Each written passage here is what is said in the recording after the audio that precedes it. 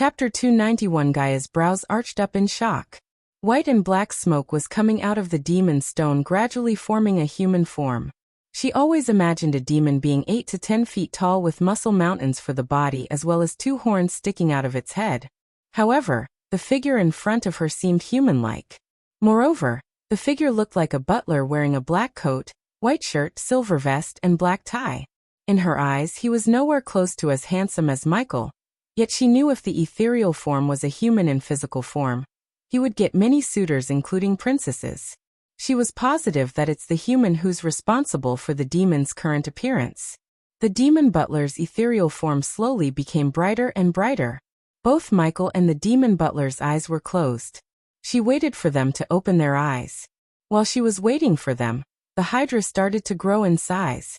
It felt like she was holding a hot plate in her hand as the Hydra. Still, she never let go of the Hydra. Do you wish to accept the demon as your subordinate? What do you think, you damn system?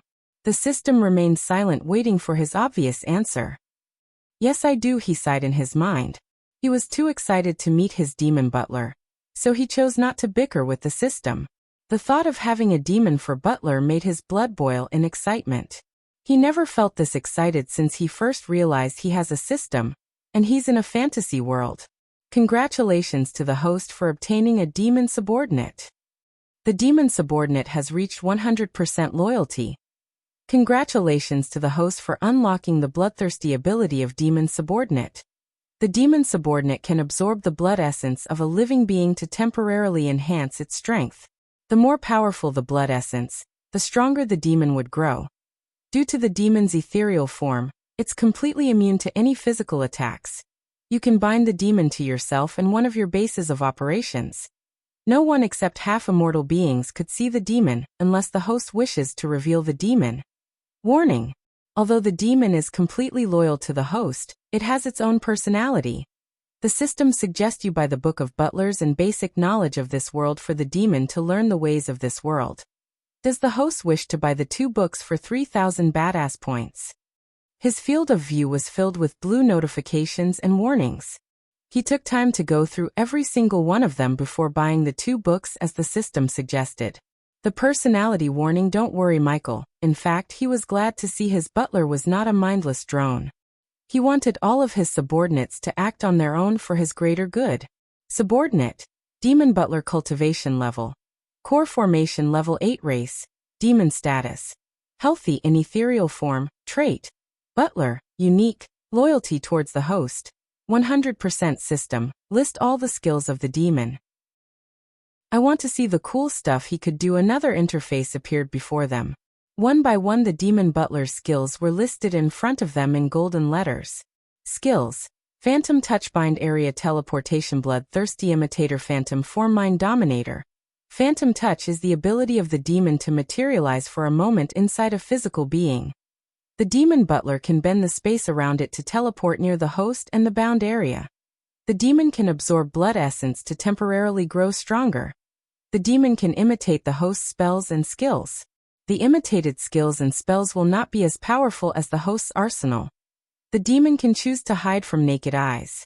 Only the host and a chosen subordinate could see the demon when it's using the phantom form. The demon's voice could dominate weak-willed enemies' bodies. The system explained each skill one by one. Can these skills be upgraded?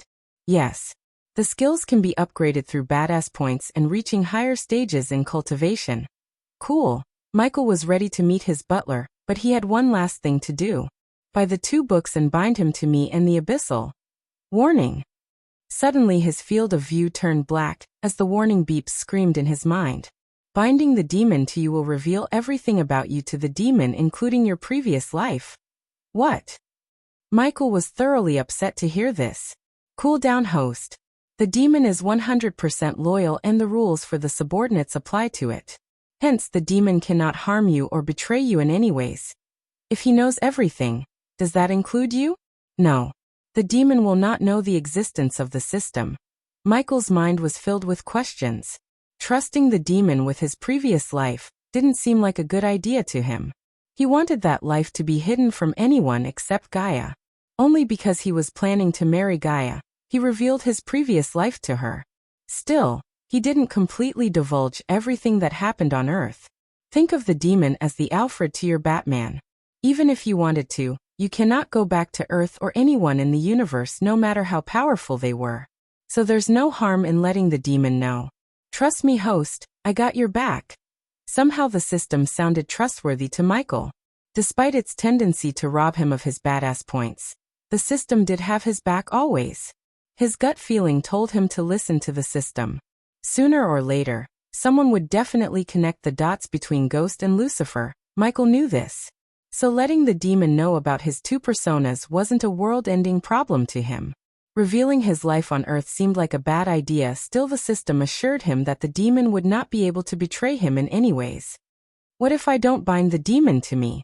Then there's a possibility of losing the demon's loyalty slowly, and if the loyalty level dropped under a certain point, the system will be forced to neutralize the demon. The system sounded cold. After spending almost 60,000 badass points, Michael would never let the demon die in vain. With a heavy sigh, he finally decided to bind the demon. Go ahead, bind the demon to me and the abyssal. Michael felt a tingling sensation within him, like something was getting embedded into his soul itself. The sensation lingered for another couple of minutes before fading away. Now you're all set. His field of view got clear of notifications and warnings as he slowly opened his eyes to see a black-haired man in butler's uniform kneeling in front of him. The butler looked exactly as he imagined. Tell me what's going on here? Is he really a demon? Her eyes sparkled with excitement regardless of her doubts. She was used to the miracles performed by him. In her mind, this was another miracle from him. Oh, I forgot to mention, the demon will have no recollection of its memory before entering into the slumber state.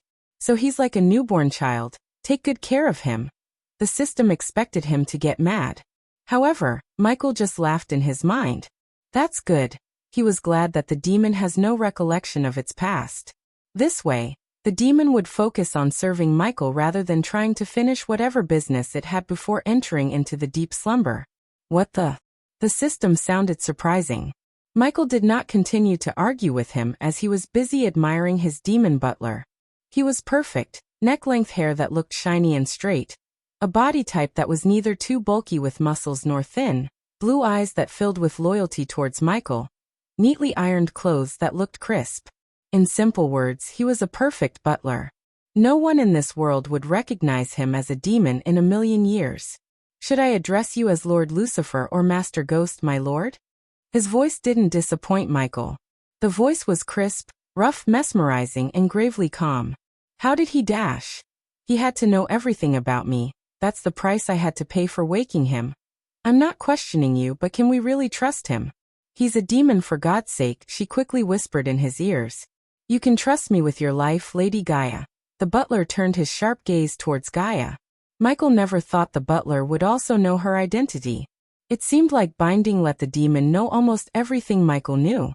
Whoa, this is fucked up, she stared at Michael as he signaled the butler to stand up. Although the butler was in an ethereal form, it was really hard to notice the lack of physical body. The question is, how do we call you? Michael asked. The three of them stood in silence for a few moments. She was in shock due to everything that happened, while Michael was deep in thinking of a new name for his butler. At the moment, except for the sound of the waterfall hitting the ground, there was no sound. Azazel, Sebastian, Michael and Gaia said at the exact same time. The name Azazel was Michael's while the latter was hers. The demon gawked at both of them with a calm smile. He kept his etiquette like a professional butler. What the hell? I name you Azazel, Sebastian. You'll be called Azazel when we're in this form, and Sebastian when I'm Ghost, and she's Elia. Until we found you a suitable physical body. Avoid revealing yourself to the world. Chapter 292. You can call me Lord Lucifer here. Dark Queen would do, the both of them said to their new butler. We can discuss about him later. Now tell me, why can't I sense their magical fluctuations? Gaia asked, gently brushing her hands over the Hydra's warm body. The Hydra remained eyes closed. I think it's his presence that's stopping me from sensing the energy around them. I don't think so. Michael didn't think what she said was true. Oh, they're waking up. Just as Michael was about to ask the system, Gaia saw the heads slowly opening their eyes. They had grown double in size. It was like they had grown from the size of a week-old puppy to a month-old puppy. Now the wings looked more noticeable than before. Shit, I feel good, me too, the silver head said after the white head. The black head tried to sense the changes in their body in silence. Come on, let's see we can fly. In their excitement, the Hydra failed to notice the demon butler as well as the gazes of Michael and Gaia. The Hydra tried to flap its wings, hoping to take off from Gaia's hand. Aren't they cute? Seeing them bouncing on her hand, Gaia's eyes sparkled. She immediately squeezed the Hydra against her chest, showing them with kisses. Lord Lucifer, do you have any orders for me? Azazel asked. Are you familiar with the Abyssal's layouts? Since I'm bound to the Abyssal, I know this place like the back of my hand. I can feel Dalar and Arya in their rooms. Let's go meet them, shall we? Michael made his way towards the door. I'll bite your face off, woman. The white head cursed Gaia. In Gaia's eyes, they looked cuter when they are mad. Therefore, she continued to caress them before following Michael. Although the ethereal form of the butler let him hover above the ground, he actually moved like he was walking. Lord Lucifer, I should take the liberty of cleaning this place. I might need to borrow a few undeads from Dalar, Azazel asked Michael after noticing the dust-covered walls and floor. By imagining him as a butler as well as making him learn the Book of Butler, Michael had turned the demon into a professional butler. I think you broke our demon. Why is he looking and talking like a butler? Don't you want a demon for your butler? I do, Michael said while walking towards Arya's room, which was the armory, before he turned it into a room to accommodate Arya and her brothers. I hope you'll come to love your life, Azazel, Michael said. Serving you is what I love, Lord Lucifer.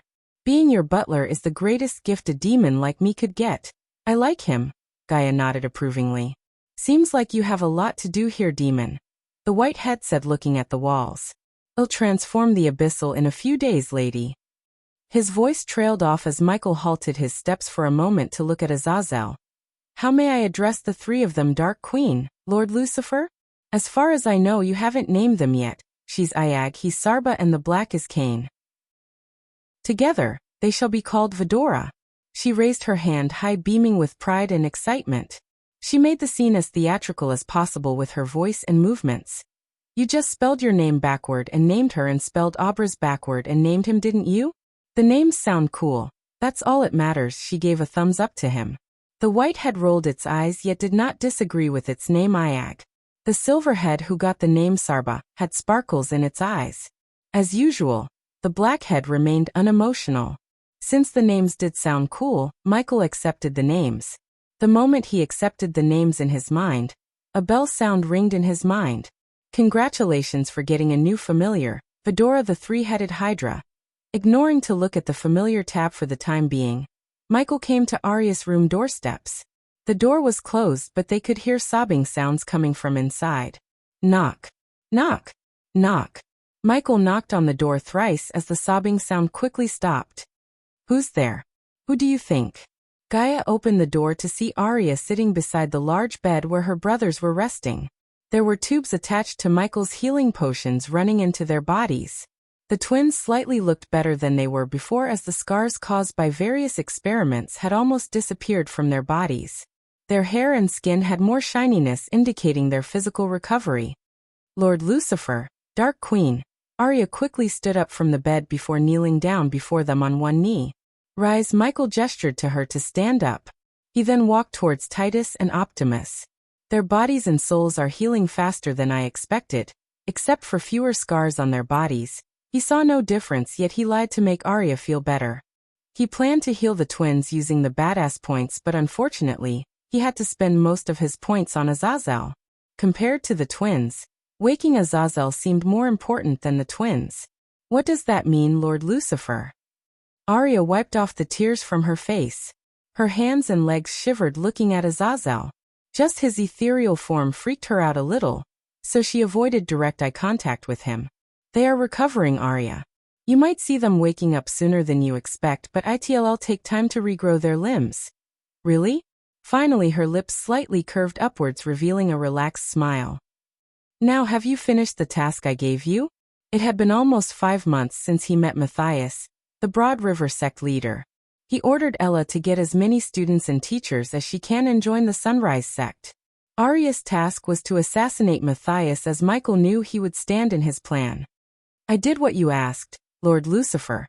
Arya flicked her wrist as an empty vial appeared in her hand. Since Arya was a body refining stage cultivator, and Matthias was at the core formation stage, Michael gave a powerful poison brewed by him to Arya to kill Matthias. He didn't say whether to poison Matthias' food or cut him with a blade smeared with the poison because he wanted Arya to think for herself. Good. Practice your combat skills using the netherals. Since your body is adapting to the conditions here, you won't turn into an undead if they bite you. But it will hurt like hell, so avoid getting bitten. Gaia gave a piece of advice to Arya. After seeing how they treated slaves in the southern continent, Gaia had a soft spot for Arya. Yes, Lord Lucifer, she was afraid of the undead. One could see the fear in her eyes. Yet she obeyed his orders regardless of her fears because she herself wanted to get tough. After all, she promised herself that she will never let anyone hurt her family ever again. After giving Arya her next task, Michael left the room. While walking through the corridors towards Dalar's room, Gaia turned her gaze at Azazel to see him open and close his mouth like he had something to ask, but not sure whether he should. Do you have something to say, Azazel? Gaia asked. I prefer you speak your mind, Azazel. Michael didn't stop or turn back, but said while walking. As you wish, Lord Lucifer. I do have something to ask. What do you have in mind? Michael asked. I know you had a good reason to lie to Arya.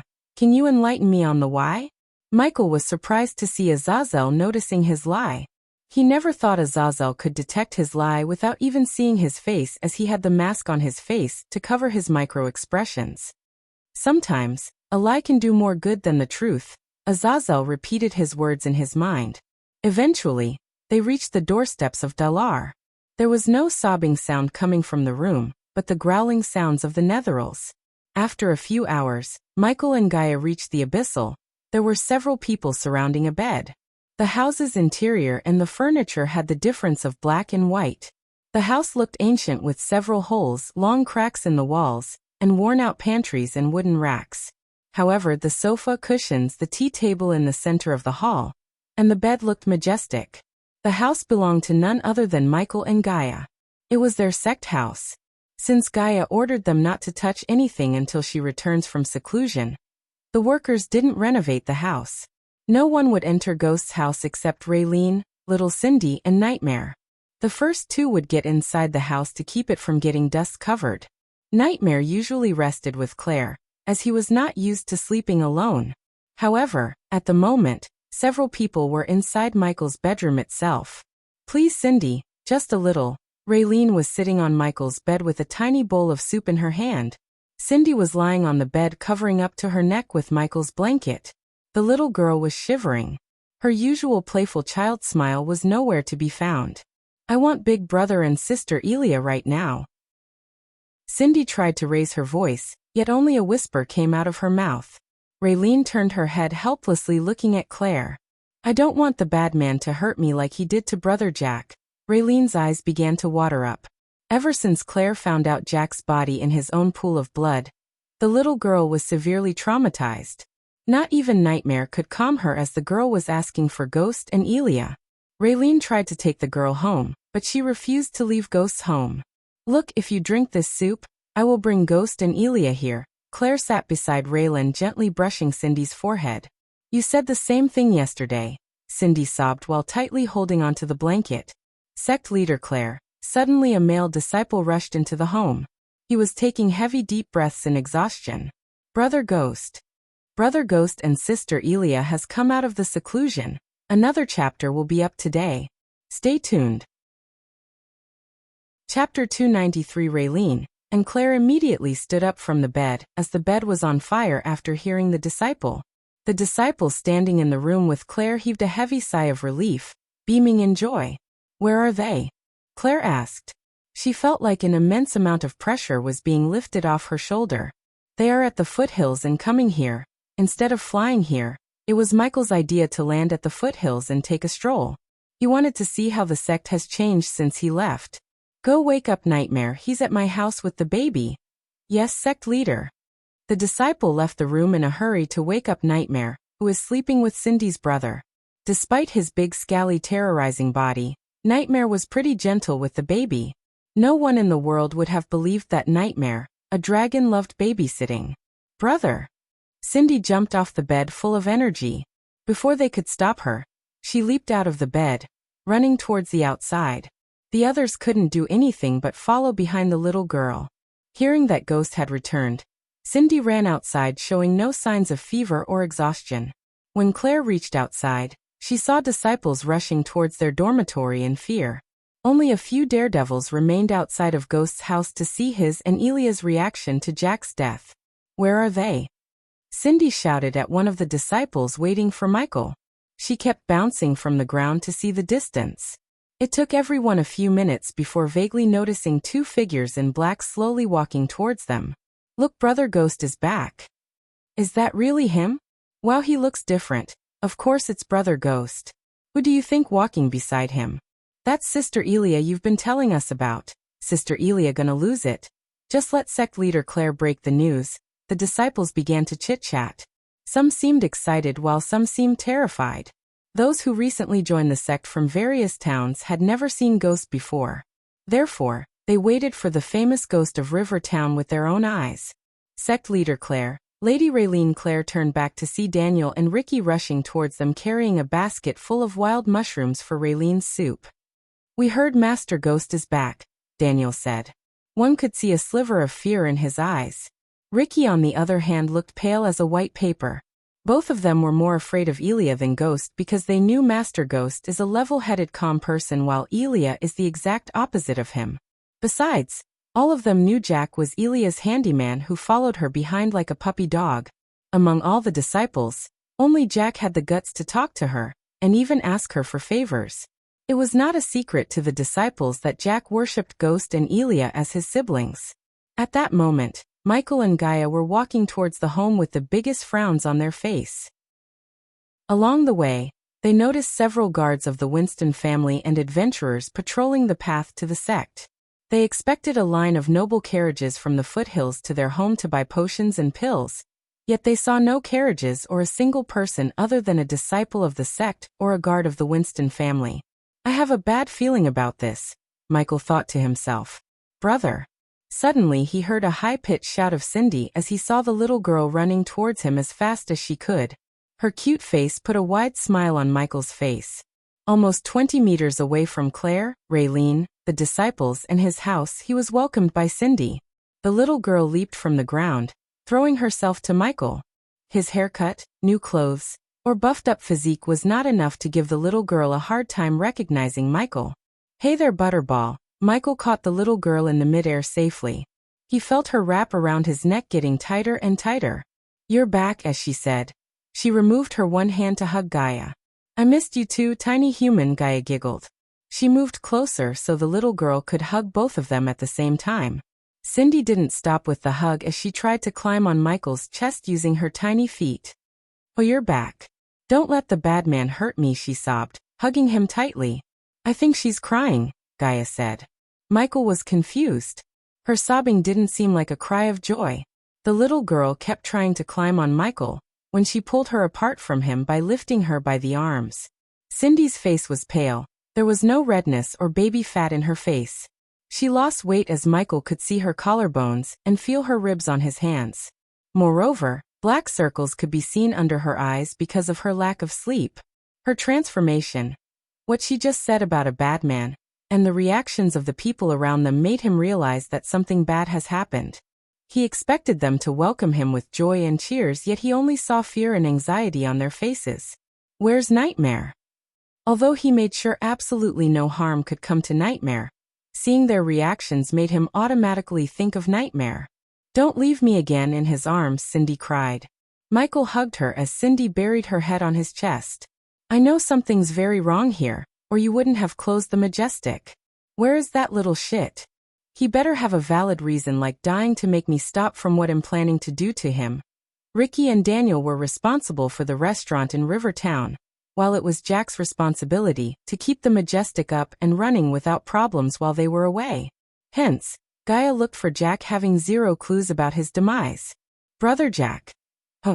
Tears began to roll out of Cindy's eyes. Gaia saw everyone avoiding direct eye contact with her when she mentioned Jack.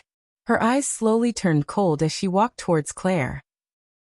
She then grabbed Claire's shoulder. "Where is Jack?" "Teacher." While Gaia was asking Claire, Michael saw Olivia running towards him from the direction of the herbal garden. Olivia too had no smile on her face. "Spit it out." Claire felt her surrounding air turning colder. With tears filling up her eyes, Claire finally opened her mouth. "He's dead." "Jack's dead, Elia." The entire surrounding became deadly silent. No one dared to utter or make a sound. Michael's mind got filled with questions when he heard Claire. "Dead?" Gaia asked. The veins in her eyes popped, turning her eyes red. Her entire body shivered in anger. "The bad man killed him," Cindy blurted out. "He was murdered?" "Who?" Gaia asked Claire. Everyone's gaze was locked on Gaia. Michael didn't show his inner emotions as Gaia, but he was feeling the anger boiling inside him after knowing that Jack was murdered. "We don't know." Claire shook her head. Finally, Gaia let go of her shoulder. "He was murdered and you don't know who." She repeated the sentence again and again as she walked towards their house. "Lord Lucifer, I suggest we take a few steps back." Michael heard Azazel's voice. He was standing right beside him, yet no one could see the butler because of his phantom form skill. Everyone felt the killing intent radiating from Gaia skyrocketing. "You don't know." Suddenly she shouted, throwing her fist at the house. Boom. The wall exploded into smithereens as the entire house shook. The front wall of their house completely collapsed. In a few moments, countless cracks formed in the ground beneath the house as well as on the other walls. "He was killed and you don't know." Her shout almost busted their eardrums. Lightning Dash. Michael immediately covered Cindy with his coat before activating Lightning Dash. He pushed the spell to its maximum potential to save Raylene, Claire, Ricky, and Daniel from getting hurt by the debris. Gaia went mad as she kept punching the house until it completely collapsed to the ground. A mushroom cloud of dust enveloped them. Only her mad screams could be heard in the area. "Elia! Stop!" Claire and the disciples screamed. "Take them away." Thanks to Michael, most of them survived Gaia's rampage with little to no wounds, while some of them had their heads open due to the debris hitting them. He was like Flash rescuing civilians from evil supervillains. Michael was glad there was no other building in the area for her to go, breaking them all. She disappeared from his sight into the dust storm. Michael yelled at Claire before handing Cindy over to Raylene. Claire and the disciples did not linger around to get hit by debris. They ran away, taking the injured with them. "Aw!" Michael heard her mad shout coming from the ruins. It was obvious she completely lost control of her anger. Unlike Michael, she wasn't trained to control her emotions and anger. Michael wanted to stop her before she harmed others and herself. Cracks of lightning surrounded him as he was about to rush into the ruins of his house, when he saw a red ball dashing into the ruins from the skies. Nightmare. Chapter 294. Michael activated the lightning dash to rush into the ruins. Wind blast. While running into the dust cloud surrounding the ruins, he raised his hands, sending several blasts of wind to clear the rubble and the dust. The powerful wind blasts cleared the dust in a few seconds, revealing Nightmare and Gaia. For a moment, Michael couldn't recognize the dragon. When he left for the southern continent, Nightmare was the size of his hand. Now it stood almost 3 meters tall and 10 meters long. He was not as big as Smog, but not small either. Nightmare's crimson-red scales glistened under the sunlight. Nightmare was holding down Gaia against the ground. He held on to her hands, preventing her from destroying and attacking him in rage. Ghosty. When Nightmare saw Michael walk out of the dust, his vertical pupils became rounded. Even Nightmare's voice became rough and gritty, suitable for a majestic dragon. "Get off me." The momentary distraction was enough for Gaia to fight against Nightmare's hold. She gritted her teeth, slowly lifting Nightmare's hands. Both Michael and Nightmare were stunned to see her strength. Even Michael did not know she had the raw strength to lift a dragon against gravity. Her hands slowly began to show purple scales while she began to grow in size. In addition to the scales and growth in size, Nightmare noticed her eyes transforming into those of a cobra. Michael rushed into her side before she fully lost control of the innate ability that keeps her in human form. visible to the naked eyes. She was becoming more and more like a snake. The purple scale had covered up to her neck while below her waist transformed into one long snake body. Shit, system, I need a powerful sleeping potion ASAP. 1000 badass points. Quick. I cannot hold her much longer, Ghosty Nightmare growled as Michael came to Gaia's side. You idiot, Michael cursed her before forcing the potion down her throat. She frantically wiggled, spitting the potion on both Michael's and Nightmare's faces. Still, she couldn't overpower a dragon and Michael. Let go. Finally, a few seconds after Michael forced the potion down into her mouth, she started to lose consciousness. Her body gradually shrank back to her normal human form. Sigh. I wish we had reunited under different circumstances, Ghosty. Nightmare lowered himself to rest his head on Michael's shoulder. Michael wrapped his arm around Nightmare's neck, gently patting his warm body. Me too, buddy, me too. To Michael's surprise, Nightmare shrank himself to the size of a 3-month-old German shepherd.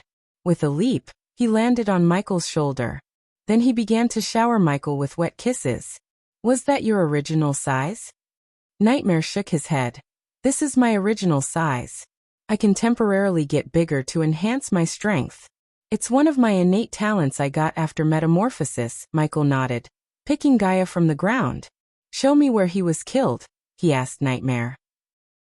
Before doing anything, Michael wanted to see where Jack was killed. He didn't think he could find the killer by just looking at the place, but still, he wanted to see it. Follow me. Nightmare flapped his wings to ascend to the sky. With a couple of flaps, he was high in the sky. Carrying Gaia in his hand, Michael took off from the ground.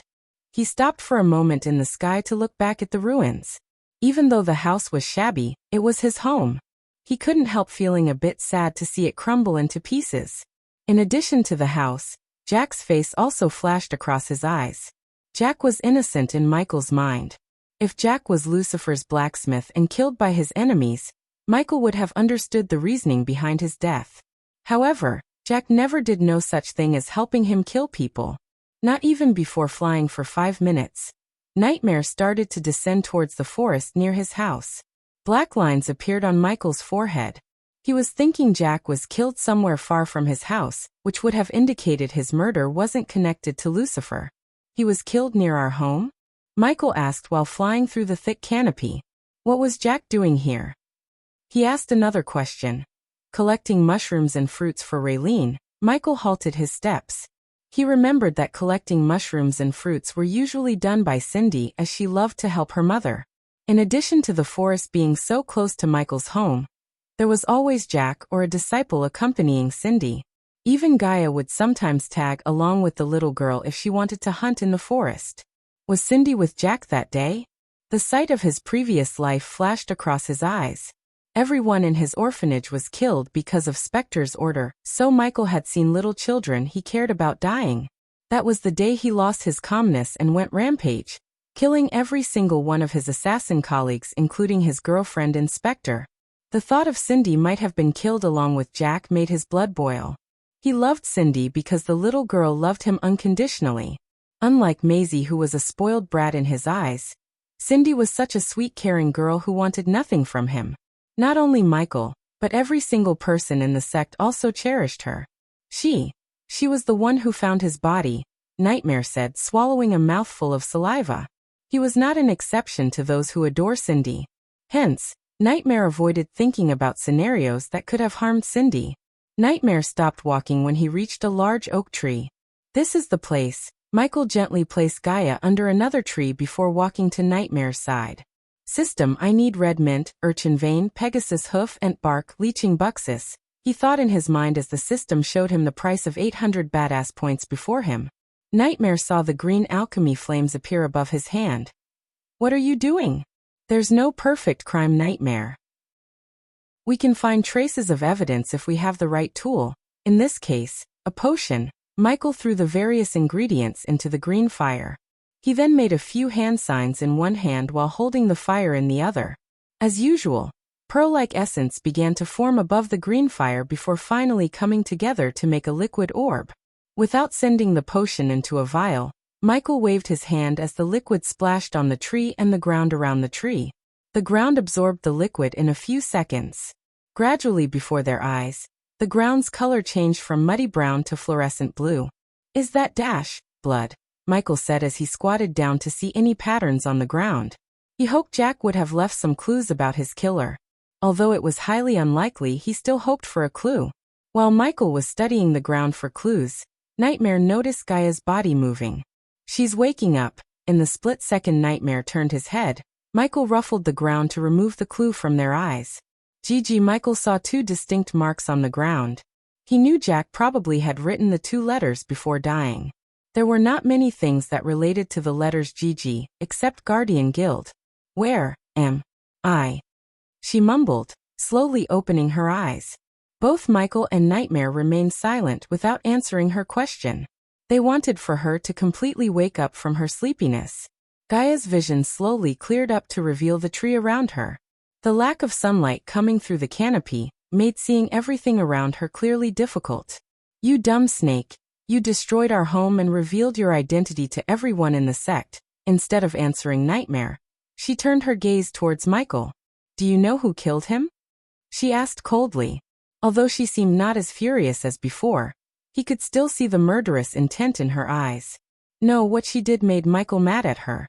She single-handedly endangered herself and him. If she was to fully reveal herself as Naga, it wouldn't be long before Zanali finds out about her true identity. At that time, she would be killed or imprisoned along with him. If she began to act crazy every time someone close to them was murdered, his enemies would use this to their own advantage. Keeping a calm head was always important to stay ahead of their enemies. Until he was sure that she wouldn't lose her mind again like that, he decided not to tell about the Guardian Guild. If she tried to attack a Guardian on a rampage, the Guild would destroy her and his sect. Compared to the Guardian Guild, they were like weak ants. They still had a long way to go before starting to challenge or mess with the Guardian Guild. His full focus was on becoming strong without making powerful enemies. Then find who murdered him. I will kill him and everyone knows about Jack's murder. No, I won't kill him right away. I will flay him alive, piece by piece. I will make him experience hell. She looked crazy and ominous with that evil grin on her face. You want to keep your secrets, fine. But I want you to find the person who killed him. If anyone could find who killed Jack, Gaia knew its ghost. Chapter 295. Trust me, I will find whoever did this, but I won't tell you anything related to his murder until then, Michael blatantly said to her face. Are you fucking kidding me right now? She never expected this answer from Michael. Do I look like I'm kidding? What you did was stupid. You lost control of yourself, endangering us and everyone around. Nightmare agreed with Michael with a nod. So you expect me to stand there like a stone? I'm sorry, I wasn't trained to be as heartless as you were. Calm down, both of you. Nightmare tried to defuse the situation before it escalated further. Shut up, Lizard. I'm talking to him. She quickly shut Nightmare before continuing to argue with Michael. I get that I might have lost control of my emotions, but you don't even care. Jack treated you like his own brother, and he was your kind for God's sake. Michael remained in silence, uttering no words. He let her pour out everything in her heart. As she said, he was trained to control his emotions. After hearing her words, he could tell that she had mistaken his calmness for lack of emotions. Although he was trained to control his emotions, it didn't mean he didn't feel anything. He just chose not to show it outside or let the emotions cloud his judgment. Would you do something or be as calm as now if something happened to me? It was evident that her anger slowly turned towards Michael. She expected him to find the person who killed Jack without a delay. Yet hearing that he had no intention to let her know anything regarding the investigation until he finds the scumbag responsible made her blood boil in anger. Moreover, she felt like he didn't trust her after everything they went through together. So you'll only trust me as long as I behave to your liking? She stopped talking, expecting him to say something.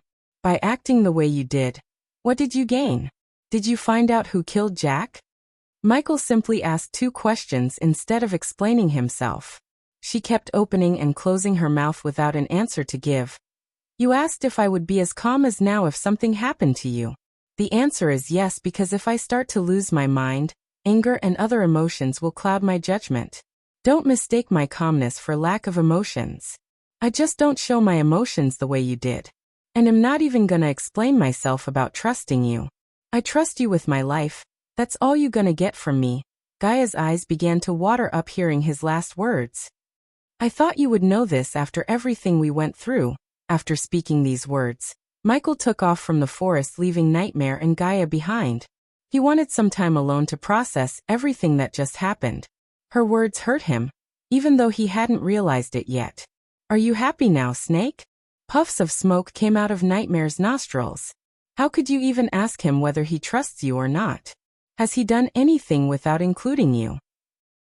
Jack would have never wanted this. Tears began to roll out of her eyes as Nightmare continued.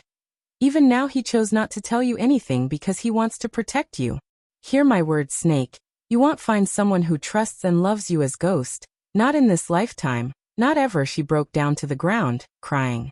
Michael's words, Jack's death and Nightmare's words pierced her heart.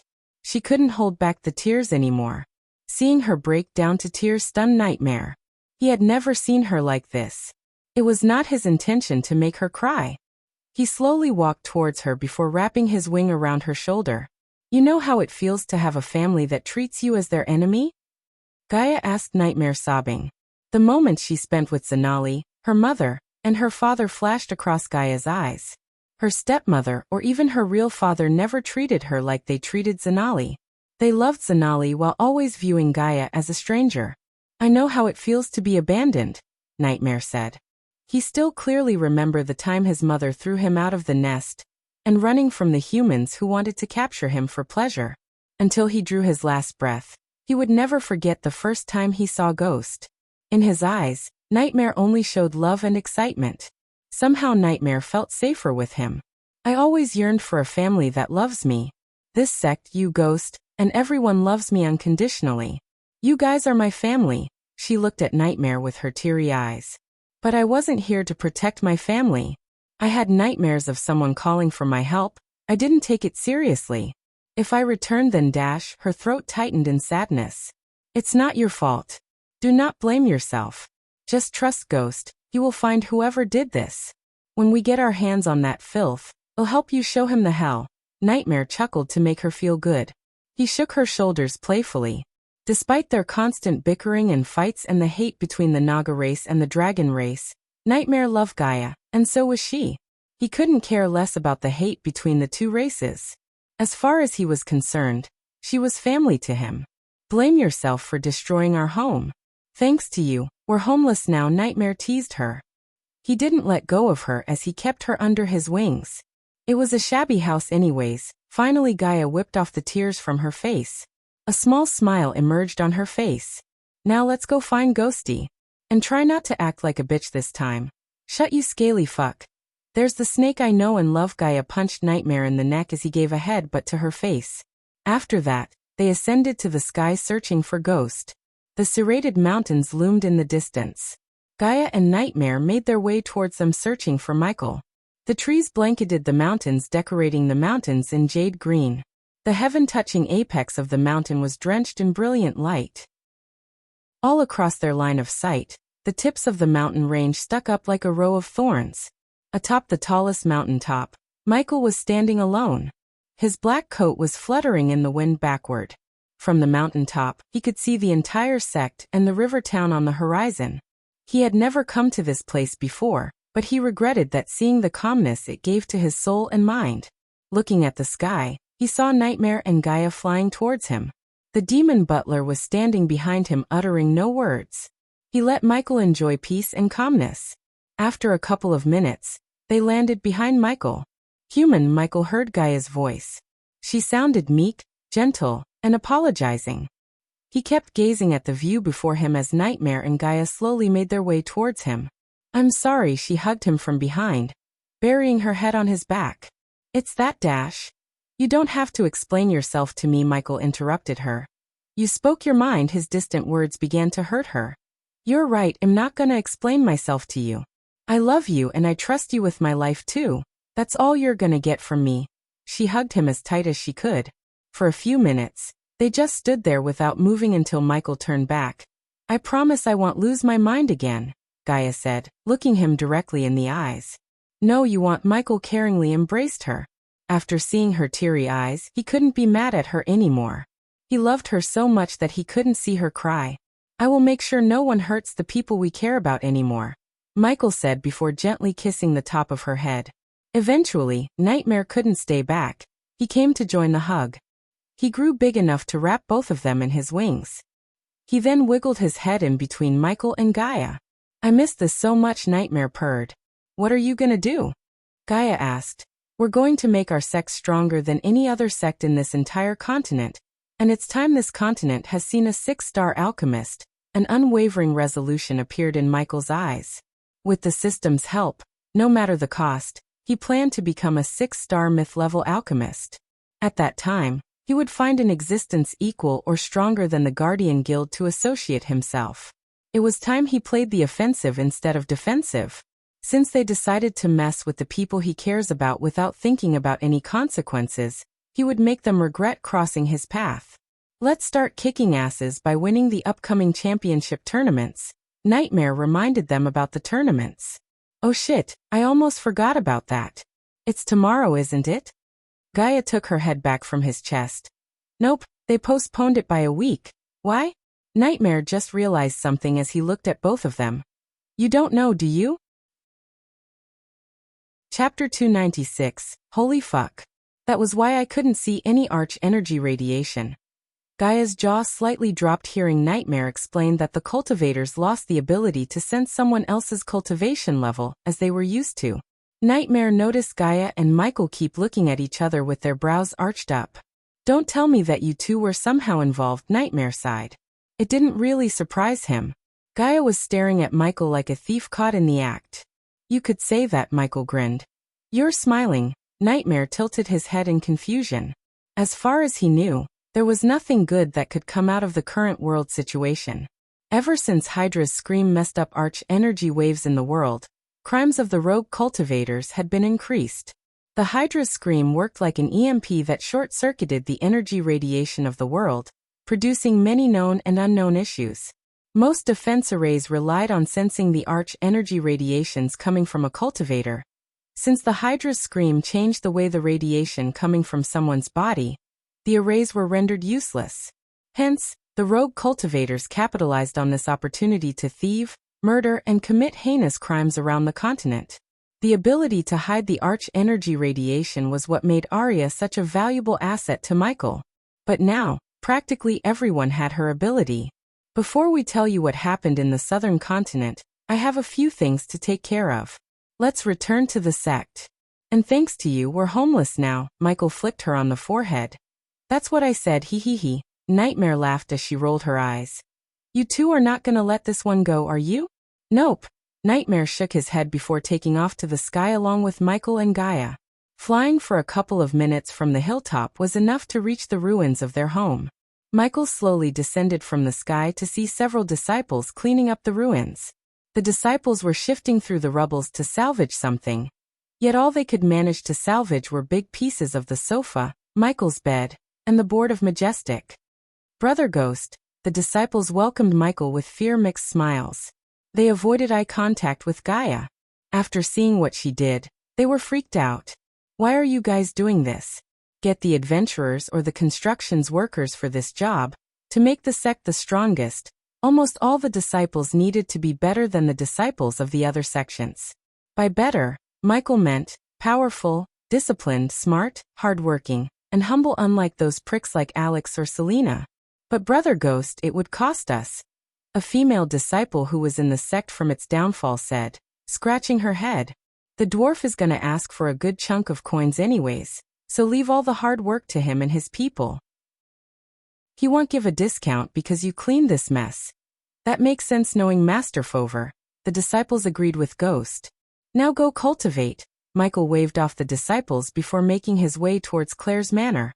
Adjacent to Claire's manor was Raylene's home. It was not as big or fancy as Claire's manor, because it was just a temporary residence for Raylene. Michael planned to build her a manor suitable for a 5-star chef. Several disciples were standing in the mini garden before Claire's manor.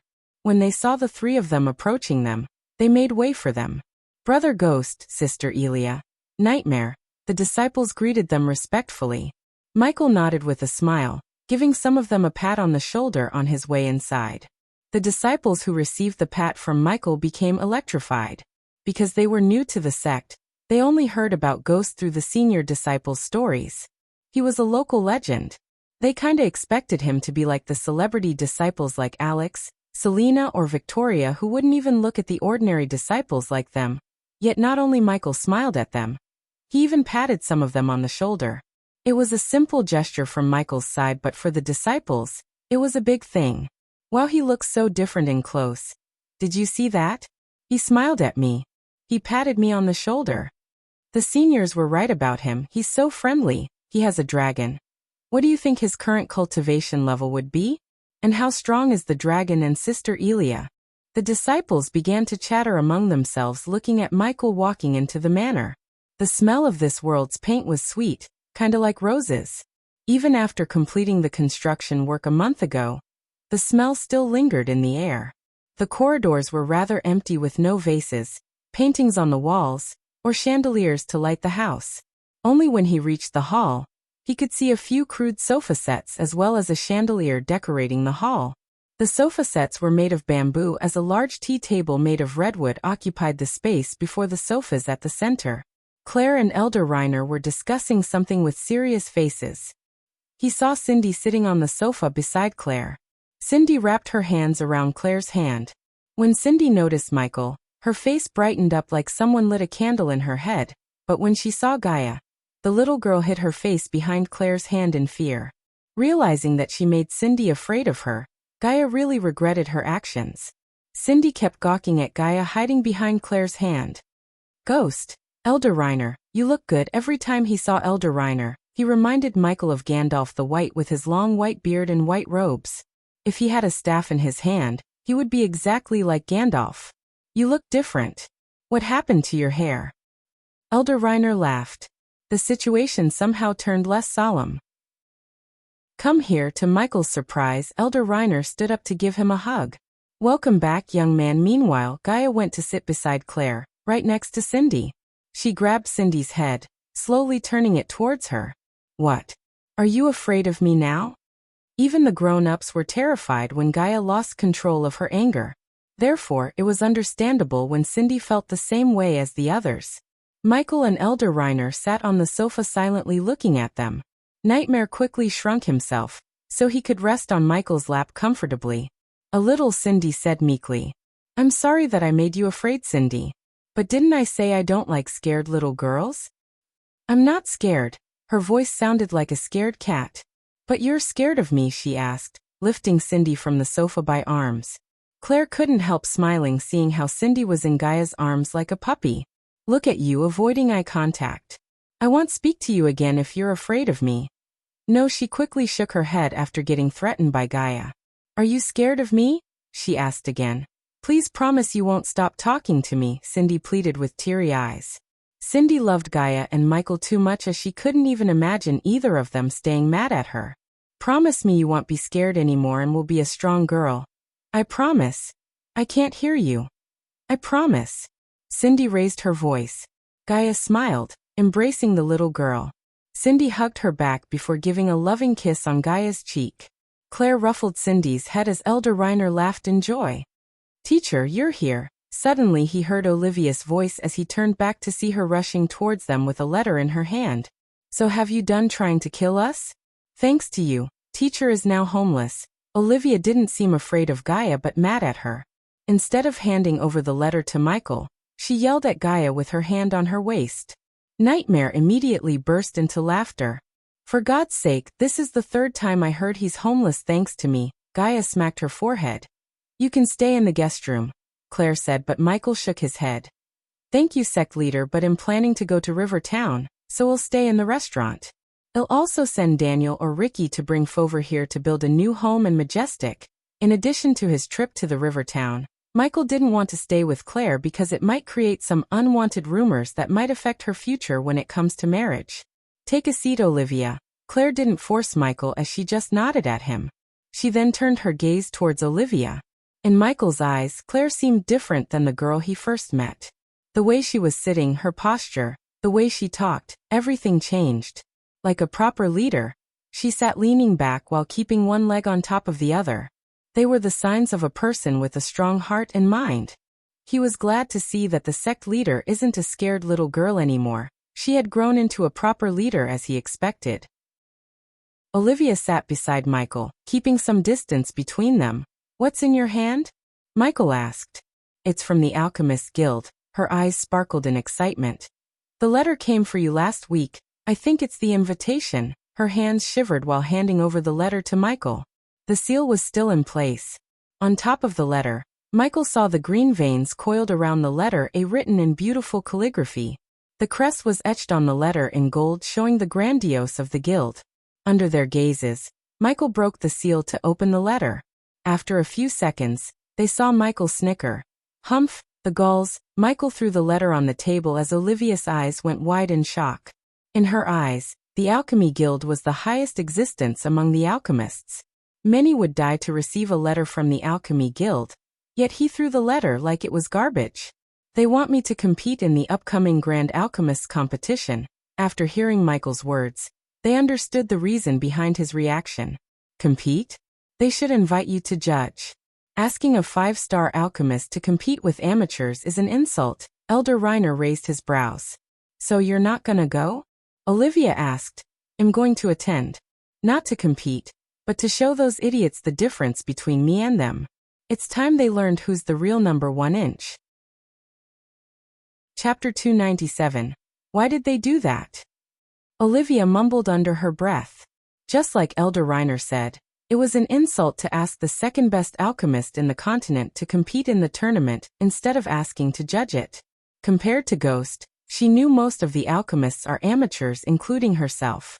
She was nowhere near his level, yet she was considered one of the talented alchemists. "I'd say we call all our allies to dinner, and reveal your talents there before revealing to the Alchemist Guild. That way you have backing if things went wrong," Claire suggested. It was surprising that Michael was thinking exactly the same thing. When he first showed his talents to Claire and the elders, they were declining and Michael was just an unknown kid. However, everything had changed. The Sunrise sect wasn't declining anymore. They were becoming stronger and stronger each day, with new disciples joining and more disciples reaching higher cultivation stages. Besides, no one in their right mind would mess with Ghost or the sect because of Claire's grandfather, a soul refining stage cultivator. "I'll ask Raylene to prepare the food," Claire said. "I make sure our guests have plenty to drink." Elder Reiner went outside to order wine, leaving the rest of them behind. "Since everyone's taking the initiative, I'll go hunt. You can't have dinner without meat, right? Now go play with your brother." Gaia put Cindy on the ground. "What are you gonna do, brother?" "Can I stay with you?" Cindy came to Michael. "I have a few things to take care of." "Well, play later." Michael ruffled Cindy's head with a smile. After everyone left the hallway, only Michael, Olivia, and Claire remained. "Teacher, what did you mean by the real number 1? Olivia didn't know Michael could reach 90% purity every time without slipping a single percentage. Everyone, including Gabriel, claims he's the number 1 alchemist in the Elon continent. "What's his purity level?" Michael asked Olivia, leaning back on the sofa. 84% is the highest he could reach. Olivia adjusted her glasses. 84% not bad, but it's not this. He willed the system to give him the 90% healing potion he brewed for his personal use. Olivia was confused for a moment, trying to make sense out of his words. In a blink of an eye, she saw a vial with sparkling blue potion appear in Michael's hand. Her eyes immediately went wide as they seemed like they were about to pop out. The sweet fragrance being radiated by the potion filled the hall. This is words barely escaped Olivia's mouth. 84% pure potion was the highest she had ever seen. It was the better potion in her mind, even compared to her teachers. However, the potion in Michael's hand was far more superior to everything she had seen. She could feel the pure arch energy pulsating from the vial. 90% pure healing potion. Michael finished her sentence. She looked at Claire subconsciously to see her not as surprised as she was. Claire received a batch of these potions from Michael in case of emergencies, and for her own personal use. "Teacher, did you? What do you think?" Michael kept giving answers before she could finish off her questions. She was stuttering in shock. Michael placed the potion beside Olivia to take a few moments with the potion. To expand his alchemy empire, he needed Olivia's father's expertise. Her father was Reginald Palmer, the vice president of one of the most influential merchant guilds, the Rainshade. With Nathan's Bradley family providing security services, if he could get Olivia's father on board, he would be able to start distributing his potions all over the continent. "I'll leave you two to your alchemy business," Claire giggled looking at Olivia's dumbstruck face. "Ugh, sect leader, do you know where Ricky and Daniel are?" "They'd be at the herbal garden." "Thanks," she gave a slight nod at Michael before leaving the hall. "I didn't want to reveal my true abilities for obvious reasons, but it's time to show what I can really do to this continent." After taking in the shock for a couple of minutes, Olivia finally talked without stuttering. "Teacher, this means you're on the verge of becoming a legend and a 6-star alchemist. No one has seen a 6-star alchemist since the 5th Supreme Guardian, Andreas MacLeod." The mere mention of the name kindled a bad feeling in Michael's gut. The man eradicated the Order of Death, and anyone who worshipped the Dark Lord. The last time Michael met a sliver of soul left behind by Andreas was when he ventured into the treacherous ocean. Michael never knew the Supreme Guardian was a 6-star alchemist until now. "I thought 6-star alchemists were myths." When he first asked Gaia about 6-star alchemists, she said they were myths. Many people do say that. They are not to be blamed because it has been roughly 3,000 years since the world has seen the Supreme Guardian. I read some notes about the Supreme Guardian. According to those notes, he was able to achieve 98% purity. Michael entered the system interface. "System, remind me, what are the requirements to become a 6-star alchemist?" 70,000 badass points to buy and learn the superior book of alchemy. Primordial fire and ancient elven rune of fire mastery. The system listed the requirements. He never even heard of them before. "How much would it cost me if I bought everything from you?" "That would be a great choice. I can give you all of them for only 800,000 badass points." The system sounded extremely excited. It really thought Michael would choose to buy them from the store, instead of wasting his time and effort scouring this planet for the required items. "It seems I have to wait a little longer," Michael sighed. Reaching 800,000 points would take him at least 2-3 years, considering he avoids making unnecessary enemies. Moreover, he couldn't help thinking about searching for the items rather than buying them from the store. Of course, it would take time or even become an impossible task, yet he wanted to see whether he could find the items first before buying from the system. Good luck finding the primordial fires. The system threw him out of the interface. He saw Olivia staring at him with wide eyes. She was still in shock, thinking that she's studying under the #1 alchemist in the entire continent, who might become the first 6-star alchemist in 3,000 years. "Meet me at Raylene's home in 2 hours and keep this a secret between us." Michael stood up. "Of course. Teacher, can I ask you something?" Looking at the way she was holding the potion, he knew what she's gonna ask. "Yeah, you can keep it. Compare the potions to this, and try to find the biggest differences between them. That's your next assignment." "Thank you, teacher." She almost shouted in excitement. She ran like a bunny from the hall to study the potion. Leaving Claire's manor, he reached the herbal garden in a minute using the lightning dash spell. The use of the spell earned him almost 3,000 badass points from the disciples. When he reached the herbal garden, he saw dozens of disciples working the field, studying and tending to the herbs. The herbal garden was surrounded by a fence and a 3-meter-wide foundation dig for the glass dome.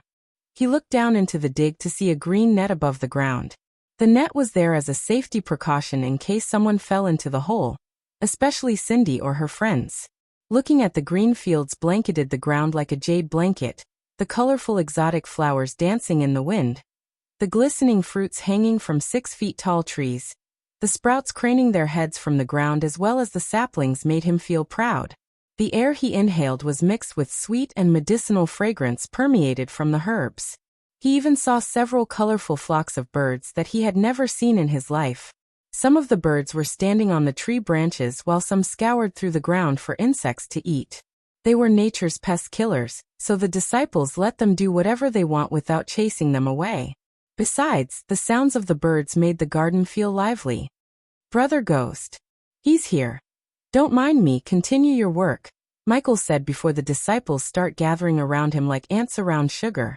He then searched for the garden to locate his 2 henchmen. His eyes automatically stopped at the place where he saw neatly stacked crates. Ricky was counting the crates while Daniel was writing something onto his notebook. Even after Gaia almost killed them along with the disciples when she destroyed Michael's home, the two henchmen didn't use it as an excuse to avoid working. They came straight to the garden to check the herb stocks. The two of them were the busiest people in the sect. In the morning, they would be at Rivertown, supervising the cleaning and miscellaneous works to be done in the restaurant. In the afternoon, they had to make sure the disciples harvest the right amount of herbs from the garden, as some herbs needed to be harvested and kept away from the sunshine as long as possible to increase the medicinal quality. After finishing their work at the herbal garden, they would spend the rest of their day cultivating. Gaia made it mandatory for them to cultivate. She even allocated potions and pills for them to speed up their cultivation. From the system storage, Michael took a white paper and quill to write down everything he needed before inviting his allies to the dinner. Lucifer had his fun.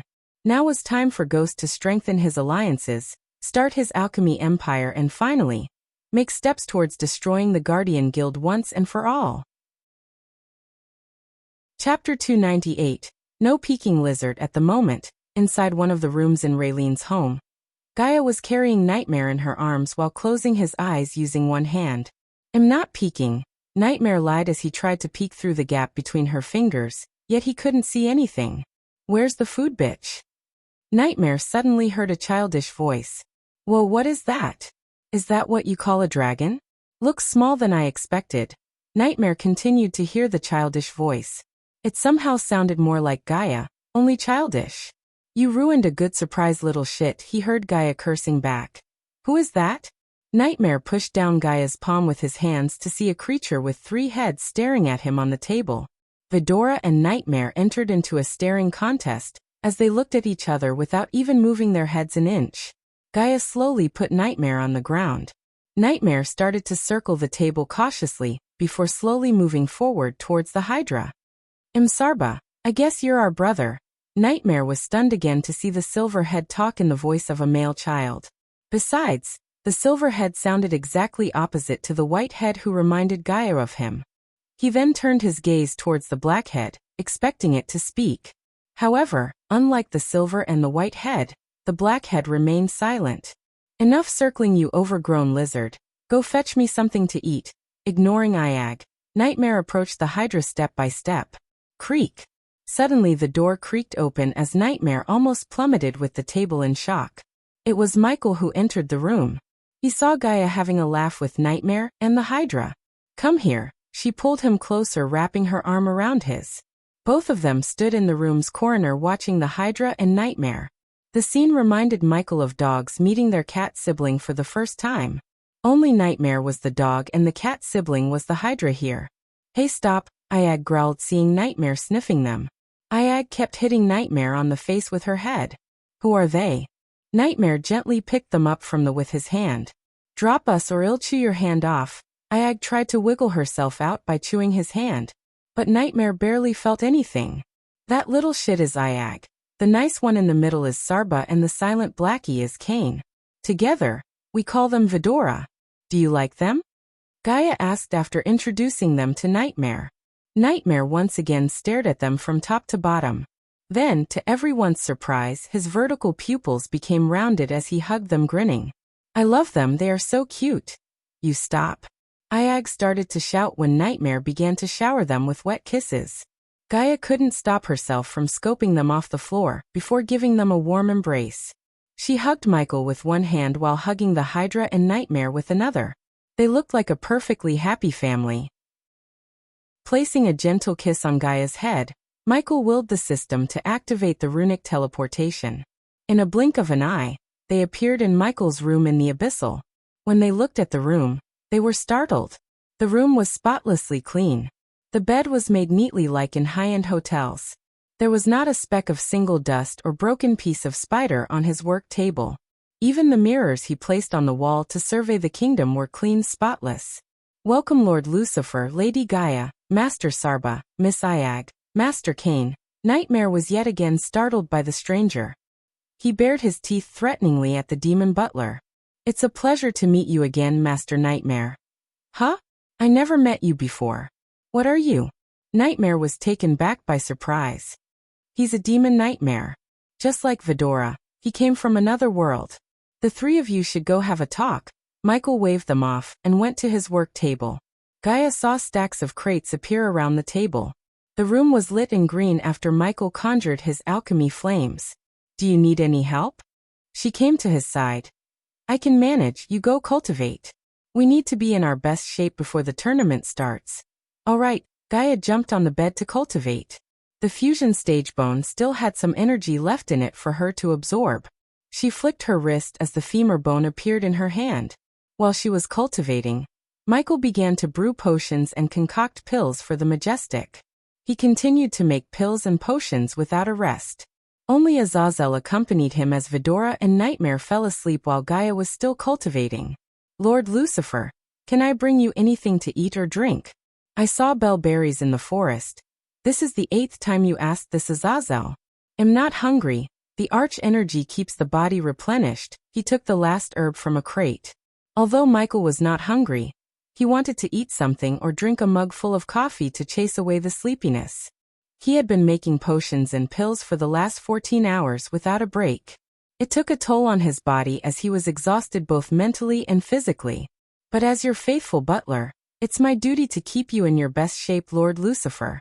If I only has a physical body, I would have made you something myself. Why don't you try to make the undeads make me something? Absolutely not, Lord Lucifer. I won't let those filthy vile creatures defile your food. Making them clean your room and the abyssal is the highest peak of my tolerance of them. Keep an eye on Dalar and his experiments. We can't let the Guardians sniff out this place, he ordered Dalar. Finally, Michael stretched his muscles, yet he didn't stand up. Azazel saw him close his eyes. Azazel thought he had fallen asleep, but after 5 minutes, he opened his eyes again. A black card appeared on the table. When he opened his eyes, the card was metallic black. It looked simple yet elegant. On the card's center, one could see a skull embossed. A dragon similar to Nightmare coiled around the skull, while the letter G could be seen behind the skull and the dragon. What do you think? Michael asked Azazel. Azazel moved a bit closer to Michael to see the card clearly. It's beautiful, Lord Lucifer. I assume this is the card you're going to give to your allies as ghost. Yep, Michael nodded.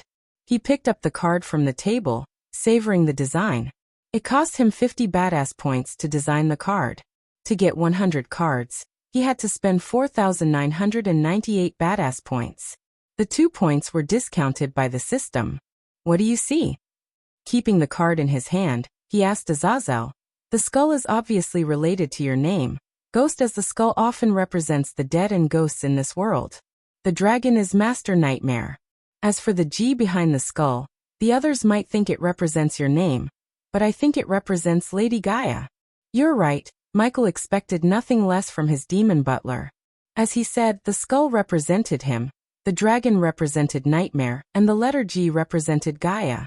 Except for the people in this room, no one could tell that the G represents Gaia. For others, the letter G was the first letter of Ghost. Hey, race, everything you asked. Long after the sun had risen from the horizon, Gaia entered their room in Abyssal. Michael was still sitting before his work table, brewing potions and connecting pills. She had never seen him overworking himself like this. He always used to take breaks or train with her, but for the last 2 days, he never even moved away from his work table. After looking into the space ring Ricky gave it to her, she could tell he's going to be busier than now. I also brought something for you to eat. A mug of hot coffee, fried rice and a large piece of strawberry cake appeared on the table. The sweet smell of the coffee made him take a deep breath. His mouth automatically began water seeing the delicious food on the table. Raylene's food always had the tendency to make him feel hungry even when he was not. Where's Nightmare and Vidora? Michael looked around the room before asking. They are playing in the dark forest. Do you know Vidora is immune to the fear toxin in the forest? As she said, she took a bite from the cake. It might be because of Vidora's origin. Remind me to check what else Vidora is immune to later. Michael started to eat his food before she finished off like the cake. More than anything, he wanted the coffee to keep him awake. I sent the invitations to all our allies including Kane family elders and Olivia's father. Let's see whether they accept our invitation to come to the sect. They will, Michael said. He did not doubt that. If they didn't capitalize on an opportunity when they see one, they wouldn't be where they are. After finishing his food, he took a long sip of coffee. He immediately felt refreshed. While drinking, he retrieved everything inside the space ring Ricky gave to Gaia. You want anything else? She asked. Just make sure the security has no holes. I've already hired the strongest adventure groups from the guild. I'm now going to interview them. Good. Before you go, how many spiders do you think we need to monitor the entire kingdom of Breedia? Finished with the fillers needed for this arc. From the onwards, we can finally dive into the good stuff. Chapter 299. The next day after Gaia gave the food to Michael, she came to his room to inform him about the dinner preparations. As she expected, he was still sitting in front of the work table building spiders. The table was filled with tiny spiders. Some of them were crawling on the table like they were alive. Everything's ready for dinner tonight, she came to his side. Good, I'm finished here. Michael waved his hand as all the 1,000 spiders on the table disappeared into the space ring in his hand. He then tossed the space ring to Gaia. How fast can you fly? Under a sky of perfect midnight velvet, under stars so brilliant they drew the eyes heaven-bound. The night was a special kind of blackness, the kind that wants only to hold the stars and help them to shine all the brighter. It was a warm black that hugged Michael no matter what, and within its safety, he could feel his own soul all the more clearly, that innocent inborn spark. Whether it was because he was born to be a Dark Lord, he felt stronger and safer in the dark. He was looking at the starry sky from the mountain peak. Despite the light produced by the half-moon and the millions of stars, he was barely visible with his full black attire. A few minutes passed by in peace. Only the silent night accompanied him, until he saw a couple of Pegasus flying towards the sect. He took a few steps to drop down from the mountain peak. He felt the wind gushing against him. The gravity pulled him down faster and faster before he activated the lightning dash to fly. In a blink of an eye, he turned himself into a bolt of lightning to reach the sect. The dinner table was set in Claire's manor. Michael landed before the manor to see Ricky and Daniel waiting to welcome the guests. They wore gold-embroidered gray coat suits. The coat suit was not of the modern age, but of the medieval era. Master Ghost, they bowed with absolute respect towards Michael. Guests are arriving. Be on your guard. Yes. Yes, Master Ghost, Ricky stuttered. This was the first time he had been to a dinner like this. For a commoner like him, it was always difficult to interact with nobles. Daniel was able to hide his anxiousness. Unlike Ricky, who was shivering from top to bottom. Relax. You just need to greet them and show them the way to the hall. Michael patted Ricky on the shoulder to give him some confidence. It's just we are commoners. That doesn't matter anymore. You work for me, that means you're on equal foot with most of the nobles. Now be on your guard and do what you were told. With a final pat to Ricky's back, Michael climbed the stairs to enter the manor. And Ricky, Daniel, just a few steps away from the front door, Michael turned back to call them. Try not to embarrass me and yourselves, as he said. He entered the manor, disappearing from their view. When Michael entered the manor, he was overwhelmed by the aroma emanating from the air. The aroma was so strong that he could basically taste the air. Following the aroma, he came to the hall where there was a large round table full of food. Mushroom soup, bitter greens with tomatoes the size of peas, rare roast beef slices as thin as paper, noodles in a green sauce, cheese that melts on your tongue served with sweet blue grapes. The disciples dressed in white tunics moved wordlessly to and from the table, keeping the platters and glasses full. The centerpiece of the table was a honey-glazed pit-roasted forest boar. The golden-brown meat glistened under the chandelier light. Brother Ghost, the disciples who were working as the servers today, greeted Michael. Continue your work, I'll be right back. Michael made his way towards Claire's room to meet her and Gaia. Meanwhile, the disciples finished decorating the dinner table with delicious foods cooked by Raylene. Nathan was flying behind his uncle Lord Malin on the Pegasus in silence. A trio of guards followed them behind. Under the darkness of the night, one couldn't see the 5 of them without using a spell. It was surprising for Nathan to see how quickly his uncle postponed or canceled everything he had to do to attend the dinner hosted by Ghost. As the family head of the Bradley family, Lord Malin barely had time to cultivate, yet he made time for Ghost. Unlike his uncle, he didn't come to meet Ghost but his teacher Olivia. He wanted to ask a few questions regarding the upcoming alchemist tournament. They really turned the sect around, Lord Malin said in surprise, looking at the buildings on the ground. Normally the buildings in this continent would be lighted using torches. Only wealthy families and sects could afford to light their buildings using the chandeliers. Lord Malin didn't expect the Sunrise sect to be using chandeliers to light almost 50 to 60 buildings. In addition, the buildings themselves looked sumptuous with their unique architecture. For a moment, Nathan was unable to guess where they should land. Looking around the area, they found a majestic building with water fountains, a large garden and several lamps decorating it. The manor was brightly lit from all the corners as it looked like it was painted with gold and silver. When they descended, Nathan saw two noblemen waiting at the entrance. Their group approached the two noblemen. "Welcome to the Sunrise sect, Lord Malin, the head of House Bradley and Lord Nathan." They were slightly surprised to see the two noblemen greeting them by bowing their heads. The nobles wouldn't bow their heads towards the other noble. Lord Malin was confused. By looking at the gold-embroidered dress they were wearing, they looked like nobles. "Please follow me this way, honored guests." Nathan saw the young one gesturing at them to follow him. Nathan could see the youngster was nervous, yet he tried his best not to show it outside. With a nod, Lord Malin started to follow Ricky behind. The moment they stepped into the manor, all of them were overwhelmed by the aroma in the air. It immediately made their mouths water and their stomachs growl. "Hey kid, is this the magic of the five-star chef I'm smelling?" Lord Malin asked Ricky, while taking deeper breaths.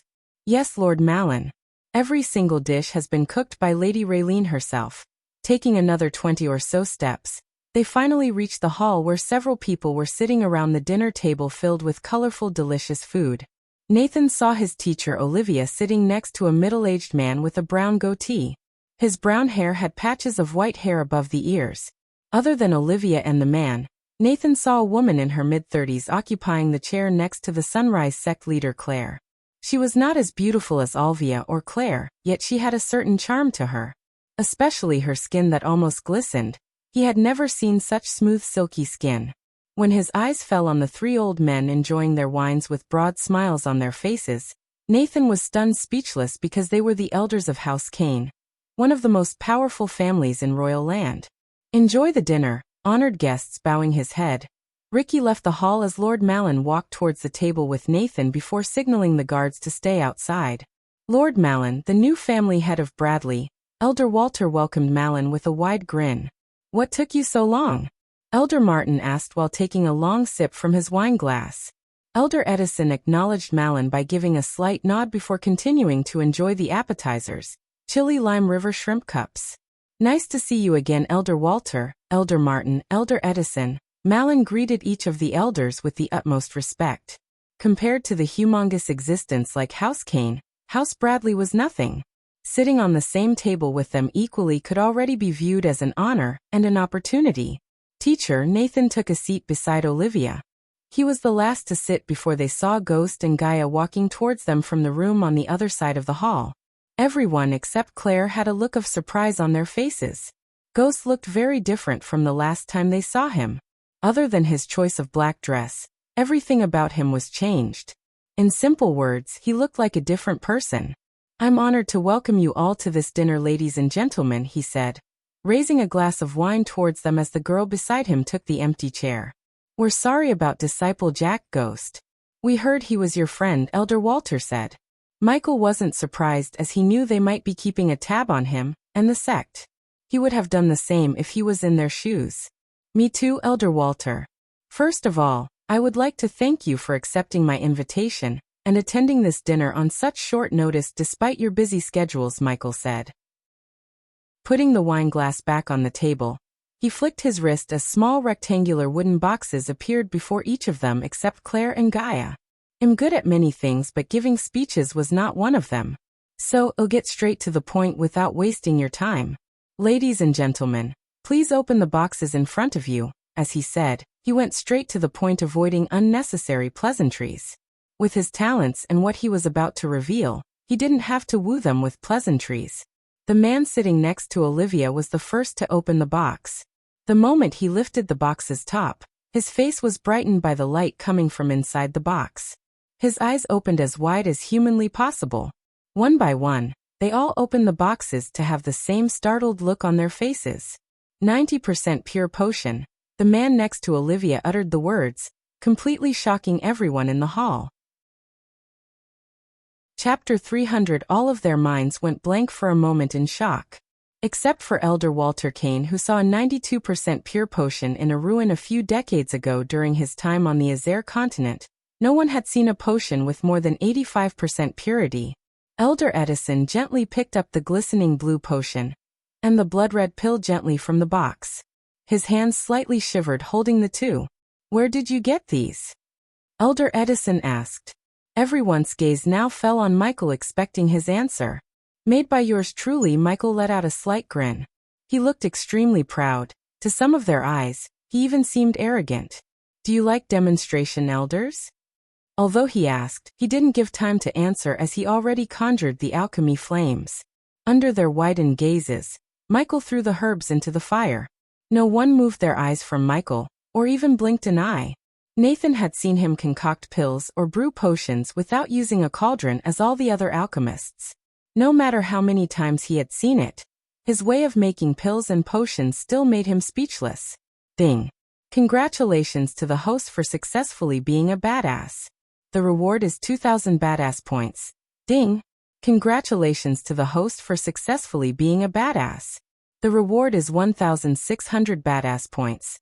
The notification sounds rang continuously in his mind. He received more points than he initially expected. In a couple of minutes, a blue glistening potion resembling the one in the box floated above his hand. Every single one of them could tell that the two potions are the same, 90% pure. The sudden rude awakening made them lose their appetite. Nathan wanted to reach Ghost's level in the future.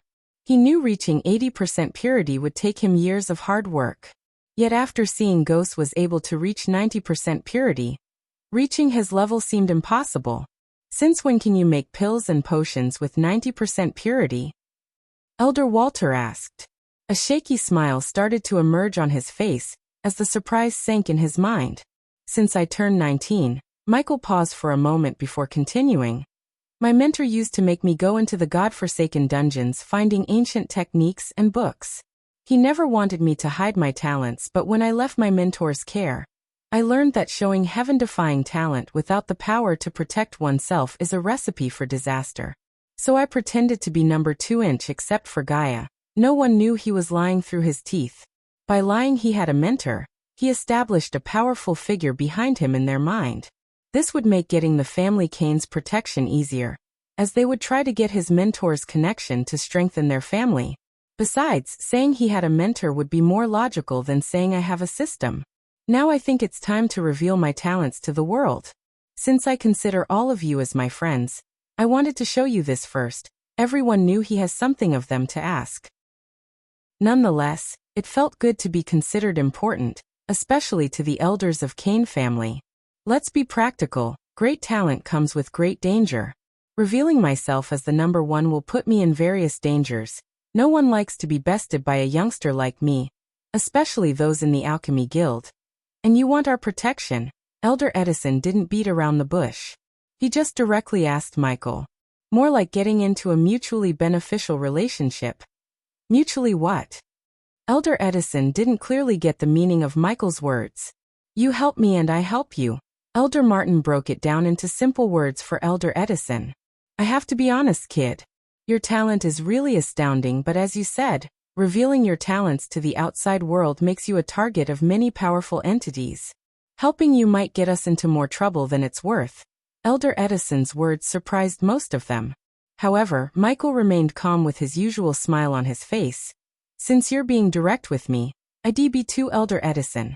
You may be right, helping me might actually put those who protect me in danger. But Michael took the blue potion from the table, holding it in his hand to let everyone see the vial. Dangers often come with opportunities, and there are many families out there that would kill to capitalize on those opportunities. I bet I can become a court alchemist of any of the 4 kingdoms. Even better, all of them. The way Michael calmly talked as well as his words reminded them that he's not desperate for their help. Rather, he was the one allowing them to help him. And when's the last time you met a 5-star alchemist who takes nothing but ancient artifacts and treasures to even consider making something for you? Gaia asked, looking at the elders. They had to agree with her. There were only a handful of 5-star alchemists in the continent. They would all take either an ancient artifact or extremely valuable treasures as the payment for making pills or potions for them, not gold coins. So you're not planning to give your services for treasures or artifacts like the rest of the 5-star alchemists? The man next to Olivia asked. A well-hidden interest could be seen in his eyes.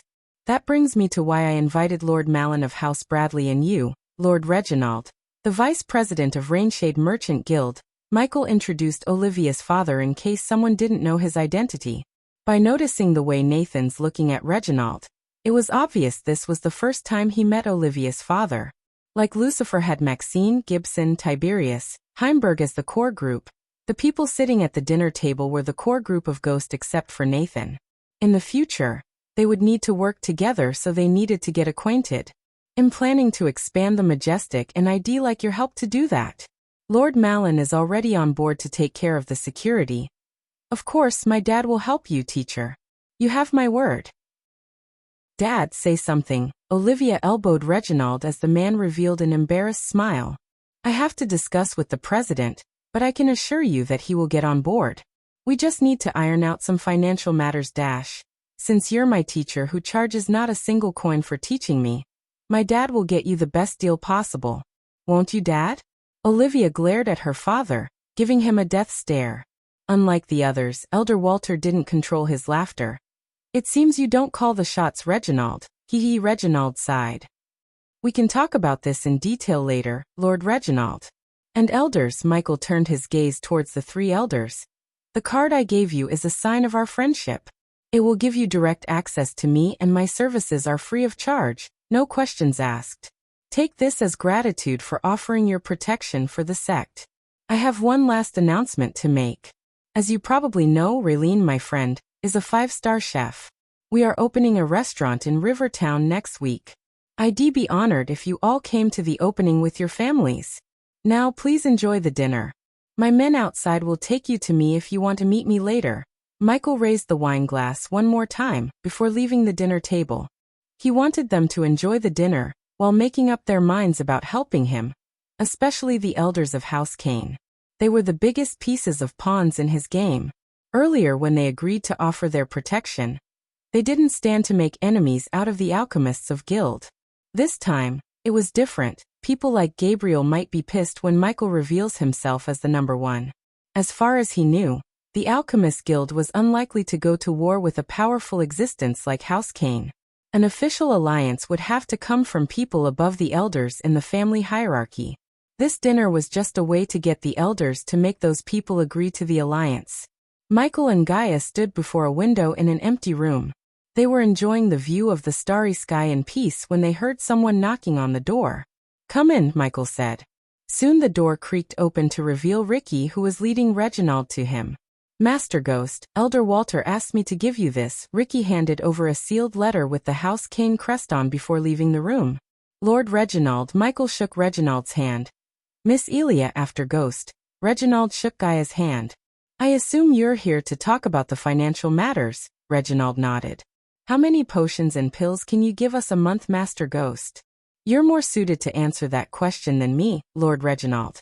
Assuming you want to target the entire continent, I'd say 600 potions a month would be best. Both Michael and Gaia were surprised to hear him. They expected the number to be much higher than 600.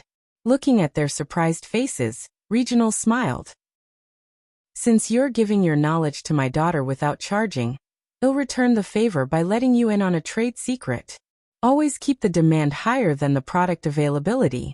People need to search everywhere to get their hands on your pills and potions, Master Ghost. If they could get them easily, demand would eventually dry out and price would go down. Michael couldn't help wondering how his products could lose demand, yet he avoided arguing with Reginald, because he was the merchant who knew about business more than him. Therefore, he decided to let Reginald do what he does best. All right, we take your advice. Now, Shall we discuss the price and your cut? With a wave of her hand, she placed 2 sofas on the room for them to sit. I need to take this moment and thank every single one of you who reads my story and supports me. Reaching 300 chapters wouldn't have been possible without you guys and gals. I'm truly out of words to show my gratitude. The only way to show my gratitude is by giving you more quality chapters. I've been constantly working on improving the quality of the already published chapters, and doing my best to pump out chapters with minimum errors. Thank you again. Yours truly. Chapter 301. So 20% is the lowest you can go? Gaia asked. If it was up to me completely, I would not even take a cut considering what you're doing to Olivia. However, the Merchant Guild rules are pretty strict. I have to convince those old muckers to invoke the Golden Opportunity rule to get you this 20%. I have to call in every favor. 20% will do then. Michael knew Reginald was doing his best. The man did not seem like swindling Michael, but genuinely trying to get him the best deal possible. 20% for you. 10% for House Bradley. You said you can sell a potion or pill for the price of an average of 80,000. 600 into 80,000 is 48 million. Minusing the cuts, 14. 4 million. Well, get 33. 6 million. Michael was really surprised to see her mathematical skills. She was like a human calculator. She didn't even blink doing the calculations. Since our income will surpass 10 million, we need to pay the bloody taxes. What's the going tax rate of the kingdoms? It took Reginald a couple of seconds to answer as he was stunned by the girl's skills in numbers. Only girls coming from royal families or prominent noble families receive such high education. This meant the girl obviously either a lady of a powerful noble family or a princess. According to Olivia, they knew nothing about both of their origins. Reginald, however, now narrowed down into 2 possible options for Elia's origins. 5% in Breedia, 8% in Kethin, 10% in Royal Land, 7 in Drattle and 10 in Thusia. Fuck. Gaia punched the sofa's arm. We need to give 40%. Relax, there might be some ways to reduce or even get a waiver from tax from the kings. Michael patted her on the shoulder to calm her down. It's impossible, Master Ghost. Michael turned to see Reginald shaking his head. The royal families alone won't fix the tax rate. They discuss with the noble families and agree on a tax rate together. To change the tax rate, all of them had to be on board. They won't make an exception for you because if they did, there might be several other important figures who would start to ask for tax reduction. This will complicate things, so no matter the situation, they won't change the tax rate for a single person. It's either tax rate increases or decreases for the kingdom as a whole. Trust me, it's better to pay the taxes. Besides, tax evasion is a serious crime in the eyes of the Guardian Guild. Michael sighed inside. The Bloody Guardian Guild was in every step of his path to greatness. Although 40% of his income was a huge chunk, he knew it was better to pay the tax as Reginald suggested. 40% tax, 30% cuts, that means we'll get only 14. For million. If we take into the maintenance of our herbal garden, we'll roughly get 14. 2 million a month. That's more than many noble families make a month, Master Ghost. The Rainshade will take care of paying the taxes and everything. You just need to sign an agreement and give us a payment method to put the gold each month. Gaia nodded before turning her head to look at Michael. It's time we get a pay cube from the Grand Spire Bank. Michael let Gaia handle the negotiations while he opened the letter given to him by the Kane family elders. Come to Kane family compound in Royal Land before the championship tournament begins. Michael read the words written on the letter in his mind. It was obvious that the Kane family needs him to do something for them before they agree to offer their protection. He kinda expected this. After all, there was no such thing as freebies in this world. The lights are out, get ready. There were 3 figures hiding in the forest surrounding Claire's manor. Due to the darkness, one could not see them except for several glistening stones in their hands. The stones were in a perfect diamond shape, radiating a faint navy blue light. They have a dragon and a soul refiner. We don't need to wake either of them. Everything must be in place before the young master arrives. The figures were talking in husky voices as they continued to hide the stones in the bushes, under the tree roots, and on top of the branches. They continued to place several stones deeper into the forest while keeping an eye on Claire's manor. It's done, We just need to lure him out somehow. Remember, we only need him. The sound-sucking array in place. Good. The young master said he'd be asleep after dinner. We need to do something to wake him up and come to us. What kind of cultivator sleeps every day like a commoner? Apparently he is. How do we wake him up without the others? Shoo, something's moving. The three figures suddenly went silent as they heard a rustling sound coming from the forest. Have you three idiots done everything I ordered you to? Regardless of the cat's eye potion they drank, they could barely see what's in front of them. Yet, they immediately recognized the person as their young master after hearing the voice. Yes, young master. We were just thinking about how to wake him up and make him come to us. That's beyond the limit of your brains, the young master said. The three servants waited for him to see how their young master was going to wake Ghost up. Instead of doing what they were expecting, the young master walked towards a tree. He placed his hand on the tree as a symbol of a tortoise appeared on the tree. It glowed in gold color for a few seconds before fading away into the tree. He continued to place the runes in a large circle. Each time he placed a rune on the tree, it glowed brighter and brighter. The glow of the runes helped the servants see their young master clearly. He wore dark brown armor, made of what looked like a magical beast's skin. One of the servants who saw the armor had a look of utter shock on his face. Young master. Is that the Blackwing Saurus armor? Surprisingly you're correct. Get 1,000 gold in my name. The young master's words made the servant's heart jump out in joy. This was why they worshipped him no matter how many times he cursed or beat the crap out of them. End of the day, the young master always took care of them. Young master, look. Suddenly another servant pointed at Claire's manor. Thanks to the cat's eye potion, they could see a figure walking out of the house. Well, the prey has come outside. Unlike the servants, the young master drank a high-quality cat's eye potion. He couldn't help smiling, thinking that he was stalking the person who brewed the potion in the first place. Ghost. Are the recording stones well hidden? Yes, young master. Good, I want to record his every single move. Now get out of here. The servants quickly ran away from the place, leaving the young master alone. After seeing his servants retreat to a safe distance, he flicked his wrist as a longbow appeared in his hand. The young master raised the bow as an arrow made of sparkling silver energy materialized out of thin air. Taking a long breath to steady his aim, he released the arrow. Whoosh! The arrow pierced through the air at extreme speed. Just when the arrow was about to hit its target, the young master saw Ghost catch the arrow in the mid-air. The arrow shattered in his hand. Take the bait, the young master grinned, seeing Ghost look in the direction where the arrow came from. As the young master calculated when he studied Ghost, he used the speed spell. It took him only a couple of seconds before hearing the cracking noise of the lightning bolts. The young master's bow disappeared from his hand. He remained calmly expecting his target to arrive.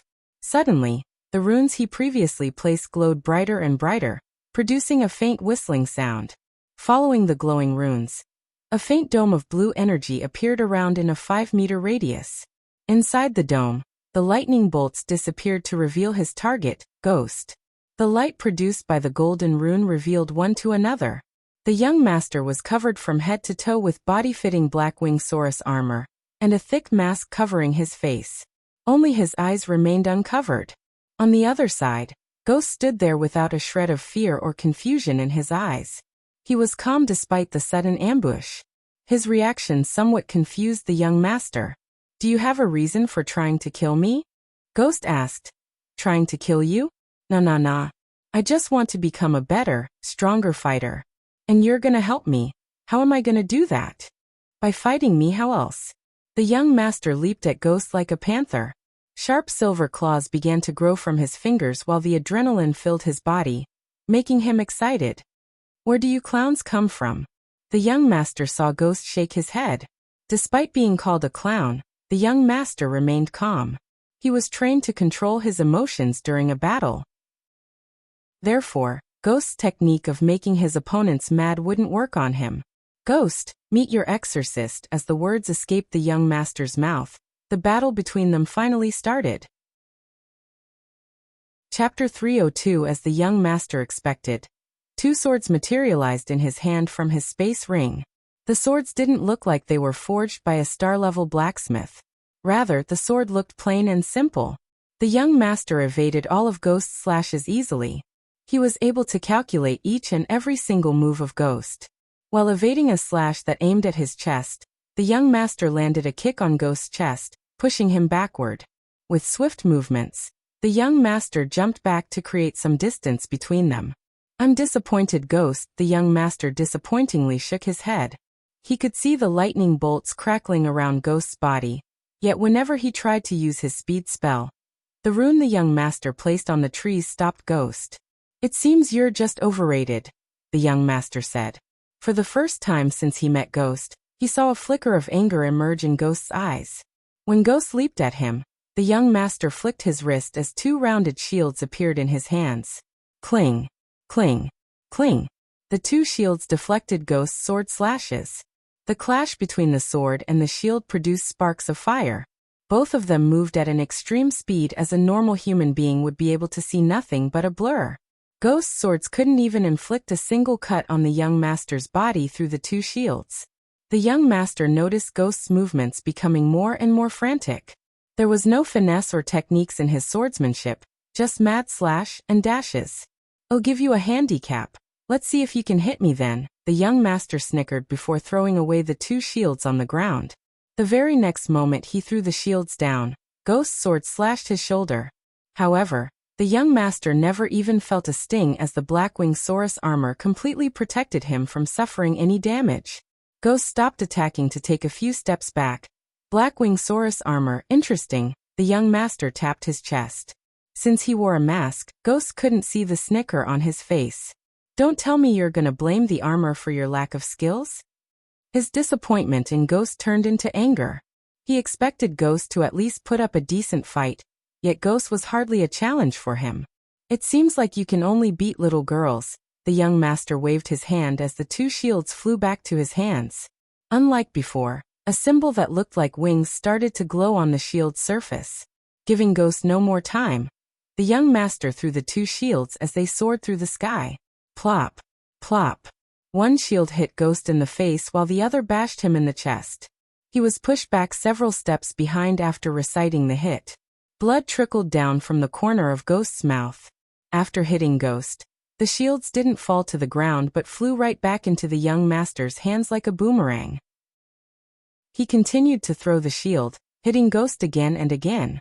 "Come cast your defense spell," the young master shouted at Ghost to see his defense spell. He studied all of Ghost's arsenal to come up with counterattacks. He used the shields to make Ghost's sword attacks useless, while placing the tortoise rune circle to prevent him from using his speed spell. He didn't need to use any runes for Ghost's lightning attacks, as his Blackwing Saurus armor would protect him from any kind of attacks of anyone under Soul Refining Stage 1. The only spell the young master was yet to see was Ghost's defense spell. Ghost looked exhausted while wiping off the blood from his face. Soon, the young master realized the reason behind why he isn't using the defense spell. After hitting Ghost with the shield for almost the 80th time, the young master stopped for a moment. "Let me guess. Your defense spell will only protect you from the body strengthening stage cultivators or below. Not a good defensive spell, is it?" The young master chuckled. Regardless, fighting with Ghost was a disappointment. At least he got to improve his rune mastery as well as write off a competitor who stood in his way to win the championship. "You should stick only to alchemy from now on, Ghost. At least, you're somewhat good at it compared to your fighting skills. I now know you pulled some kind of trick to win Heaven's Gate competition." While Ghost was taking heavy breaths, the young master put one shield back into his space ring. "Honestly, I don't give a damn about Heaven's Gate competition, so I won't poke into it too much. But the championship tournaments, I do give a damn, so heed my warning. If you dare step on the ring, I won't be as merciful as now." As the last word escaped his mouth, the young master threw the shield with enough force that sent Ghost flying back. The young turned back, slowly ascending to the air. The shield flew right back to him as he flew into the clouds without even turning back to see Ghost. In his mind, Ghost was not a worthy competitor to him. He was just another overrated prodigy in Elon. He was not even worried about the recording stones he asked his servants to hide around the battle area. As far as he was concerned, he wasted his time studying Ghost. He knew that he would have defeated Ghost even if he didn't come up with countermeasures for Ghost's spells. The fuck was that? Why didn't you kill him? Although Michael didn't need any assistance, Gaia still came to help him up. She was shivering in anger. Before even Michael could activate the APD, she tore a long cloth piece from her coat to wipe the blood off from his face. Did you do what I asked? Michael asked. The scratches on his face quickly healed after the APD injected the healing potion into his body. Please tell me we're gonna go kill him and his family. Despite his wounds being healed completely, she still gently rubbed his face with the cloth. The love and care in her eyes really moved Michael. He forgot about the ambush for a moment to enjoy the tender care. Do you think he's the one who killed Jack? She asked. No. This guy gets off by defeating someone at his level or stronger. If he met Jack, he wouldn't even acknowledge Jack, as this clown is too arrogant to notice people like Jack. That doesn't mean we should let him live. If you hadn't stopped me, I would have ripped that bastard into pieces. Because of the eyes of darkness, Michael was able to see the young master's cultivation level. The young master was 5 levels below him, core formation stage level 3. Considering his rune mastery, anyone on the same level or a level or 2 would have a hard time defeating the young master. The young master was prepared to battle Ghost. Hence he placed the right runes and came up with suitable strategies to restrict Michael's spells and attacks. If Michael wanted to kill him, he could have simply let Gaia put an arrow through his eyes, as they weren't protected by the Blackwing Saurus armor. Relax, I just wanted to see what a rune master could do in a real battle. Anyone who could afford a Blackwing Saurus and rare shields must have a powerful backing. If I didn't stop you, you would have killed him and ended up making a powerful enemy. But that doesn't mean he gets off the hook easily. A devilish grin emerged on Michael's face. What are we gonna do? Gaia became excited to get revenge on the young master. You'll see, the next morning was a cloudy one. The clouds diffused the daylight to a soft, gentle sweetness. Even when flying under the clouds, Michael could feel cozy under his clothes. The sunlight moved much like the ocean, showing the blue amid the whitish dove gray. A medley of silvers that ripple outwards to adorn the sky. He could have used the runic teleportation to reach the royal land. However, he wanted to spend more time with Nightmare, Fedora, and Gaia. Therefore, he decided to fly for a day before activating the runic teleportation. What are you munching on? Ayag craned her neck to see what's in Gaia's hand. Currently, Fedora relaxed in Michael's inside coat pocket while Nightmare leisurely rested on Michael's right shoulder. No. She looked like a chipmunk with her cheeks bloated due to the biscuits inside her mouth. She was afraid the 3 of them would steal the cookies, so she ate them as fast as she could. Don't lie to me, bitch. Give us half of your hoard, Ayag threatened Gaia. If it wasn't for the other 2 heads remaining calm inside Michael's pocket, the white head would have jumped outside to steal Gaia's cookies. One day, I'm gonna roast you and sell you as a delicacy in our restaurant. Come on, give them a cookie, Nightmare said as Gaia rolled her eyes. I did give them like 2 dozen cookies. Don't fall for their tiny body. They will eat you whole if they were allowed to, especially that white little shit. Nightmare's eyes opened wide in surprise. Humph, only 2 dozen, not 200, Ayag snickered. They continued to bicker along the way while Nightmare and Michael chose not to interfere between them. After flying for almost half a day, Michael activated the runic teleportation to reach the royal land. Chapter 303. When the sun disappeared into the horizon, Michael appeared in the alley behind the old ship tavern. As usual, the tavern was buzzing with the crowd. Michael and Gaia put on dark hoods to cover their faces while Nightmare shrunk himself to hide within Michael's coat pocket. If this was any other day, Michael wouldn't have hidden his identity, but strolled around the kingdom with Nightmare on his shoulder to spread his legend as well as earn badass points. However, the letter left by the Kane family elders gave off a sense of secrecy. Showing himself to the public wouldn't be a good idea if the Kane family wants anonymity with what they plan to ask of him. The city seemed busier in the evening than in the morning. Gaia led him through the large lane going towards the north side of the city. Both sides of the lane had lines of lamps lighting the lane. The street and the shops were filled with people. Occasional street food vendors called out to anyone who looks in their ways. Look at that. While walking through the crowd, Gaia pointed at a light lamp. The light lamp had a poster stuck on it. He noticed several posters on the walls, on the lamps, and even on billboards above some buildings. Michael recognized the faces on the posters. Most of them had Alex Fisher's face while the rest of the most contained Selena's and Adam Kane's faces. 5 gold coins for Master Alex Fisher figurine. You want to dress like Miss Selena? This is the place for you ladies. Get your Kane shirts to show your support for Master Adam Kane. Jason Myers Fans Club is this way. We have Miss Sabrina's sword props. The further he walked, the more he saw the merchants selling all kinds of stuff. You know, I heard our faces are everywhere in the river town, Gaia said in a husky voice. Michael noticed a few disciples of the Sunrise sect running around in late hours. Before now, he thought they were dealing with their personal stuff. It seemed like the disciples and the River Town people were planning something to surprise them when he visited River Town to open his restaurant. The people of River Town worshipped him for several reasons. First, he protected the town from the Netherals. Second, the Majestic created lots of traffic as many nobles and people traveled through the River Town to get to the sect. This gave a new life to River Town's boat services and small shops. Third, everyone called Michael Ghost of River Town. The name carried weight. The bandits stopped harassing the merchants and the people coming to River Town assuming that the River Town is protected by Ghost. Nightmare's recent cleaning of bandits strengthened the thought even further. If Royal Land was the domain of powerful houses such as House Kane and House Fisher, the River Town was his domain. The entire town planned to show their support for Ghost and Elia. Considering Michael didn't get the chance to visit the River Town since he came to the sect from the southern continent, he never saw the preparations for the tournament. While taking a look at the tournament celebrations, they came before a large junction where they saw several lanes branching out from the junction's center. At the start of each lane, a signboard was placed with only a crest etched on it. Michael looked at each signboard for the Kane House crest. With the help of the light lamps, Michael was able to locate the signboard before walking the lane to reach House Kane Manor. Unlike the street he came from, the lane was void of people. Only beautiful crimson-red pine trees stood like guards on either side of the lane. Aren't they supposed to have some guards patrol around here? Nightmare whispered from inside his coat pocket. He was right as Michael too searched the area for guards, yet he couldn't even see a single guard. You won't find guards because they have hundreds of runes placed along this lane to alert the manor the moment someone steps foot here.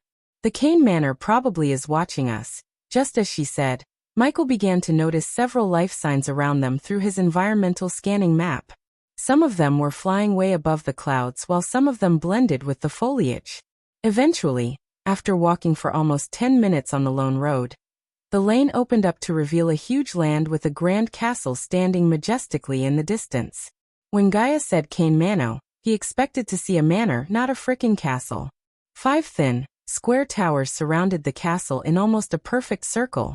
Around this incredible castle were connected by giant, chunky walls made of white stone. Stylish windows were scattered thinly around the walls in fairly symmetrical patterns, along with symmetric holes for archers and artillery. A huge gate with heavy wooden doors, a regular bridge, and large crenellations offered a warm haven within these cold, isolated lands.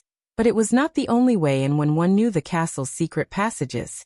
Lush fields of crops surrounded the castle walls, providing the inhabitants with food all year round. This castle looked well preserved, but without knowing its history, it was impossible to tell if it's a newly built castle or a well-kept one. The castle looked majestic under the light of the moon. Not only Michael but also Nightmare peeked his head out of Michael's coat to enjoy the castle's beauty. Stop gawking, you two. Compared to my castle, this is like a poor hut, as Gaia rolled her eyes. A bright light dashed towards them like a shooting star. The light gradually slowed down to reveal Elder Walter's smiling face. Welcome to Kane Manor, kids. More like a castle. Michael let out a burst of laughter. The elder laughed with him proudly before leading Ghost into the castle.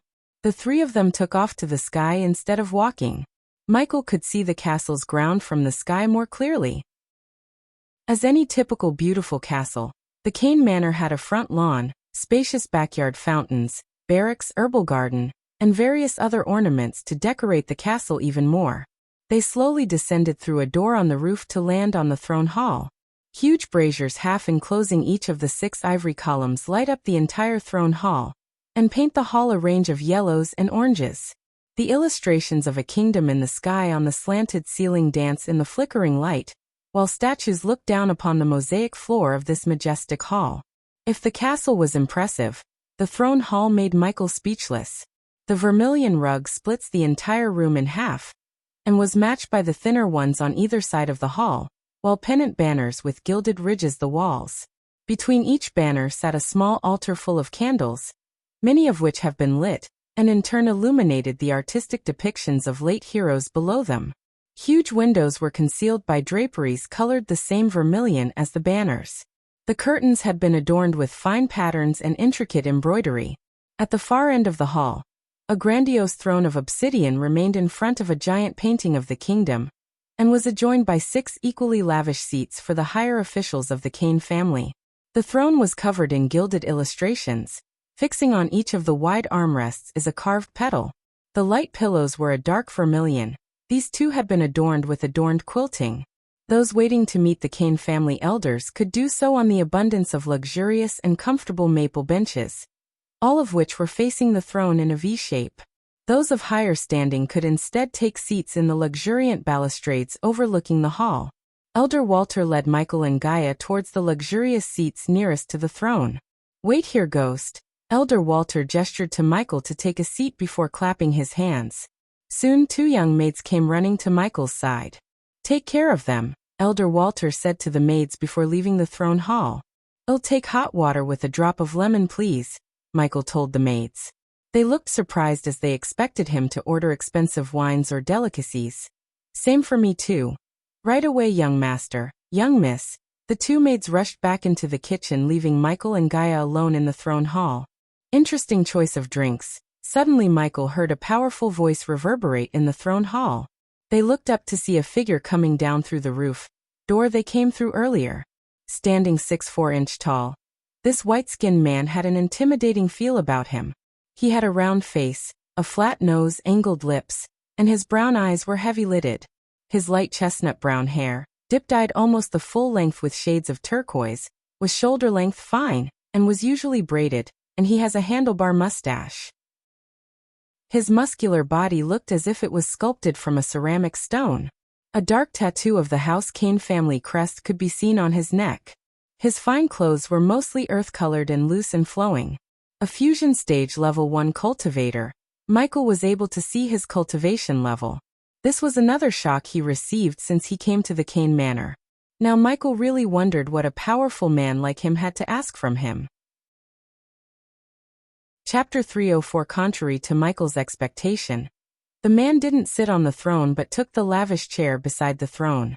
"Lord Ashton." The maids who came carrying a tray with Michael's lemon-added hot water. They immediately bowed towards the man when they saw him. "Leave." Lord Ashton flicked his wrist as the 2 glasses flew right into the hands of Gaia and Michael. Even when facing a fusion stage cultivator, Michael didn't show any signs of worry on his face. He remained calm, pretending that he didn't know the man's cultivation level. "You're too young to be the #1 alchemist of Elon and Azair. Both a blessing and a curse, Lord Ashton. But I'm planning to extract only the blessing," Michael said slowly, taking a sip from the glass. "How are you gonna do that? By getting the Kane family's backing?" "That's the plan, Lord Ashton." Michael slightly smiled. "Ha ha ha, I like you, kid. I've seen many talented youngsters getting themselves killed because they run around making enemies out of powerful people left and right. Even recently I heard someone piss off Aragoth. Good thing that kid had the backing of guardians." "What was his name?" Ashton rubbed his handlebar mustache, trying to remember the name. "Noah," Gaia reminded Ashton as the light of realization appeared on Ashton's face. "Yeah, that's him. You 2 are friends with him?" Ashton's face turned serious. "Hell no, we don't touch him with a 10-foot pole." Gaia frantically shook her head. "Good for you. If you were anything like that, Noah, you wouldn't be here. Speaking of which, do you know why you're here?" Ashton looked at the both of them for a few moments. "You got one thing correct. This world is a bad place, especially for a kid with your talents. You're a cub and you want a grown-up lion to protect you. The question is, how far will you go to get the lion's protection?" Ashton's lips curved upwards, revealing a fox-like smile. Michael was glad that Ashton finally came to the point. What do you want me to do, Lord Ashton? Kill Alex Fisher. What Ashton just said truly surprised both of them. How do you want him to die? Gaia's eyes and mouth opened wide. She was startled to see how quickly Michael agreed to kill Alex, who is a prodigy of House Fisher. Ashton grinned. Just like that. You're not gonna even ask why? He had seen many youngsters over the years, but there was something different about the youngster before him. Behind the young man's calm smiling face, Ashton could see the cold killer. There was no hesitation in his eyes. I only need your word that Kane family will back me up after I kill Alex Fisher, Lord Ashton. Kill him during the tournament in front of everyone and Adam will announce you're his best man at his wedding. That will make you practically family. You have my word. And that's good enough for me, Lord Ashton. Michael nodded. Great, my people will make sure you and Alex get to fight. You make sure he dies. Elder Ashton closed his eyes, mumbling something under his breath for a moment as a blue smoke surrounded him. In a blink of an eye, the smoke faded into thin air along with Ashton. After spending some time alone in the throne hall, Michael was just about to stand up to leave the hall when he saw Elder Walter hastening towards them. Did you agree to it? Agree to what? Agree to kill Alex. Elder Walter seemed like he just heard from someone that Elder Ashton asked him to kill Alex Fisher. Michael just made sure that Elder Walter didn't hear anything about killing Alex Fisher from him first. Elder Ashton just informed us about the plan. This is big. Elder Walter was pale in shock. Michael should have been the one to get startled, yet it was Elder Walter who was terrified of Ashton's plan. He wants you to know the importance of this task.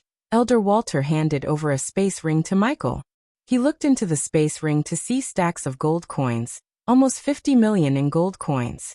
Let's walk and talk. Michael handed over the space ring to Gaia. Just like him, she was also stunned by what's inside. You know about House Oswin? While walking out of the throne hall, Elder Walter asked Michael. You met a couple of them back on Kethin, at the annual auction. Gaia controlled her urge to laugh thinking about the time she roasted the House Oswin elders when they tried to buy the Demon Soul Stone. For more than 100 years, both House Kane was trying to establish an alliance with House Oswin through marriage. But we were unable to due to various reasons until now. Our house head wants Adam to marry Ariana of House Oswin. If this marriage happened, House Kane and House Oswin will be lifelong allies. We'll be stronger than all the other houses in Royal Land. I assume things are not going in your way, Gaia asked the elder as he sighed. No. There are rumors that House Fisher is making moves to marry Alex to Ariana. Gaia knew by rumors he meant House Kane's informants in House Fisher.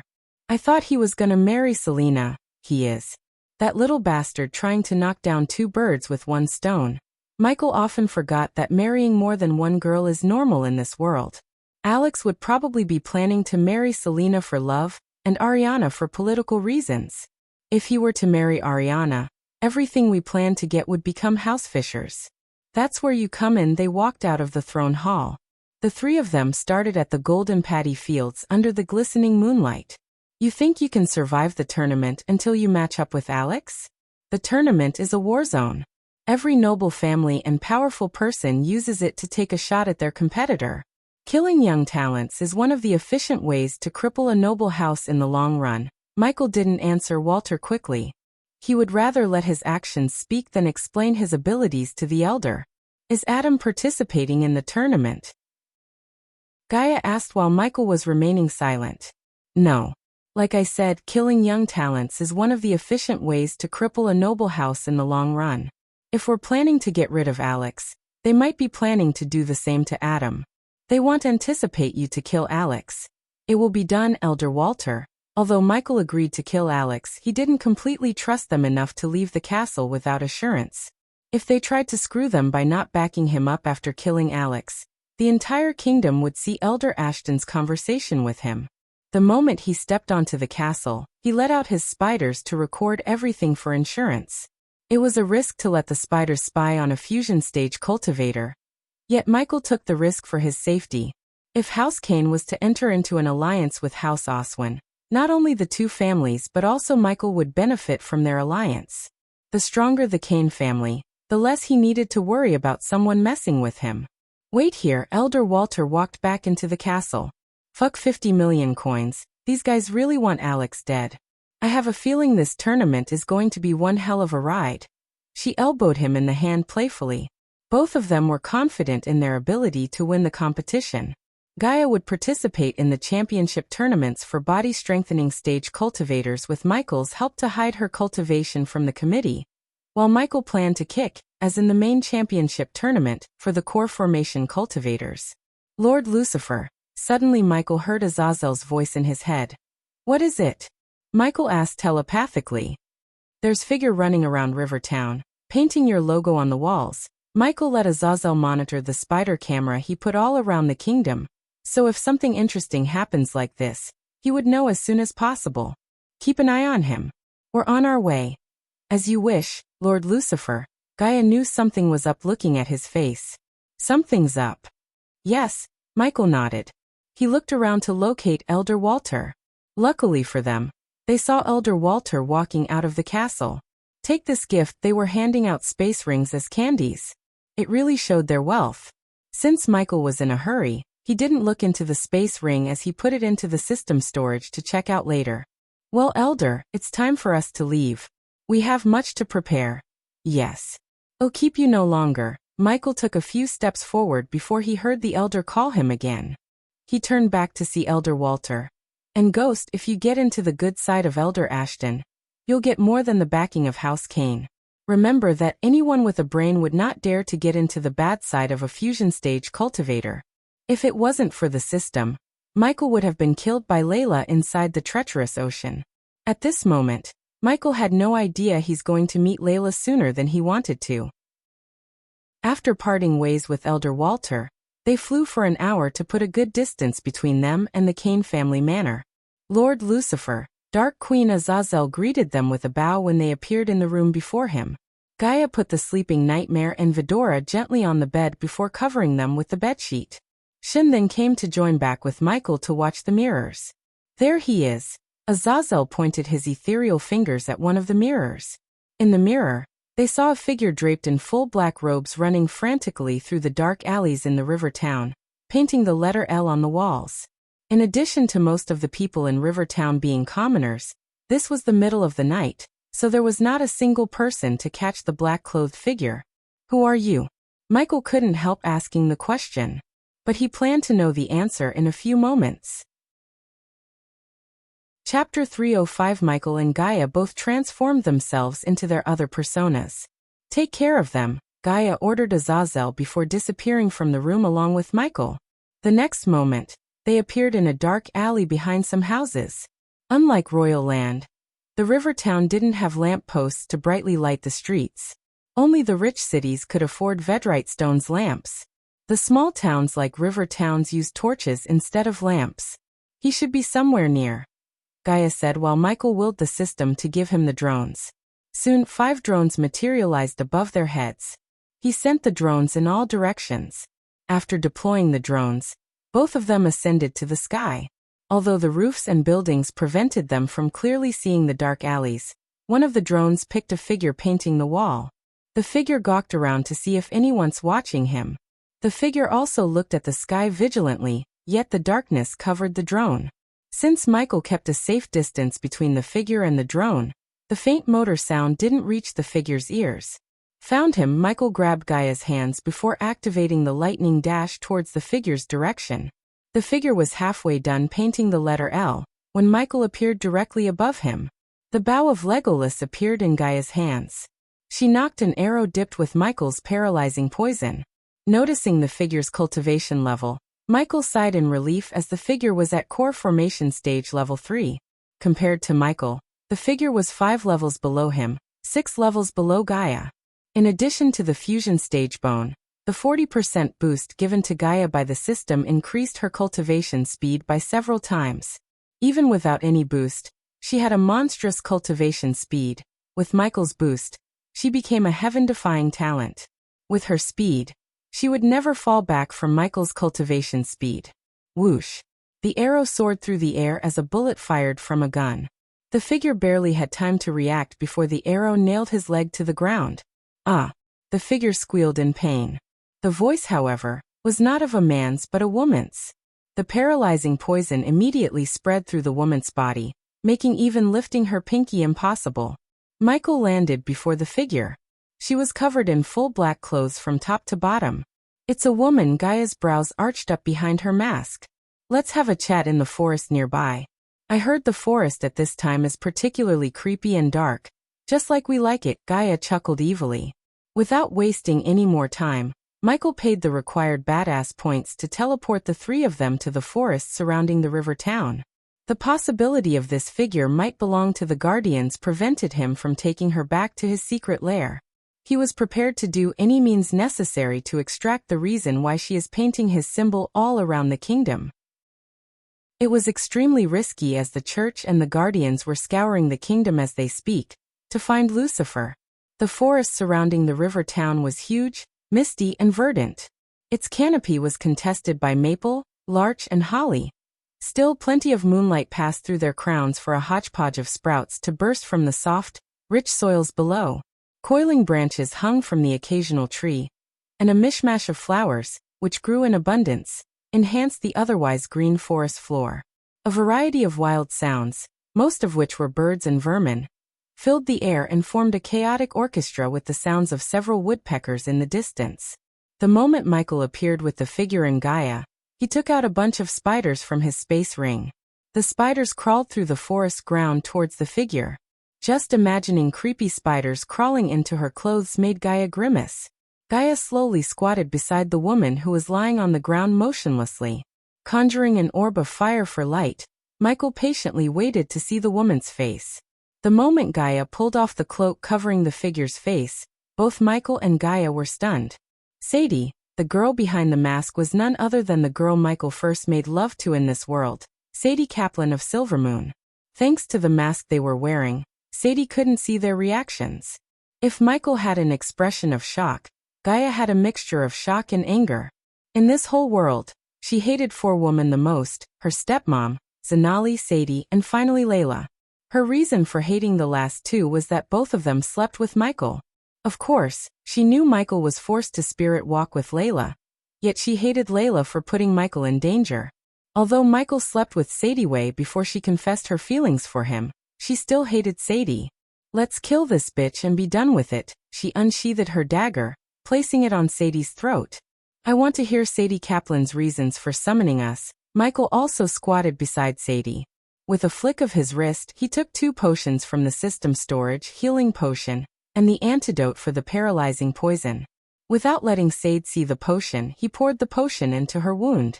Then he injected the antidote into her left arm. Gradually Sadie began to move her limbs. Lucy, Lucifer. Gaia tried to calm her anger. After what happened last time when she lost control, she was working on anger management. Sadie picked herself up with difficulty. The usual playful smile or the glistening of her skin was nowhere to be found. Compared to the last time Michael saw her, she had lost several pounds to the point Michael could see her neck and collarbones. Her eyes lost their shine. They looked dull, like she was crying continuously for several days. Michael really started to wonder what pushed Sadie to this state. I want to trade my soul, Sadie stammered. Her voice had a mixture of overwhelming sadness, anger, and fear. Trade your soul? For what? The concept of devil in this world didn't vary too much from the concept of devil in the earth. For instance, people in both worlds believed the devil would take a soul in return for one's desire. For my sisters, her eyes watered up. She went to her knees, begging Michael with her hands clenched against her chest. What happened to your sisters? Michael asked. While tears were flowing down from her eyes, Sadie retrieved a stack of posters from her space ring. She reached out to give the posters to Michael. Gaia took the posters from her hand carefully. She could see a painting of a beautiful girl with her basic details like name, age, cultivation level, address, and last known location. Gaia flipped the poster stack to see another girl with all those details. Each poster had a face and detail of a young girl. Gaia handed over the posters to Michael as he did the same, going through all the posters one by one. It seemed all the girls were missing. There were at least 50 posters in the stack. They are all missing. It's my fault. All of them.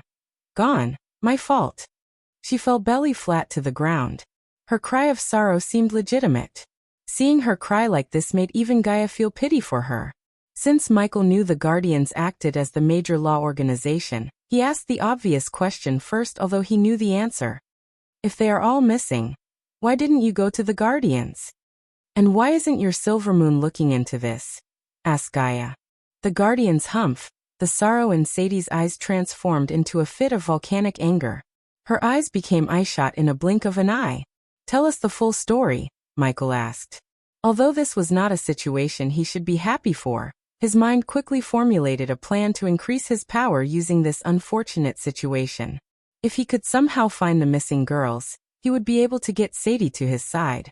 In the future, when Sadie became the Silvermoon sect head, she would work for him. Thus, the Silvermoon would become another major power under him. While tears gushed out of the eyes like a flood out of the floodgates, she began to tell them the story of these missing girls. Sadie's story was simple, yet Michael could sense a tragedy in her story. The short version of the story was the Silvermoon used to send girls to noble parties, galas, and rich people gatherings to accompany rich noblemen. Since the girls were extremely beautiful and trained to sway the men, many noblemen desired for these girls to be their partners even for one night. The Silvermoon girls would make these men happy while getting crucial information from them. Knowledge was power, and Silvermoon thrived on gathering knowledge. Noblemen asked, they Silvermoon sent girls. They came back with the information. That was the cycle until recently, when something began to change. The girls Sadie sent began to go missing. Since it was not unlikely for Silvermoon girls to run away, at first, Sadie thought they ran away. Soon afterward, more and more girls began to go missing, including little girls who didn't even come of age. Of course, the Silvermoon never sent little girls to the noblemen, yet they began to go missing while going to another city, or traveling with their senior sisters.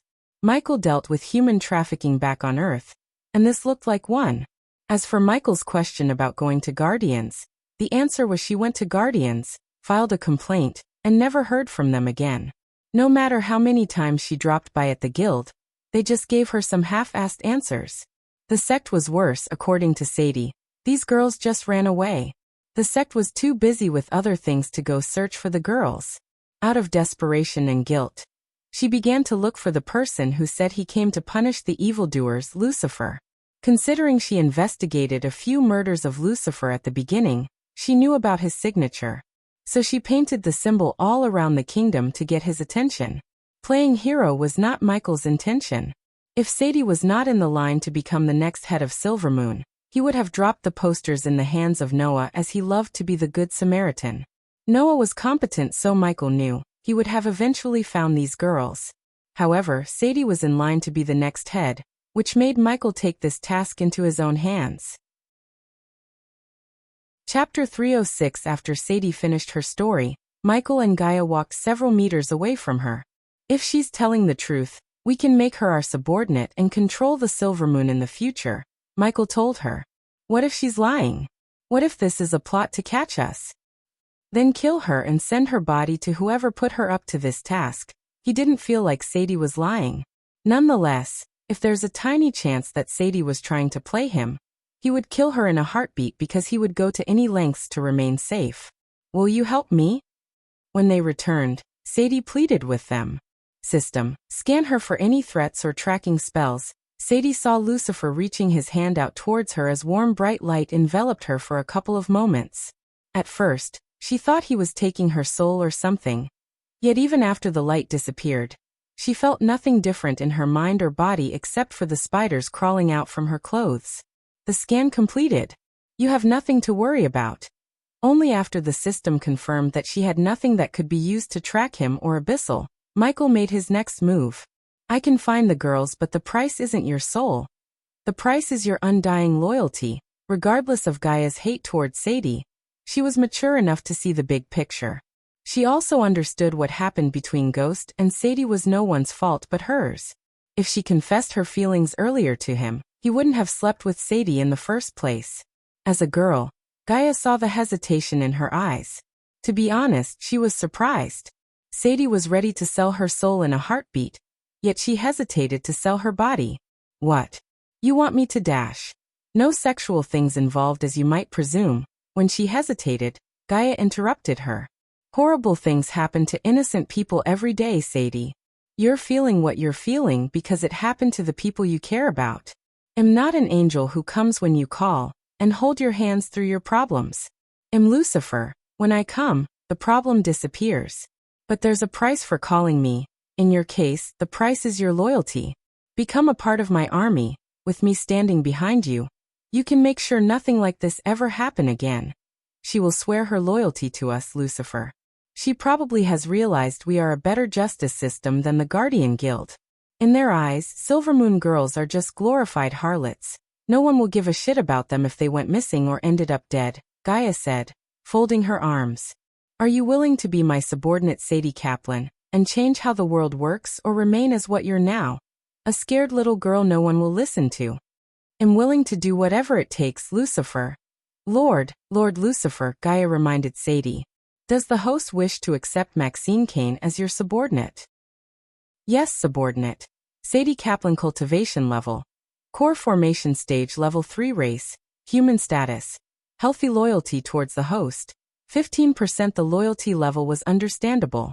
He hadn't saved her sisters yet, so she had no reason to be loyal to him. At least the system accepted her as his subordinate. Good. Sadie saw the two of them walking towards her. She tried to stand up, but before she could move her body, the space around her distorted, making her close her eyes. When Sadie opened her eyes, she was standing on what seemed to be a throne hall. Great braziers half enclosing each of the 8 onyx columns lighted up every part of the throne hall, covering the hall in dancing shadows and a dark radiance. The relatively modest chandeliers were hanging from the slanted ceiling dance in the flickering light, while paintings of Lucifer looked down upon the black floor of this extravagant hall. A dark gray rug ran down from the throne and split to encircle the entire hall, while swallowtail banners with embellished needlework drooped from the walls. Between each banner sits a small altar full of candles, many of which have been lit, in turn illuminating the throne. A throne of skull and bones sat at the end of the rug above an elevated stage. Beside the skull and bones throne, there was another identical throne, but it was smaller in size compared to the other. Azazel transformed the throne hall completely with the help of netherils. While Sadie, staring at the throne hall flabbergasted, both Michael and Gaia seated themselves on their thrones. We should send our minions scouring the kingdom to find those girls, Gaia suggested. I have a lead. Sadie swallowed her fear to speak to them. Michael saw Sadie holding a parchment in her hand. Azazel. Sadie heard Lucifer call the name looking beside her. The very next moment, the parchment in her hands was pulled by an invisible force. The parchment floated towards Lucifer. When the parchment reached his hand, she saw a figure materialize in front of Lucifer and the Dark Queen. The ethereal figure looked like a butler.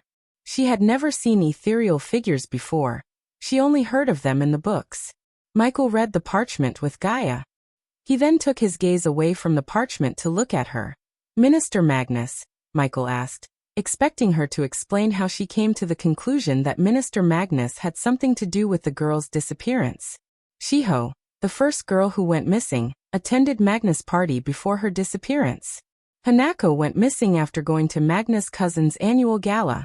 Most of the girls went missing after attending some kind of party organized by someone related to Magnus. He's the common factor in all of this. Sadie clenched her fist as her nails started to penetrate her soft palm. Did you make any kind of move on Magnus to see if he really has something to do with the girls? Hearing Gaia, Sadie shook her head. He was recently promoted to take care of the military. He's using this as an excuse to avoid meeting people. That scumbag is pretending that he has a threat to his life. I couldn't get into or get him out of his manor. That shouldn't be a problem. No matter how protected he is, he wouldn't sleep with his guards around, since he needed to live stream killing criminals to boost his legend and earn badass points. He guessed he could start with Magnus. Gaia noticed Sadie open and close her mouth like she has something to say. What is it? Spit it out. Rumor is he's coming to the opening of Ghost's restaurant. Michael's brows arched up behind his mask. He just asked Ricky and Daniel to distribute the opening posters around the kingdom. Yet Sadie knew who's coming to the opening. This was why the Silvermoon sect was so successful, as they were basically a spy organization.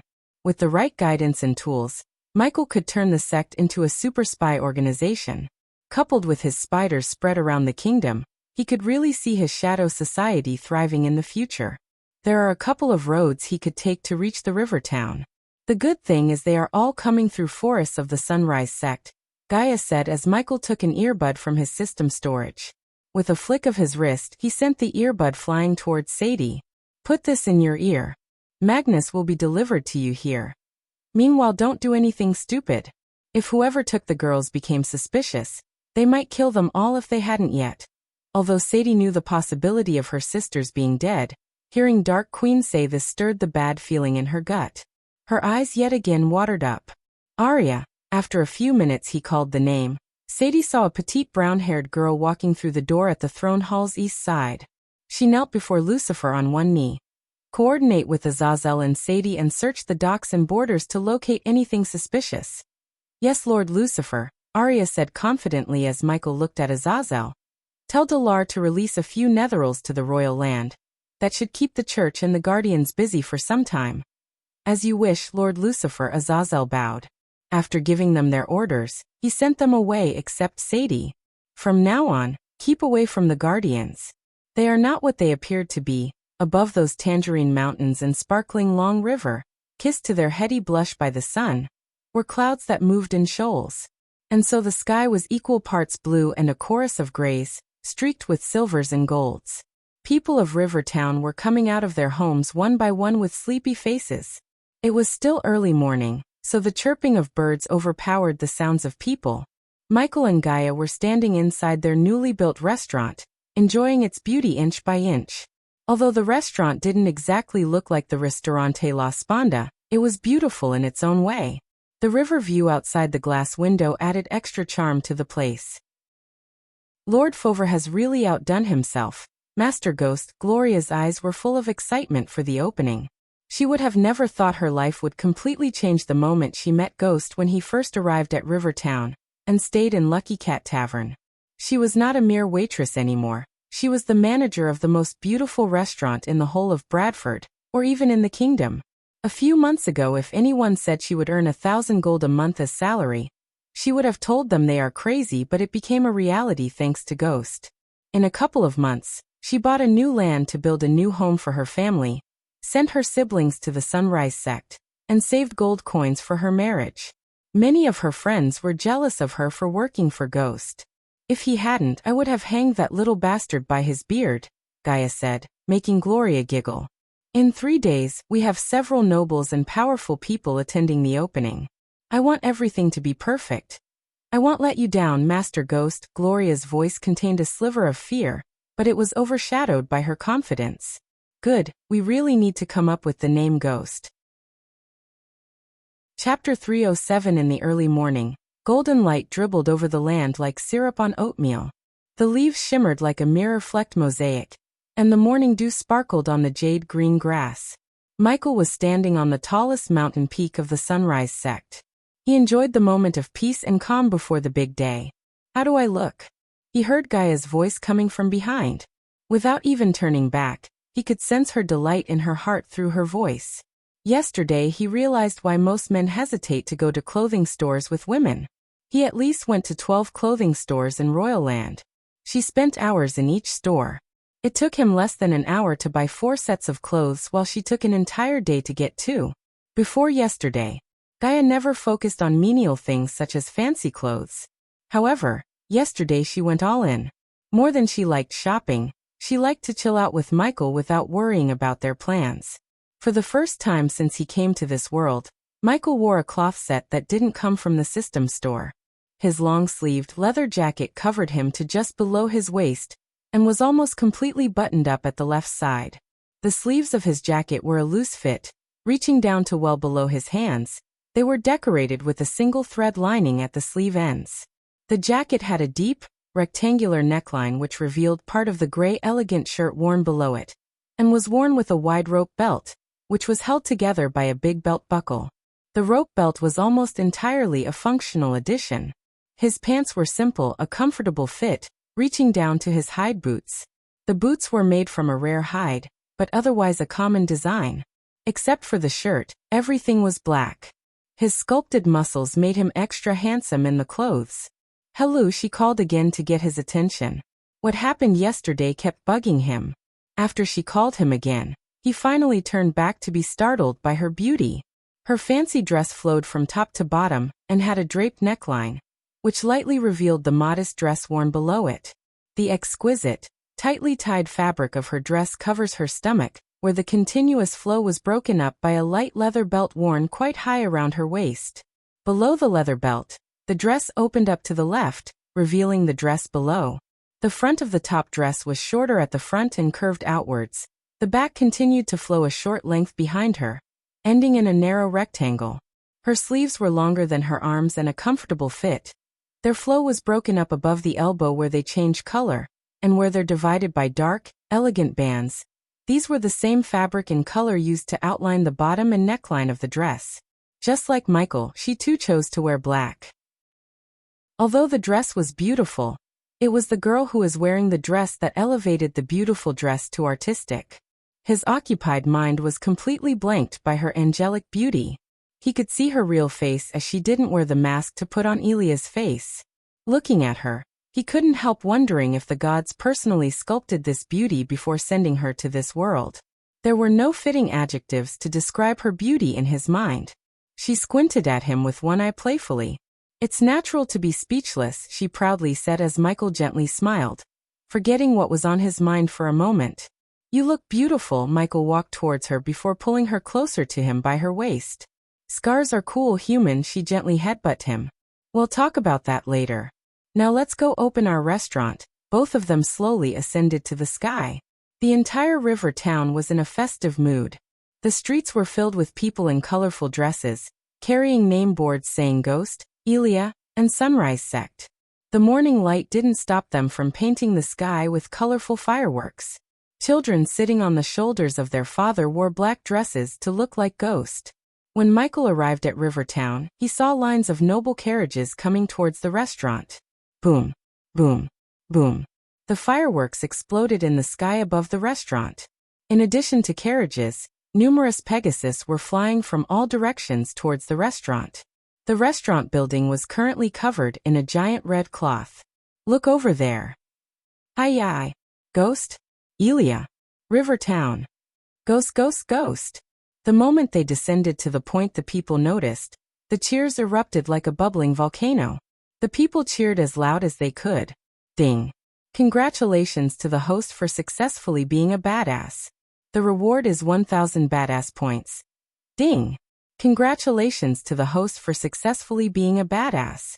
The reward is 2,000 badass points.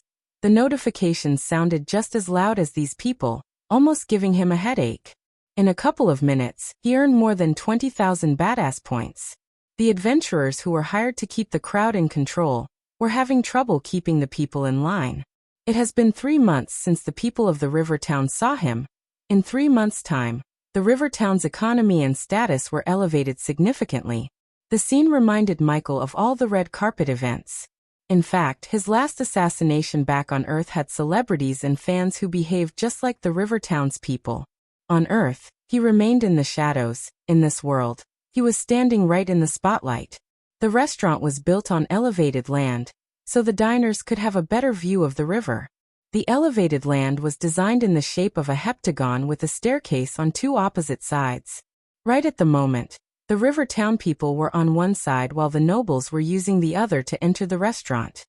Ghost, ghost, ghost. Among the crowd, a boy was screaming Michael's name. The little kid wore the miniature version of a Neo costume to cosplay as him. He was standing relatively close to the front line before climbing the stairs. Michael reached to grab the kid. His father was stunned but didn't stop Michael from taking the kid. How are you, little buddy? The kid was speechless as Michael retrieved a quill from his space ring. I want to be like you when I grow up, the kid said. Work hard, cause less trouble for your parents and you will be just like me, Michael said, signing his name on the kind's shirt in white considering the kid's clothes were black. After handing over the kid back to his father, Michael and Gaia continued to talk to some of the people before climbing the stairs to the restaurant. Wind blast. Michael sent a gentle gush of wind blast to calm the people. The sudden wind produced a howling sound, instantly silencing the people. People of Rivertown, Michael began to speak. His voice was amplitude by arch energy to sound loud, so the entire river town could hear him. It's been almost a year since I came to River Town. Although it's a short amount of time, I have nothing but great memories here. That was why I decided to open my first business in River Town. This is a starting point of River Town's glory, as 20% of my restaurant's earnings will be used to develop River Town. The cheers erupted the moment they heard Michael donating 20% of the earnings to their town. The Sunrise sect will build new roads, bring more job opportunities through new business, cultivating the lands around the town, so all the ingredients needed to run the restaurant will be cultivated and bought from River Town. The cheers kept erupting non-stop. The people became extremely excited and happy. Some of them even shed tears in overwhelming joy. I can list what we are planning for the River Town all day. But actions speak louder than words, so let the action begin. People, welcome to the majestic Hades, as he said. Michael turned back, pointing his finger at the clothes. A bolt of lightning shot from his fingertip to light red clothes in the fire. He specially bought this cloth from the system store. The bright red flames burned as it looked like the building had a crown made of flames. The flames only lasted for a few moments before fading into nothingness, showing the name board and the restaurant building. The name The Majestic Hades was etched on the building's top with golden letters. Finally, after 6 months of building and preparing for the launch, they opened up the restaurant. Also, my dear people of the River Town, you don't need to treat me like a celebrity. I don't want any fan clubs or this kind of parade for me every time I visit the town. Focus on your life, work hard, take care of the people around you. That will make me proud. Now carry on with your lives. As much as Michael loved to be the badass in the spotlight, he didn't want to be swarmed with crazy fans everywhere he goes. That would affect his productivity. Remaining in shadows would not work in his favor in this world, because it wouldn't earn him as many badass points as he actually needs. However, becoming too famous at this point in his life wasn't his plan either. Expanding his power too quickly would draw out the attention of unnecessary foes. He had to make every single move with utmost caution to remain safe, until he reached the point that no one could harm him. Special shout out to the wonderful people in my Discord server for helping me in naming the restaurant. Chapter 308. You're gonna get bored of these things sooner or later, Ghost, Elder Martin said, enjoying his baked silk fish. A 5-star chef could improve the taste of any food or drink, even alcohol, by 100%. In addition, food and drink made by them improve cultivation speed by 30% for the next week. Some dishes were even able to improve physical strength, defense, and concentration/focus by 5% for the next 24 hours. Of course, these were only some of the benefits in the long list. Effects or benefits varied from dish to dish. I assure you, Elder Martin, I won't get bored. What's the point of living for 100 years if we don't enjoy everything this world has to offer? I agree with Master Ghost. Lord Malin, who was sitting on the other side of Michael's table, said. Currently, several men and women were occupying Michael's long glass table. There was Elder Martin from the Kane family, Lord Malin of Bradley, the elders of Sunrise sect except for Elder Sandra, who apparently hates gatherings, Reginald, Claire, Gaia, Olivia, and lastly, Ella, the new branch leader of Sunrise sect in Broad River, previously known as Broad River sect in Kingdom Kethin. She was eternally grateful for healing her burned skin and making her good and beautiful again. I'd choose this over dealing with inner family bitching.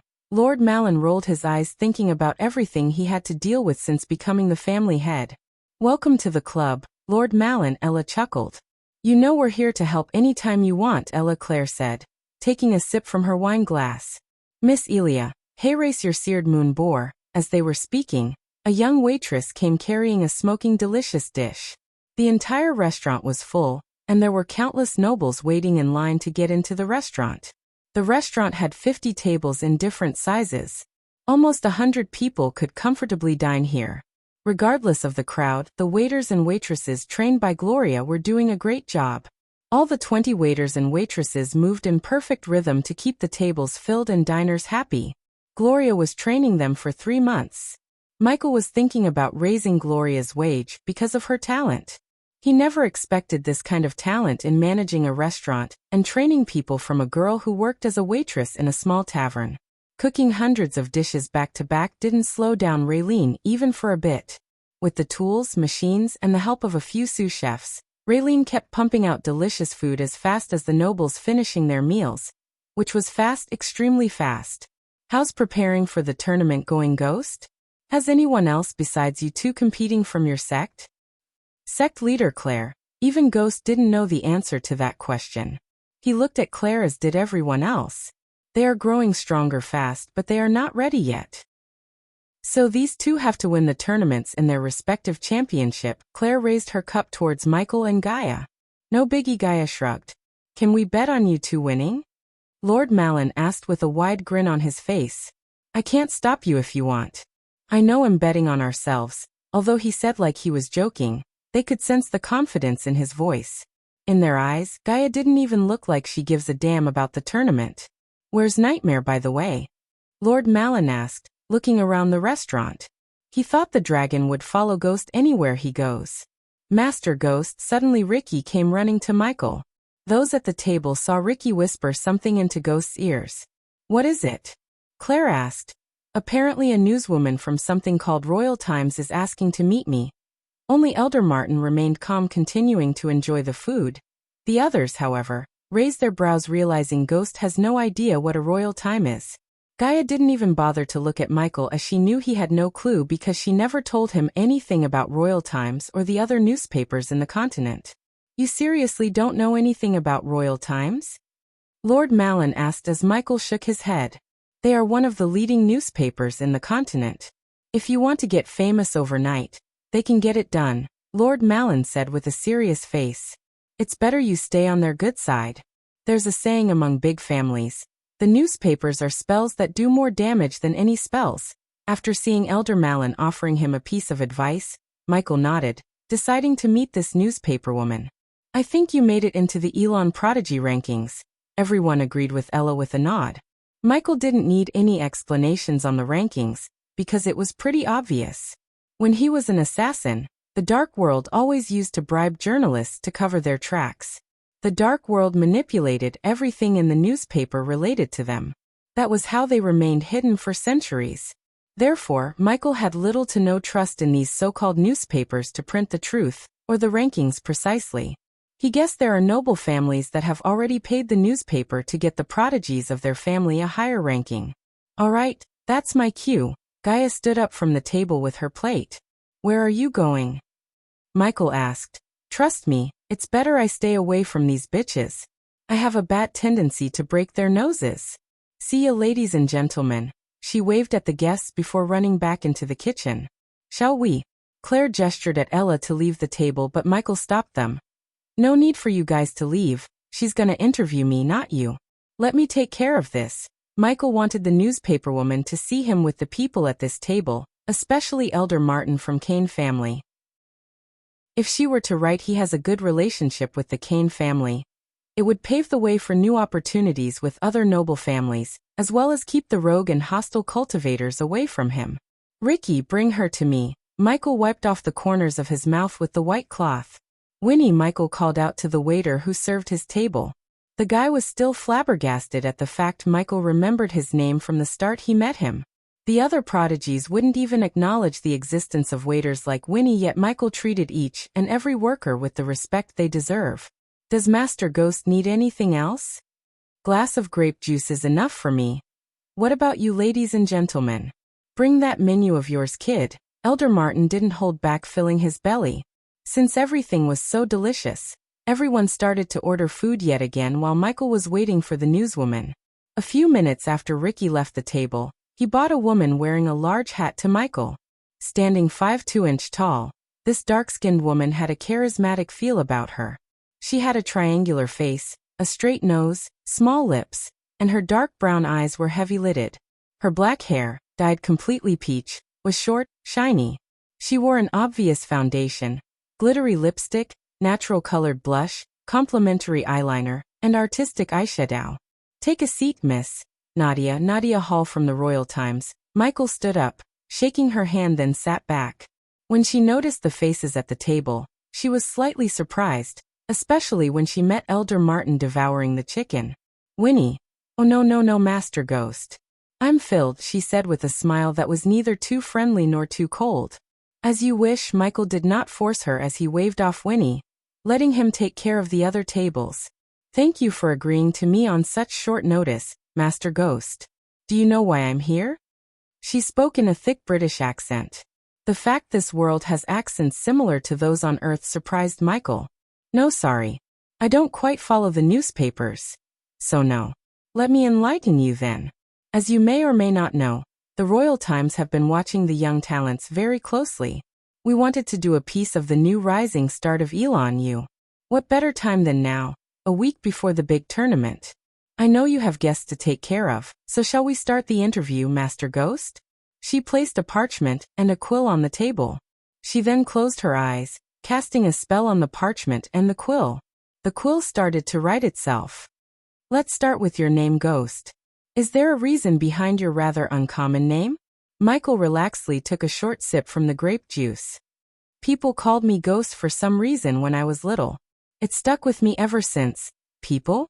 What about your parents, Master Ghost? Only after this question, Elder Martin raised his head to look at Michael. Everyone was interested in knowing the answer. I don't have any. I'm an orphan. Many people who heard Michael's answer were surprised. They never imagined an orphan reaching the stage where Ghost is. Hiding her surprise, Nadia moved on to her next question. It's difficult to make a name for oneself in the world of cultivation with a family backing you. So how did you reach this point without any family support? Hard work, he simply said. On Earth or on this world, Michael worked his ass off. He might have a system, but he needed to work mentally and physically to get to this point. Without hard work, no one could use the system to its full potential. Hard work. That's it. Hard work beats talent when talent doesn't work hard, Miss Hall. I had to pay in blood and sweat to get everything in my life. Chapter 309. The nobles were having double fun. On one side, they were enjoying the delicious meal of their life. On the other hand, they were watching the interview live. How do you explain your talent for alchemy? Do you think you were born with it? I was fortunate to have a mentor. We used to go to all kinds of dungeons and ruins searching for ancient scripts and long-lost methods. The good old days. Nadia's eyes sparkled when she heard about Michael's mentor. She immediately asked a follow-up question. Can you please tell us about your mentor? All our readers would be interested in the person who mentored the youngest 5-star alchemist in the continent. I can't talk much about him as he values privacy more than anything. But I can tell you this. He's scary and much more talented than any alchemist I know. Michael's answer was vague, yet it had the right amount of mystery to let the others keep guessing. It would also stop people from wondering how he became a 5-star alchemist to some extent. Speaking of privacy, we don't know anything about your life before you came to the river town? Where did you grow up actually? She asked another question that many were wondering. Even Claire looked interested in knowing the answer to this question. Where didn't I grow up would be the fitting question. Michael smiled, taking a sip of grape juice. If you want to know the answer to the question where was I before coming to River Town, the answer is R. Many raised their brows in surprise. They never expected him to come from the most powerful continent in the world. The other 3 continents couldn't even be compared to R as they were the richest, largest powerful continents. The main reason for R's prosperity was that R had several races living together. Although there were struggles between the races such as the enmity between dwarves and elves, they didn't go to war with each other to prove who's the superior ones. Instead, they developed their own kingdoms and empires to be the number one. This altogether lifted the status of the entire continent. Wow. You're far away from home. Home? No. Home is where I am. River Town and the sect is my home now. Claire gently smiled as Nadia's quill wrote every single word that came from his mouth onto the parchment. What made you come to the river town, Master Ghost? The weather. That was my reason, chuckled Michael. As an experienced newswoman, she knew when someone's brushing off the question. Usually, she would focus on that particular question until she got something juicy. But she was experienced enough to know that Ghost is not going to explain his reason for coming to the river town. Master Ghost, we know you like to keep it yourself and focus on. Nadia paused for a moment searching for the right word. Accumulating power and money while trying to avoid making enemies. she slowly moved on to the serious topics of her interview. She obviously did her research on Michael. But what made a guy like you massacre an entire sect overnight, including the sect leader? You actually tied the sect leader on a pole and burned him alive. Roasted him alive like a turkey, that's what the people were saying. Claire noticed his smile slightly changing into a cold one. Miss Nadia, you obviously did your research. So please tell me this. Do you know what the Blood and Bone sect did? Michael asked Nadia. The people only knew Ghost massacred the Blood and Bone sect overnight. But most of them didn't know why he did that in the first place. I think it's because they killed the people in Rosewood Village. Michael put down the glass in his hand. His smile completely disappeared from his face. You said I massacred the sect and the sect killed the people in Rosewood Village. He emphasized the words massacred and killed. What the sect did was a massacre. What I did was justice. The least we cultivators could do to the commoners is let them be. The waiter and waitresses who heard Michael had their respect towards him lifted to another level. Let's talk about Heaven's Gate competition, Master Ghost. You're the first person to reach the 100th step. How did you do it? It wasn't very difficult. He could feel all the eyes on him, looking at him with both shock and surprise. Speaking of Heaven's Gate, there are rumors you and Miss Selena have some bad blood between you two. What's your comment on that? No comment. I don't respond to rumors.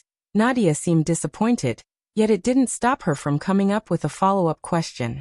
We have on good authority that she personally came to interrogate you with the truth extractor pill that was concocted by Pill King Gabriel himself. I think what she did was out of grief.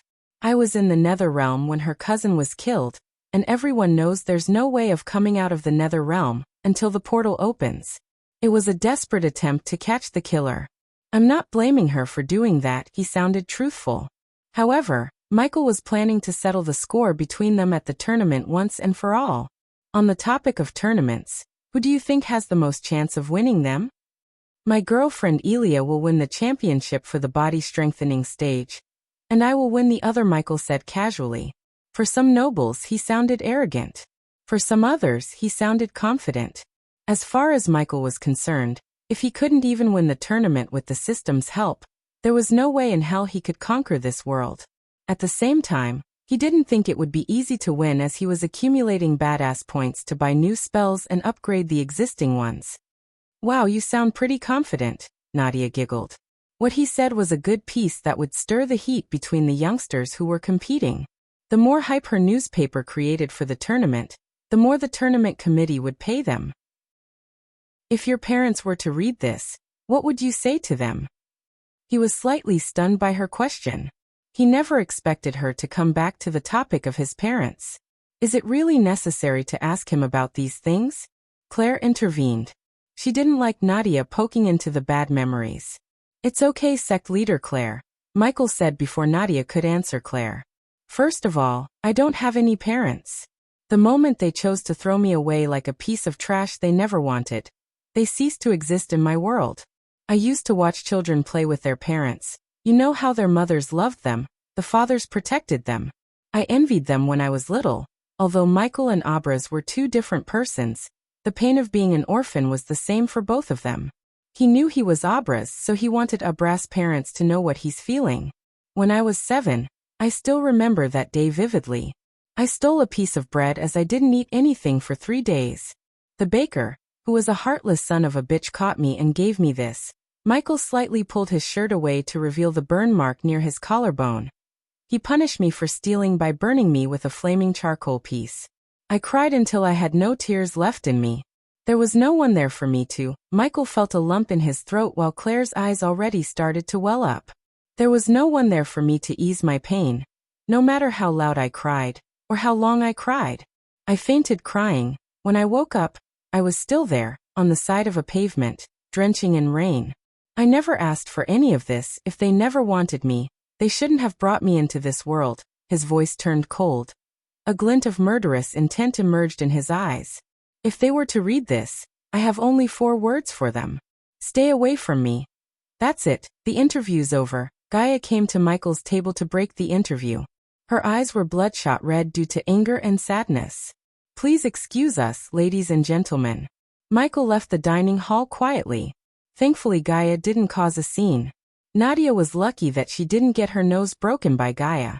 2 days after Michael's interview with Nadia, Diana was sitting on a bench in her garden. The newspaper she was holding was drenched in her tears. No one could be seen in the garden except Diana. She sent all the guards and servants away, because she had to leave Kethin to get something important. She couldn't go to the river town for the restaurant opening. So when she heard he gave an interview, she paid thousands of gold coins to get the first printed edition, as she couldn't wait to read her son's interview. She wasn't crying her eyes out because he told his parents to stay away. She cried, thinking about the pain he went through when he was little. She could feel his hate towards her and Ethan through his words. She never wanted any of this to happen to him. Her heart bled reading his story. If she could, she would want to go to him, tell him everything, and beg for his forgiveness. Chapter 3:10. The grayish clouds filled the sky, preventing the sunlight from coming through like border guards. The foliage slowly danced with the howling wind. The gloomy sky warned the ground about the upcoming heavy rain through drizzles. While the drizzles were slowly transforming into a heavy downpour, Ethan came to the garden where he saw his beloved wife sitting on the bench holding the newspaper. He was holding the same newspaper as his wife. In her sorrow, Diana didn't even notice Ethan sitting beside her. First edition, eh? Ethan tried to open with a joke. It's not your fault, Diana. Ethan wrapped his arm around Diana's shoulder. I lost him because I was weak. Wasn't that my fault? You weren't weak. The Sky Hall was too powerful. You know that, everybody knows that. You had no choice. If anyone to be blamed, it's Sky Hall. Our son stole bread because he was hungry. She completely broke into tears after speaking those words. Diana couldn't even imagine what he went through. The overwhelming sadness made her heart bleed. As a man, Ethan wouldn't cry like Diana. Yet even his eyes teared up when he read that. We'll get through this, Diana, like always together. I promise you, we will reunite with our son. He wiped off the tears from Diana's face while lifting her face to look her in the eyes. You can now cultivate without Sky Hall knowing. No matter how long it'll take, we must reach the immortal stage. Then we'll have a lifetime making up to our son. Ethan had full confidence in Diana reaching the immortal stage, because she was the #1 prodigy of the entire world. It only took her a month of cultivation to go from the core formation stage to the core strengthening stage. Her monstrous cultivation speed was what drew the attention of Sky Hall in the first place. She was meant to be the Holy Maiden. Even to this day, the name Harriet Hunt would shake the Our continent. Before he heard everything that happened with Sky Hall, he thought only he and Diana's 2 sisters knew that Harriet Hunt is Diana. Ethan had to fake the 3 sisters' death to leave Our continent. If anyone knew she's still alive, it would be only a matter of days before the royal family as well as the Hunt family storm into Elon to take her away. As far as Diana was concerned, her talent was more of a curse than a blessing. She lost too much because of her talent. To the outside world, Diana was happy for her children's talent, except she was more worried about them than feeling happy for them. She didn't want her children to suffer the same fate she does because of their talent. Diana never regretted leaving everything behind in Ar. If she hadn't left her family, her 2 sisters would have been married off to some wealthy old men, while she would have ended up as the Holy Maiden. Diana's parents viewed the 3 of them as trophies instead of as their daughters. They wanted to use them to increase the Hunt family's influence and power. Because of her decision to leave Ar with her sisters, they were blessed with peace and a happy family. She never imagined the price for leaving her life on Ar behind would be her son. One day he will understand everything. Dien. The heavy downpour came with a thunderclap. Flashes of lightning flashed across their eyes. With the climate, Diana's mood also changed. Sky Hall. The veins in her eyes began to pop up, making her eyes redder and redder. You know, Ethan, I was trying to run away from being Harriet Hunt. She stood up from the bench. I can't run away from who I am. For a second when the lightning flashed, Ethan could swear he saw Harriet Hunt, the raven beauty of Ar. In his mind, her golden hair transformed into raven black, while 2 swords appeared in her hands. Raven black hair, 2 swords, black dress from top to bottom. That was the Harriet the entire Ar continent was afraid of. If Ethan had seen Ghost, he would have been startled to see the similarities between Harriet and Ghost. I'm gonna make every single one of them who hurt my son pay. I am Hunt, Harriet Hunt, and I have a score to settle. Meanwhile, back on the Abyssal, Michael was standing in front of a giant mirror. He was in his gray sweatpants staring at his naked upper body in the mirror. Various degrees of burn wounds, bullet wounds, and scars riddled his body. 3 days ago when he woke up, the scars he had when he was on Earth as well as new scars magically appeared on his body. The system asked him to upgrade it if he wanted to know how and why the scars appeared. Those scars brought some bad memories. Moreover, Michael wondered why these scars suddenly appeared. He didn't know the ghost's soul piece and Abra's soul piece are slowly merging together into one as they were when he was born in this world. With the soul pieces merging, they brought the scars back. This change was visible to his eyes. What wasn't visible is that his mind and heart becoming one entity instead of two, which were Ghost and Abra's. Until now, he thought he and Abra's were two different people. The truth was, however, they were the same. Only because of Skyhall, his soul was split into two. One piece ended up on Earth and grew up to be Ghost while the other grew up to be Abra's. Fate had brought the two pieces together once again. As he was staring at his body with mixed emotions, Gaia was whistling her favorite music while counting the gold coins they got from the restaurant. Nightmare was helping her by counting the stacks with her. Fedora just stood on Gaia's shoulder, supervising the two of them. Hey, do you want to know the total collection or keep staring at your own body? Michael put on his t-shirt before jumping into the bed with Gaia. Hit me with it. Good, you're back, she pinched his cheek playfully. Well, we earned a whopping amount of 1.2 million in 3 days. Because of your fucking generosity, we need to give 20% of the earning to the sect, so they could develop the river town. That would leave us with 960,000 gold coins. What about the cost of buying the ingredients and paying the wages? He wiggled himself from the pillow to Gaia's lap. She didn't mind as she would sometimes rest on his lap, and he would do the same. I'm coming to that. Approximately we're spending 60,000 on both of them per month, so it's no biggie. No biggie?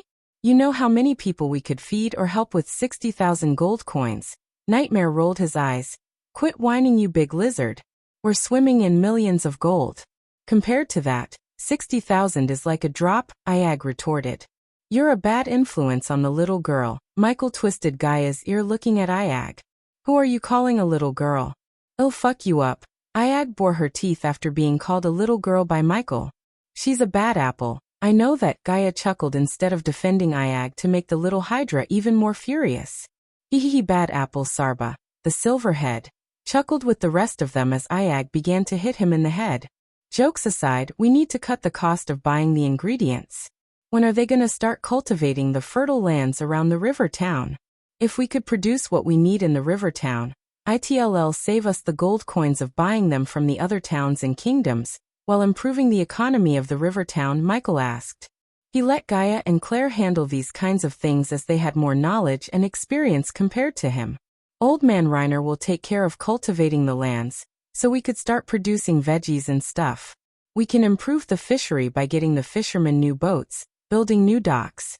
That still leaves us with exotic meat and seafood. There's no way we can get them in the river town. Reginald said he will introduce some of the contacts we could use to get these things for a cheaper price.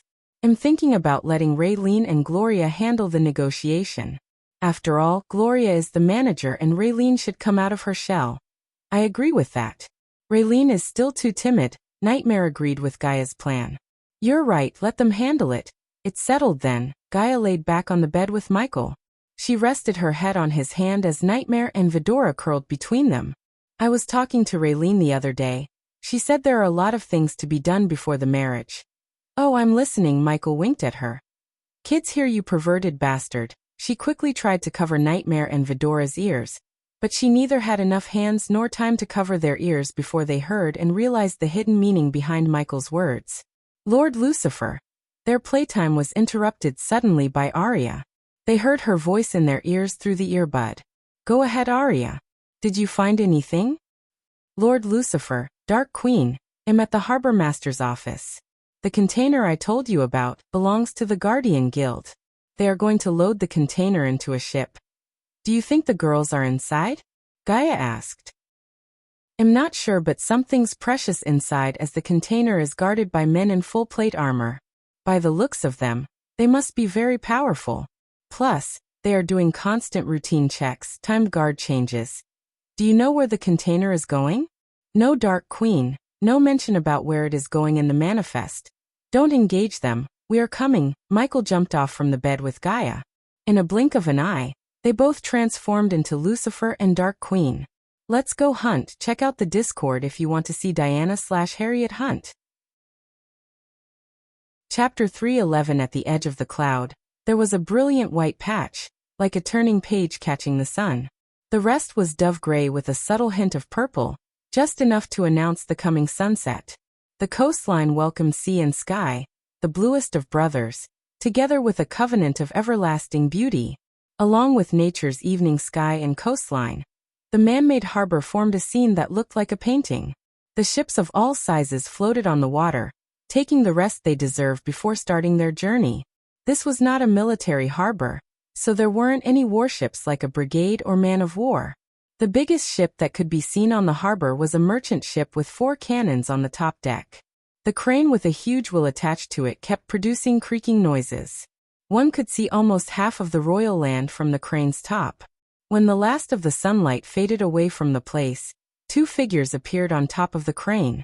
Their black capes fluttered in the wind. The light coming from the half-moon vaguely showed their bodies. That's the ship. Gaia pointed at a lone ship silently floating on the water far from the rest of the ships. It was a merchant ship but didn't have any cannons. From the outside look, the ship looked no different than a typical merchant ship used to transport goods from one port to another, except Michael could see 10 core formation level 8 warriors on board disguised as crew members. Where are the armored guys Arya was talking about? Gaia asked. Maybe in the below decks. We need to know their exact locations before doing anything human. They are not some weaklings we could waltz in and kill. It's time for a new skill, Michael thought as he entered the system with a specific skill in his mind. System, I need you to take whatever points you need and get me the X-ray vision. Remember, I need to see what's inside the ship and container, so don't get me a level 1 skill, and ask me to upgrade until I have no points left. Geez, I get it. I know the right thing to give you, and I'll integrate it with Eyes of Darkness for 2,000 badass points. So the total of buying X-ray vision, upgrading it to max level, and integrating it with Eyes of Darkness would cost you 8,000 badass points. Get it done. He felt the familiar acute pain in his mind for a few moments. The moment the pain disappeared, he could feel another skill. Activating it was just as easy as breathing to him. When he willed his mind to activate the X-ray vision, the view in front of him turned dark blue. Soon he started to see yellow and red shapes moving around. This was not just an X-ray vision, this was a thermal vision. He willed his mind again to change his vision as his vision changed into another, the night vision. He had a smile behind his mask as he changed his vision to X-ray vision. He could now see in 3 types of visions. In addition to 3 types of vision, he could zoom in. How cool was that? They are in the back below decks. The girls are there too. Wait a minute. How do you know? Oh, I forgot to mention one thing, host. When he turned to look at Gaia, he couldn't help grinning thinking about something. However, the system read his mind and decided to crash his mental party. You cannot see people naked using your visions, hee. The system let out a burst of evil laughter. It kinda sounded like a cartoon supervillain. You really are a god in the making. Can't you give some of your powers to me? She trusted Michael enough to not poke into his secret that he obviously couldn't share with her. Although she was proud and happy for him, she also felt a bit jealous. I'm sharing. How do you think your cultivation speed is skyrocketing? Stop joking around. I'm awesome. That's the reason for my cultivation speed, she proudly exclaimed. Michael wrapped his hand around Gaia with utmost care and love. From the moment he met her to this moment, everything seemed like a dream to him. He cherished every moment he spent with her. Let's stay like this for a little longer. She rested her head on Michael's shoulder. They were just about to engage in a battle, yet the wind, the scenery, the quietness brought them closer. You know, if this conquering the world doesn't work, we could just leave this world and run off to some other worlds together. You said it yourself, I'm a god in the making. When was the last time you heard a god fail? Ding, ding, ding. While they were embracing each other, a bell-ringing sound came from the harbor. Soon afterward, the ship with the core formation warriors slowly started to move. They didn't jump down from the crane to reach the ship. They just waited for the ship to sail far away from the harbor, so no one would be able to call for reinforcement from the land. Until now, Michael never directly messed with the Guardians. What the fuck are these Guardians doing with Silvermoon girls? I know they are a shady bunch unlike many humans think, but this is too much. We can't say for sure the entire guild has a hand on the kidnappings. Maybe a few corrupted Guardians are the ones responsible for this. The Guardians were Michael's main foe, yet he couldn't believe the entire guild would involve in human trafficking. A few corrupted Guardians using their guild's power to do this shady thing seemed more likely. Even if we hand the scumbags responsible for this on a silver platter, the Guardians wouldn't do shit to them. They'll just tell us they would take care of the matter in-house. Best case, the scumbags will be stripped of their Guardian title. At worst, they will get a slap on the wrist. Typical. Michael snickered inside. The Guardian Guild wasn't too different from a government in some countries where politicians rarely got punished for their crimes. If the Guardians hadn't branded him as their foe who must be killed by any means necessary, Michael would have left them alone. Since that wasn't the case, he needed to root out the guild before they found out about his true identity and kill him. Come on, we should follow them at a safe distance. Michael slowly started to ascend to the sky with Gaia. He didn't cast the lightning dash to speed up his pace. They just followed the ship, keeping a safe distance from the ship. Due to their black armors, it was impossible to see them in the night without casting any spells. Wait, while Michael was flying above the ship, he noticed several defensive arrays on the upper deck thanks to the Eyes of Darkness. When he was in the treacherous ocean, he had to pop in a bunch of perception pills and depend on the system to break the illusion formations. But now he could easily find the source points to break the formations. Although he found the source points, destroying from where he was would reveal his location as well as alert the guards. That's where Gaia came in. He quickly bought a laser pointer from the system for 100 badass points. What? Can you shoot that exact point from here? Can I? Humph, she sneered as the bow of Legolas painted in black materialized in her hand. She knocked an arrow, feeling the wind's direction before releasing it. The arrow soared through the arrow like a bullet. The moment the arrow hit the place pointed by the laser, Michael saw the defensive formation fade away. The guards were oblivious to the formation's disappearance. That's how you break a formation. Find the source point, destroy it. Michael explained the reason why he asked to shoot that place. How many formations are remaining? She nodded before asking. One on the rudder stage, one on the crow's nest. Use the ice arrows. The first formation was located on the ship's far back, so firing an arrow did not alert the guards. However, there was a guard steering the rudder, and another one would soon come to take the crow's nest so he or she could watch over the skies and the sea around. If they found the arrows, they would alert the guards, which might make killing them difficult. Stealth seemed to be the best option to kill the warriors, especially the two core strengthening stage cultivators. Who knows what kind of spells they possess? Therefore, Michael wanted to kill them as discreetly as possible. Because of his alchemy trait, he created a new type of liquid.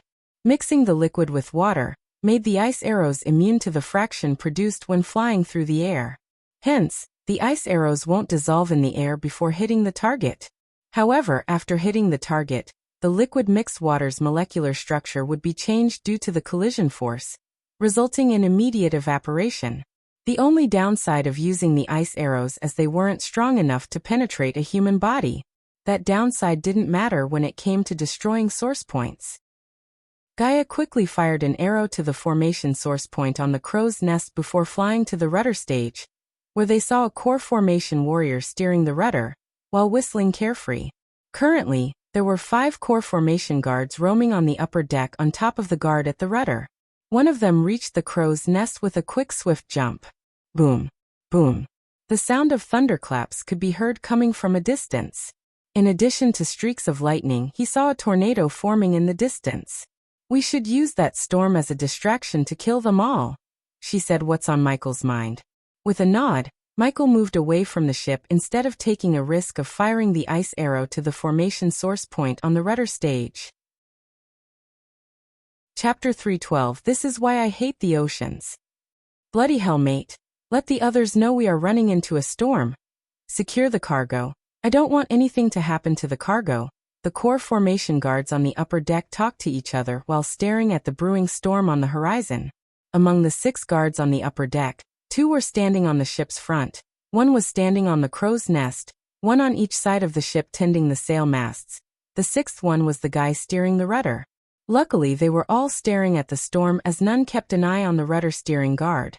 Unfortunately, the source point of the formation on the rudder stage was beside the rudder steering guard. Even if she fired an ice arrow, the noise would alert the guard. Full Lucifer mode. The moment he ordered the system, his eyes began to shine in crimson red while the cloud of darkness, a cloud of black smoke enveloped Michael around. That's the point. Wait for my signal before firing. Michael cast the lightning dash spell right when a lightning flash appeared to reach the guard. Just a second before reaching the guard, he also cast the death range, making the rudder stage completely dark. The guard was startled by the sudden darkness around him. But before he could do anything, Michael grabbed him from behind, taking off to the sky immediately. Crack! Michael snapped the guard's neck midway in the air. Breaking a neck was not as simple as they show in movies. It required technique, strength, and training. He had everything. The strength enhancement he got from death range made breaking the guard's neck as easy as breaking an egg. Ding! Congratulations to the host for killing a core formation stage, level 8 cultivator. The reward is 210,000 experience points and 1,000 badass points. The moment he killed the guard, Gaia fired the ice arrow, breaking the last defensive formation. Take care of the 2 in the front. I'll take the other 2, Gaia nodded as she flew towards the ship's front from the back. The guards' focus was on the storm, so they didn't notice Gaia above them through the dark night. Plus, they were carefree because of the defensive formations, as they depended on the formations to alert them if there was an intruder on the ship. Michael was hovering directly above his 2 targets, while Gaia stayed a few meters away from her targets, so she could kill the 2 of them as quickly as possible. Go! The moment Michael gave the signal, she fired 2 arrows within a second. Each of them pierced the head of its target. On the other hand, Michael landed right between his targets before sending 2 lightning bolts from each hand at each target. Just like Gaia's arrows, Michael's lightning bolts also pierced its target's head. The guards didn't even have a moment to react. Ding! Congratulations to the host for killing a core formation stage, level 8 cultivator. The reward is 210,000 experience points and 1,000 badass points. Ding! Congratulations to the host for killing a core formation stage, level 8 cultivator. The reward is 210,000 experience points and 1,000 badass points. Ding! Subordinate Gaia killed a core formation stage, level 8 cultivator. The reward is 210,000 experience points. Ding! Subordinate Gaia killed a core formation stage, level 8 cultivator. The reward is 210,000 experience points. Congratulations to the host for leveling up. The current level is core formation stage level 9. Congratulations to the host for leveling up. The current level is core formation stage level 10. Hey! Whoosh! Zzhhhhh. The arrow and the bolt of lightning hit the guard standing on the crow nest before he could even close his mouth. Ding! Congratulations to the host for killing a core formation stage, level 8 cultivator. The reward is 210,000 experience points and 1,000 badass points. The system has stockpiled the excess experience points for the host to break through later. He almost forgot about the points needed to break through to the core strengthening stage. Hearing the system notification in his mind put a grin on his face. Since he reached the core formation stage 10, his overall power increased significantly than before. Therefore, killing the 2 core strengthening stage cultivators would be much easier. Wait a sec, Michael said to Gaia when she landed on the deck. Under her gaze, he cast the lightning dash to reach one of the guards he just killed. He quickly picked up the body, tossing it into the ocean. As he disposed of the body, he didn't dare to steal their space rings for safety precautions. She continued to watch him throw the bodies one by one into the raging ocean. The howling sound created by the storm became louder and louder. Since there was no one at the rudder steering the ship away from the tornado, The ship was getting pulled in like iron towards a magnet. The raging sea violently hit the ship, shaking it to the point both Michael and Gaia had a hard time standing still. We need to finish this before that finishes everything. Gaia pointed at the giant tornado swirling in the distance. Don't fret it, Michael calmly said before opening up the latch beneath him to go down to the lower decks where they were keeping the girls. Through the creaky stairs, Michael and Gaia reached the lower decks. The howling sound of the wind became silent after closing the hatch. They were welcomed by a dark corridor with a couple of lanterns hanging on the wall to give just barely enough light to see what's in front of them. Using the X-ray vision, Michael located the remaining guards in the lower deck. The two core formation guards seemed to be playing a card game in one of the rooms 10 meters away from Michael. The two core strengthening stage cultivators were sitting in a meditative position in front of the girls. The girls seemed to be in a wooden container. All the girls were tied, but some of them were trying to move. The others, however, remained still. Michael and Gaia slowly sneaked towards the core formation guards. Go kill the core strengthening guards, I'll handle these two, said Gaia. He knew she could kill them without a problem, yet he needed to do one little thing before leaving her. Michael squatted on the floor, looking at the space between the door and the floor. He then willed the system to give him the fear toxin vials in the storage. As he poured down the fear toxin, it evaporated into the room through the space. With this amount of fear toxin, it won't freak them out as usual, but it will mess with their mind. Be careful. After nodding, Gaia whispered. Giving a little nod, Michael left Gaia to reach the room where the girls and the last two guards are. The wooden door to the room was shut closed. From the other side, Michael could sense the arch energy circulation. The two guards were obviously cultivating despite the shakiness of the ship. They were oblivious to the fact the ship is heading towards a storm. Michael scanned the room for any formations. Luckily, he found no formations. Just like before, Michael squatted down to send fear toxin into the room through the space between the door and the floor. He was careful not to make any sound. In a few seconds, he poured 4 vials of fear toxin into the room. If there were no girls inside, he would have poured 4 more to completely mess with the guards' minds. Since that was not the case, he had to be careful with the amount of fear toxin he should pour, or the girls would die inhaling the toxin. After pouring enough fear toxin, he slowly turned the doorknob to open. The door creaked open to reveal 2 bald men in their early 40s cultivating in front of a wooden cargo container. The moment Michael closed the door behind, the 2 cultivators abruptly opened their eyes. So much for stealth, he thought. The old door creaked more than Michael wanted. Hence, the creaking sound made the cultivators open their eyes. Who are you? One of the bald men asked as they stood up. Lucifer. The other one quickly recognized Michael. The 2 of them suddenly shook their heads as the fear toxin started to take effect. Their pupils began to dilate. Although the fear toxin would make them hallucinate and kindle the darkest fear in their hearts, it wouldn't last long. The stronger the cultivator, the less the fear toxin's effect on them.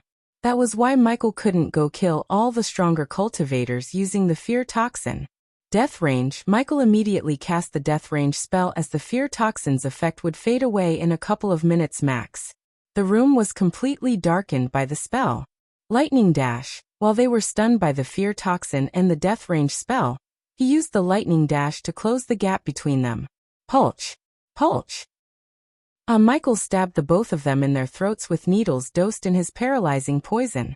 The paralyzing poison prevented the cultivators from casting spells. The 2 guards stumbled backward. Michael didn't stop as he used the lightning dash yet again. This time, he stabbed them with a dagger repeatedly. Since they were core strengthening cultivators, he needed to use all of his strength to send the dagger into their bodies. Pulch. Pulch. Pulch. The blood kept splashing on Michael's suit of armor every time he stabbed them. He focused on their throats because throats were soft, as well as stabbing them in the throat would stop them from casting spells. It took Michael 20 stabs to make them fall down. In addition to paralyzing poison and fear toxin, Michael needed to cast death range, as well as use the maximum speed of lightning dash to make the 2 core strengthening stage cultivators fall down. Even after getting stabbed 20 times in the throat and chest, they were still alive. Ding. Subordinate Gaia killed a core formation stage, level 8 cultivator. The reward is 210,000 experience points. Ding! Subordinate Gaia killed a core formation stage, level 8 cultivator. The reward is 210,000 experience points. Chapter 313 The ocean breathed, her surface rising and falling with rhythmic ease.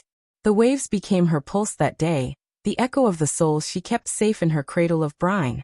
Unlike the ocean he just left, the ocean in front of Michael was calm. The ocean breeze wrapped around him as the warmest of soft towels. The wind had become the orchestral conductor of the sea, sending waves into their crescendos all through the ballad that was the night. All about us was the perfume of the salty water, and the fine spray that came as boldly as any viola flurry. It was as if the life of ones had entered the water, and the energy was so great that this great pulse came upward to form a steady rhythm. The sea is infinite blue in infinite weather patterns, yet in all this, she is the prettiest color Michael ever saw. On the calm, the silent reaper floated like it was dancing with the ocean in a beautiful rhythm. The thrones which were previously placed in the captain's cabin were moved to the upper deck as Michael and Gaia rested on their thrones staring at the crew, and the thing that was covered in grayish cloth. No one knew what's behind the cloth. They could only guess that whatever behind the cloth was at least 6 feet tall. Since Heimberg had been working with Senator Caius to reform the Senate, and Tiberius was helping his people settle down in Gisel, Michael only brought Maxine to the ship to witness what he was about to do. In addition to Maxine, Sadie stood beside Maxine. Her eyes were red. Her face was pale and tears kept trickling out of her eyes. Except for Gibson, who stood behind Michael's throne, the crew members gathered around them, keeping a distance. Among them, Shorty was shivering, not due to the coldness of the night, but because of alcohol withdrawal. The cloudless sky let the abundance of moonlight that brightened the ship with its glimmering blue light. Michael rested his head on his fist, reliving the battle he just fought in his mind. By reliving the battle, he gained more knowledge about his weaknesses as well as strengths. System version 3.0 Host, Michael cultivation level. Core formation stage level 10 experience points. 400000/400000. 1,300,000 points remaining to be consumed. Badass points. 125,000 skills and spells. Wind Blast, LVL3 Responsive Shield, LVL4 Environment Scanning, LVL3 Ignitia, LVL3 Lightning Dash, LVL3 Energy Devour, LVL1 Death Range, LVL3 Eyes of Darkness, Normal. Can sense the cultivation level of others. Eyes of Darkness, Lucifer. Can sense the cultivation level of others. Can see through. Illusions. Cloud of Darkness, Lucifer. Weak-willed enemies will lose their courage completely and surrender. Death range will be 50% more powerful. If activated in darkness, the host's cultivation level will be boosted 4 levels up regardless of the stage barrier. Wordless Spellcaster, Lucifer. In full Lucifer form, the host just has to think of the spell to cast it. Techniques. Swords of Destiny, 93% Mastery Ring of Fire, 69% Mastery Serpent Maga, 90% Mastery Occupation. Core Disciple of Sunrise Sect, the Guardian of Sunrise Sect, Lord Lucifer of the Abyssal, the Dark Lord status. Healthy goals. Control the world, rebuild the Order of Death. Utility function. Banker, LVL3 ratio, 1,000 gold coins, 10 badass points. Runic teleportation, X-ray vision, also integrated with Eyes of Darkness. Wealth, 1,900,000 gold. Special trait. 5-star Alchemist, 3-star. Inventor. Subordinates. Gaia, Warrior, loyalty level 100%. Raylene, 5-star Chef, loyalty level 99%. Arya, Assassin, loyalty level 38%. Heimberg, Warrior, loyalty level 35%. Maxine, Warrior, loyalty level 98%. Tiberius, Warrior, loyalty level 45%. Sadie, loyalty level 30%. The Silent Reaper crew, Pirates, loyalty level 85%. Base of operation. Sunrise Sect, the Abyssal, the Crypt, the Silent Reaper familiars. Nightmare, Forest Dragon, Fedora, 3-headed Hydra. After willing the system to show his status, he just stared at the status for a few moments. System, show me how powerful my spells are. It's becoming hard to perceive who can or cannot be killed with my spells. Reforming the status window will cost the host 1,000 badass points. Take it. reforming the status window. Showing host the spells with more information, skills and spells. Wine Blast LVL3. It's pretty self-explanatory. You can blast people and mess with celestial energy flow. Michael sighed, seeing the system's information about the Wind Blast. It was right though, he had no confusion or questions about the Wind Blast. The more he used the spell, the more control he achieved over the air element. In the beginning, he could only send a couple of blasts of wind from one hand. Now he could send several wind blasts from both of his hands. In addition, he could reshape the blasts into crescent-shaped wind blades. Although the crescent blades were not powerful enough to cut a person in half, it was powerful enough to leave a nasty cut, especially if he attacked anyone below the body strengthening stage. Responsive Shield LVL4. Absorb any spell attacks from anyone on or below the stage body strengthening stage. Environment Scanning LVL30. The spell would detect hostiles and friendlies in a 20 m radius. Ignitia LVL3. The spell can kill anyone on or below core formation level 3, ignoring the defensive spells belonging to the class rare or below. The spell's power would be decreased by 50%, 75% by defensive spells belonging to the class epic and legendary respectively. After casting Death Range, Ignitia can kill anyone on or below core formation level 6, ignoring the defensive spells belonging to the class rare or below. Lightning Dash LVL3. Anyone on or under the body strengthening stage wouldn't be able to spot the host, but bolts of lightning. Cultivators below core formation 4 could make out the host's figure in a blurry vision. To the eyes of cultivators above core formation 4, the host will move 30% faster. After casting Death Range, anyone on or under the core formation level 6 stage wouldn't be able to spot the host, but bolts of lightning energy devour LVL1. Specific types of arch energy could be absorbed and transformed into experience points. System level is too low to give more information. Death Range LVL3. The host's power will rise by 30%. Eyes of Darkness Normal. Can sense the cultivation level of others. Eyes of Darkness Lucifer. Can sense the cultivation level of others. Can see through illusions. Cloud of Darkness Lucifer. Weak-willed enemies will lose their courage completely and surrender. Death Range will be 50% more powerful. If activated in darkness, the host's cultivation level will be boosted 4 levels up regardless of the stage barrier. Wordless Spellcaster Lucifer. In full Lucifer form, the host just has to think of the spell to cast it. A while after pondering, Michael decided to upgrade a few of the existing ones before buying new spells. Okay, I think I should first upgrade the Responsive Shield. Level 5 Responsive Shield will be able to absorb any spell attacks from anyone on or below the stage core formation level 2. Cost: 10,000 badass points for upgrading it to level 5. 15,000 badass points for upgrading it to level 6, which would absorb any spell attacks from anyone at or below the stage core formation level 4. I'm confused. Do I have to spend 25,000 to upgrade it to level 6? Or I can give you 15,000 points to jump from level 4 to level 6. Yeah, you wish. You need to spend 10,000 badass points to upgrade the spell from level 4 to level 5 and 15,000 points to upgrade it from level 5 to level 6. The system recommends the host upgrade the spell instead of being stingy with points. You have no other defense spells in your arsenal, and who knows how many freaks would compete in the tournament. The system was right. He couldn't be cocky or half prepared, especially when he knew that prodigies from all over the Elon continent would come to the tournament. If he didn't upgrade the spell to at least level 6, any core formation prodigy with epic or legendary spell could easily kill him. Upgrade the spell. Good decision. The system appreciated Michael's decision.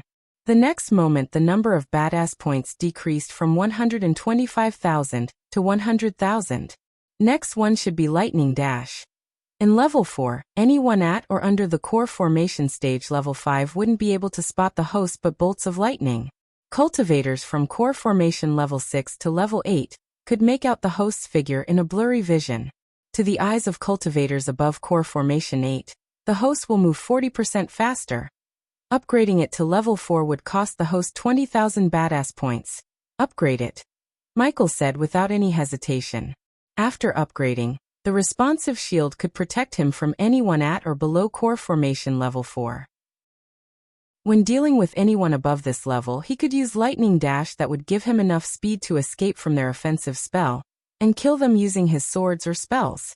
Next spell, Ignitia.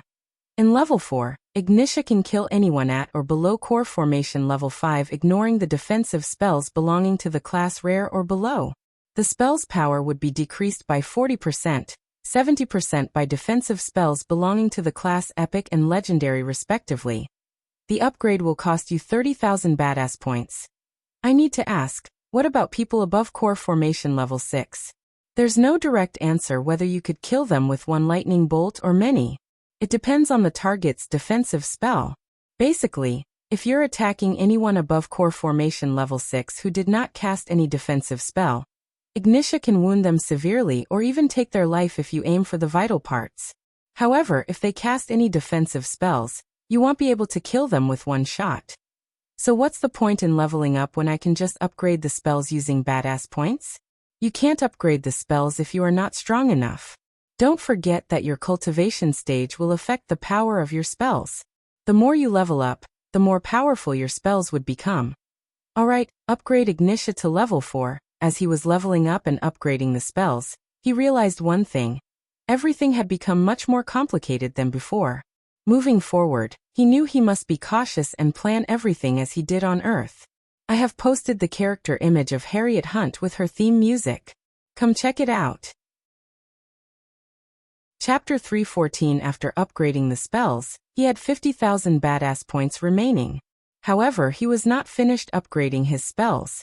System, I need you to tell me how much would it cost me to upgrade the runic teleportation, so I can teleport people who are not my subordinates without buying teleportation scrolls every single time? Every time he teleported someone who's not his subordinate, it cost him from 4,000 badass points to 10,000 points depending on the teleportation destination and number of people he had to teleport. If he could teleport people by any other means, he wouldn't have to carry the container to the Silent Reaper. Why do you want to do that? Michael sensed a slight panic in its voice. The system was happily selling him teleportation scrolls.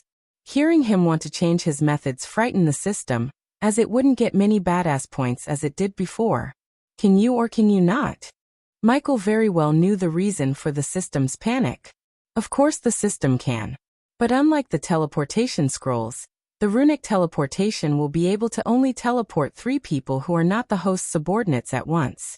It would cost you 45,000 badass points. The system recommends you to keep buying teleportation scrolls as they are more time efficient and take less toll on your body. Oh, you recommend? Michael chuckled. No need, just upgrade the runic teleportation. You do know that you can't use runic teleportation while you're in a battle, right? I know, system. I'm not gonna keep buying your teleportation scrolls unless I absolutely have to. So be it. The system sounded mad. Soon his badass points decreased to 5,000 points, ending his upgrade spree. He wanted to upgrade Wind Blast if he had enough points. Since it wasn't the case, he decided to upgrade the spell later. Although he didn't upgrade the spell, leveling up gave the spell enough power boost to knock out a group of weak cultivators in a few seconds. System version 3.0 Host. Michael cultivation level. Core formation stage level 10 experience points. 400,000/400,000. 1,300,000 points remaining to be consumed. Badass points. 125,000 skills and spells. Wind Blast, LVL3 responsive shield, LVL5 environment scanning, LVL3 ignitia, LVL4 lightning dash, LVL4 energy devour, LVL1 death range, LVL3 eyes of darkness normal. Can sense the cultivation level of others' eyes of darkness, Lucifer. Can sense the cultivation level of others, can see through. Illusions cloud of darkness, Lucifer. Weak-willed enemies will lose their courage completely and surrender. Death range will be 50% more powerful. If activated in darkness, the host's cultivation level will be boosted 4 levels up regardless of the stage barrier. Wordless spellcaster, Lucifer. In full Lucifer form, the host just has to think of the spell to cast it. Techniques: Swords of Destiny, 93% Mastery Ring of Fire, 69% Mastery Serpent Maga, 90% Mastery Occupation. Core disciple of Sunrise Sect, the guardian of Sunrise Sect, Lord Lucifer of the Abyssal, the Dark Lord status. Healthy goals. Control the world, rebuild the order of death, utility function. Banker, LVL 3, ratio, 1000 gold coins, 10 badass points, runic teleportation, X-ray vision, also integrated with Eyes of Darkness, wealth, 1,900,000 gold, special trait. 5-star alchemist, 3-star. Inventor subordinates. Gaia, warrior, loyalty level 100%. Raylene, 5-star chef, loyalty level 99%. Arya, assassin, loyalty level 38%. Heimberg, warrior, loyalty level 35%. Maxine, warrior, loyalty level 98%. Tiberius, warrior, loyalty level 45%. Sadie, loyalty level 30%. The Silent Reaper crew, pirates, loyalty level 85%. Base of operation. Sunrise Sect, the Abyssal, the Crypt, the Silent Reaper familiars. Nightmare, forest dragon. Fedora, 3-headed hydra. After taking a second look at his status window, he was satisfied. He exited the system to see everyone staring at him. His eyes were fixed on Shorty, who was shivering due to the alcohol withdrawal. Shorty's determination to become a cultivator surprised him. At first, he thought Shorty was asking him to become a cultivator for fun, but his determination told Michael that fun wasn't the only thing Shorty is looking for. Sadie was still sobbing. Her anger was overshadowed by guilt and grief. Turning his gaze back to Shorty, Michael began to speak. He was still in his full Lucifer form, so his voice wasn't humane, it sounded unearthly. Gibson, tell me how many types of people there are in this world? Michael asked Gibson, who was standing behind the throne. 2 kinds? Good and bad? Gibson said with uncertainty. Do you know the difference between them? Michael asked. Good people are good, bad people are bad? Yet again, Gibson sounded uncertain. None of them had a clue why Michael was asking these questions, including Gaia. That's a textbook answer, Gibson. In real life, the answer is much different than that. Michael stood up from his throne. Good people think if they don't hurt others, they don't get hurt. They try to live by a code of honor or the word of God, or anything that lets them sleep at night peacefully. They don't realize they are just prey for the bad ones. As he was speaking, he walked to Sadie. Even if they do realize it, they can't do what's necessary to protect themselves and people they care about. The code they live by, it's a prison that hurts them forever. If they end up in a mess, they just expect someone else to save them. The funny thing is they expect that someone else will clean up their mess without crossing their code. If he or she did, the good ones brand them as evil, dark ones, etc., etc. Michael made his way towards the cloth wrap thing. Let me show you the difference between a good person and a bad one. He took off the cloth after speaking to reveal the 2 bloodied core strengthening cultivators. They were tied up to separate poles. The cloth wrapped around their mouths prevented them from screaming or making a sound.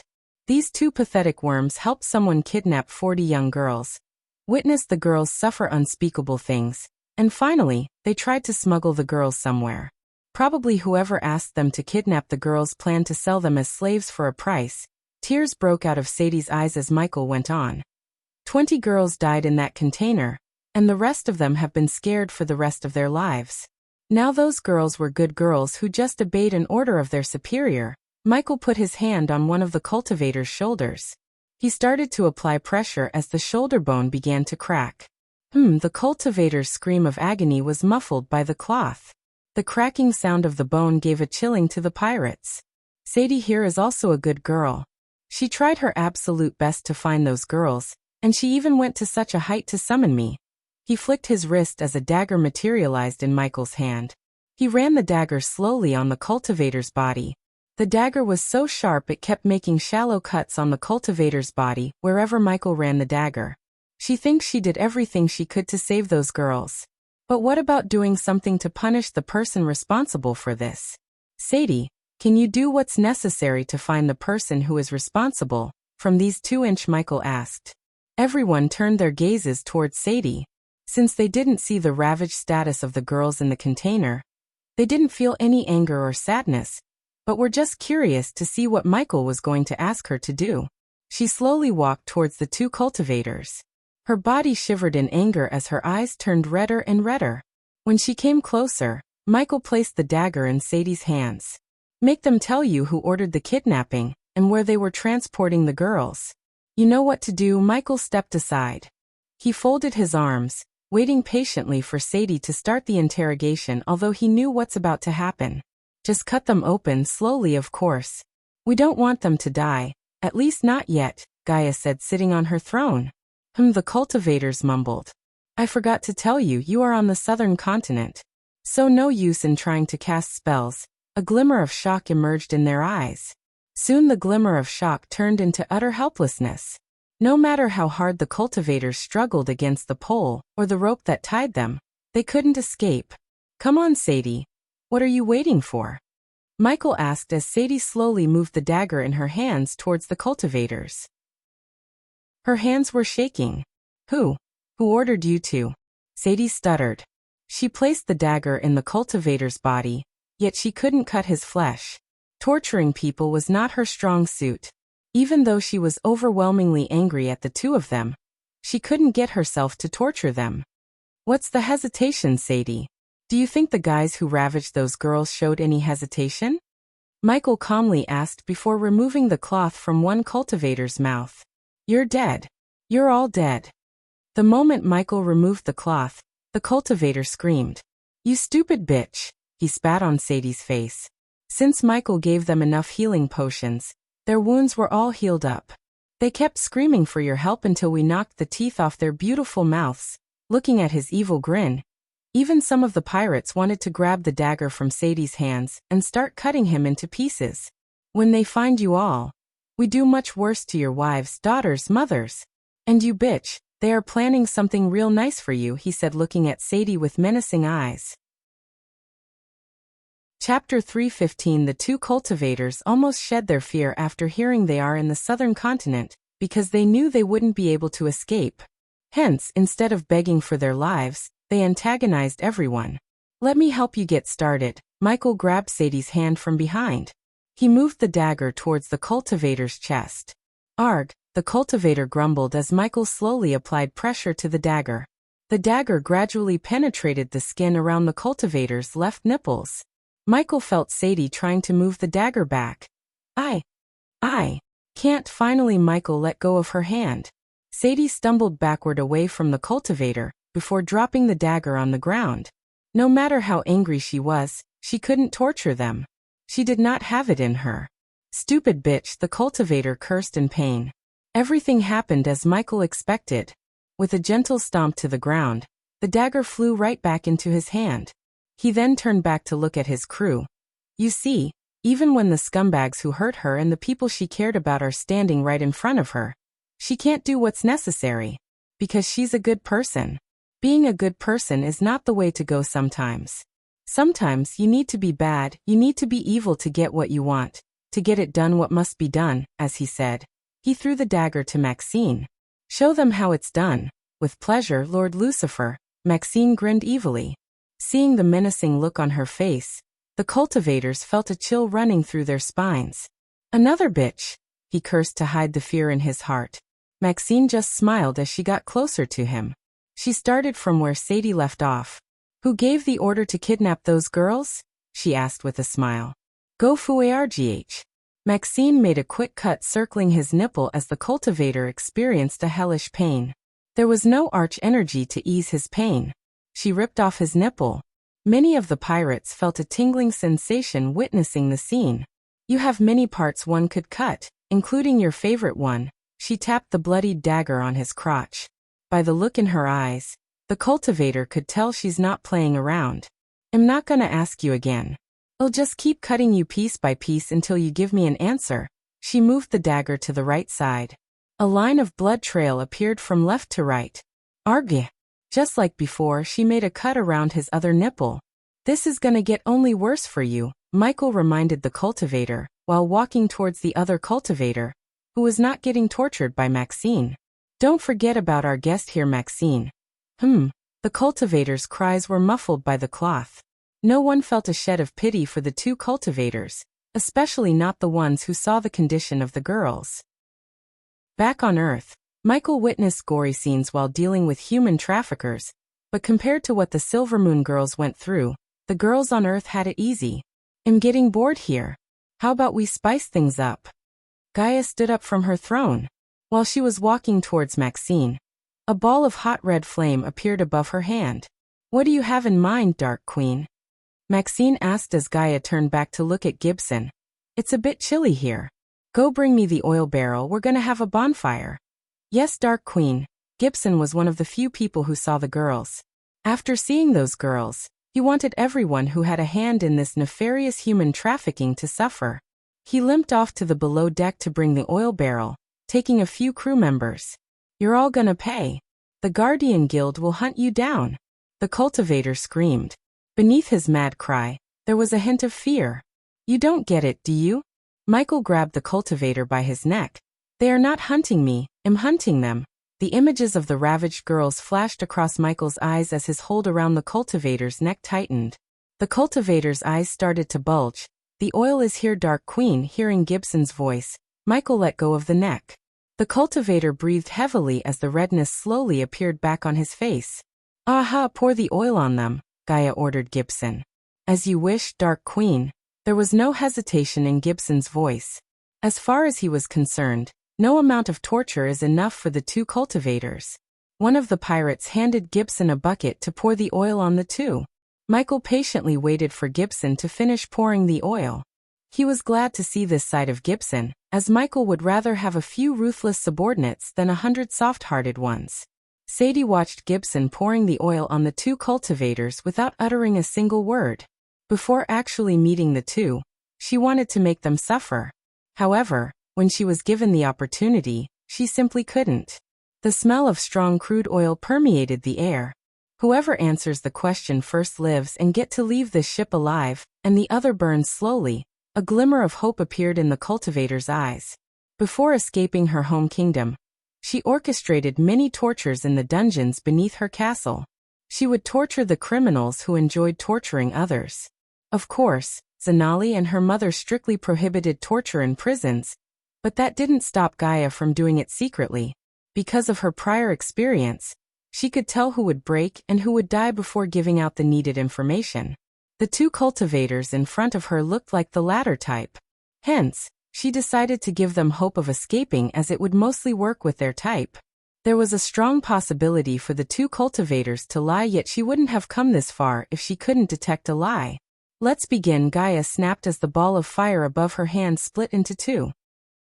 The two orbs of fire gradually floated towards the two cultivators. Maxine removed the cloth from the other cultivator's mouth, so he could speak up.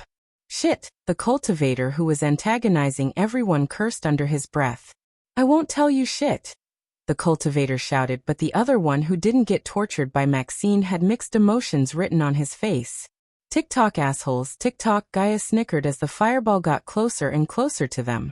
Will you really let me go if I tell you everything I know? Shut up, Carl. The one who got tortured shouted at the other one. Carl, however, didn't even look at him as all of Carl's focus was on the approaching fireball. You have my word, Carl. Tell us everything and we will let you go, Michael reassured Carl. Carl felt the warmth of the fire. He knew it's only a matter of seconds before he burns alive. Getting burnt to death was not worth any amount of gold coins. It's Minister Magnus. Since Sadie also doubted he's the one behind all this, Michael and Gaia knew Carl is telling them the truth. We have a winner here, boys, Gaia clapped as the fireball approaching Carl disappeared while the other one lighted the oil. Aha! The scream of the cultivator reverberated in the sea. He kept twitching as the fire completely enveloped him. The fire burnt the ropes that tied him to the pole. He tried to roll on the ground, except it was too late. Look at how he's enjoying his firebath, Carl, Gaia chuckled evilly. We can give you the same experience if you don't tell us everything. I mean everything you know. Carl's face was completely pale. He saw his colleagues charred remaining on the ground, radiating smoke. Just thinking about it made Carl's hair stand up straight. Maxine, bring Carl to our room. Maxine nodded before dragging Carl behind Gaia towards the captain's cabin. Michael, on the other hand, walked towards Sadie. She was still looking pale as her body kept shaking. If you don't come out of your shell, more people you care about will get hurt. Think about it while you bury your fallen sisters. As he walked past Sadie, Gibson came to him. Lord Lucifer, what about the rest of them? Sadie turned back. She didn't know what to do with the girls. They should go to Tiberius land. After everything that happened to them, they need to be with people they can relate to. Coordinate with Heinberg and see to it personally. Considering Tiberius people were slaves who endured the abuse of their masters for years and overcame the trauma, Michael thought it would be better if the girls went there instead of Elon. Sending them back to Elon would only make everything worse for them. Lord Lucifer, Sadie stuttered as Michael stopped walking. Can I say my goodbyes to them? You were responsible for them. So they will blame you and your sect for everything. You can watch the girls settling down from a distance. After speaking these words, Michael entered the captain's cabin. Lord Lucifer is right, Mississippi. Those poor girls have suffered enough. You meeting them will bring back memories they must forget. Gibson gently patted Sadie's shoulder to console her. Sadie broke down into tears. Deep down she knew they were right. They are going to a much better place, Mississippi. That place and the people living there will help them overcome their trauma. I wrote an elaborate sick gory torture scene, but I learned that it might get flagged as the novel is for the general audience. So I cut them down. Hope you still enjoy the chapter. And let me know your thoughts. You're tuning in to the Li Mei's Wuxia Whispers YouTube channel. We're so grateful for your support, and don't forget to subscribe to join us on this incredible journey through captivating stories. Your generosity through donations truly makes a world of difference, as it's the primary source of revenue that allows me to expand and enhance this channel for you. Thank you from the bottom of my heart for being a part of this adventure.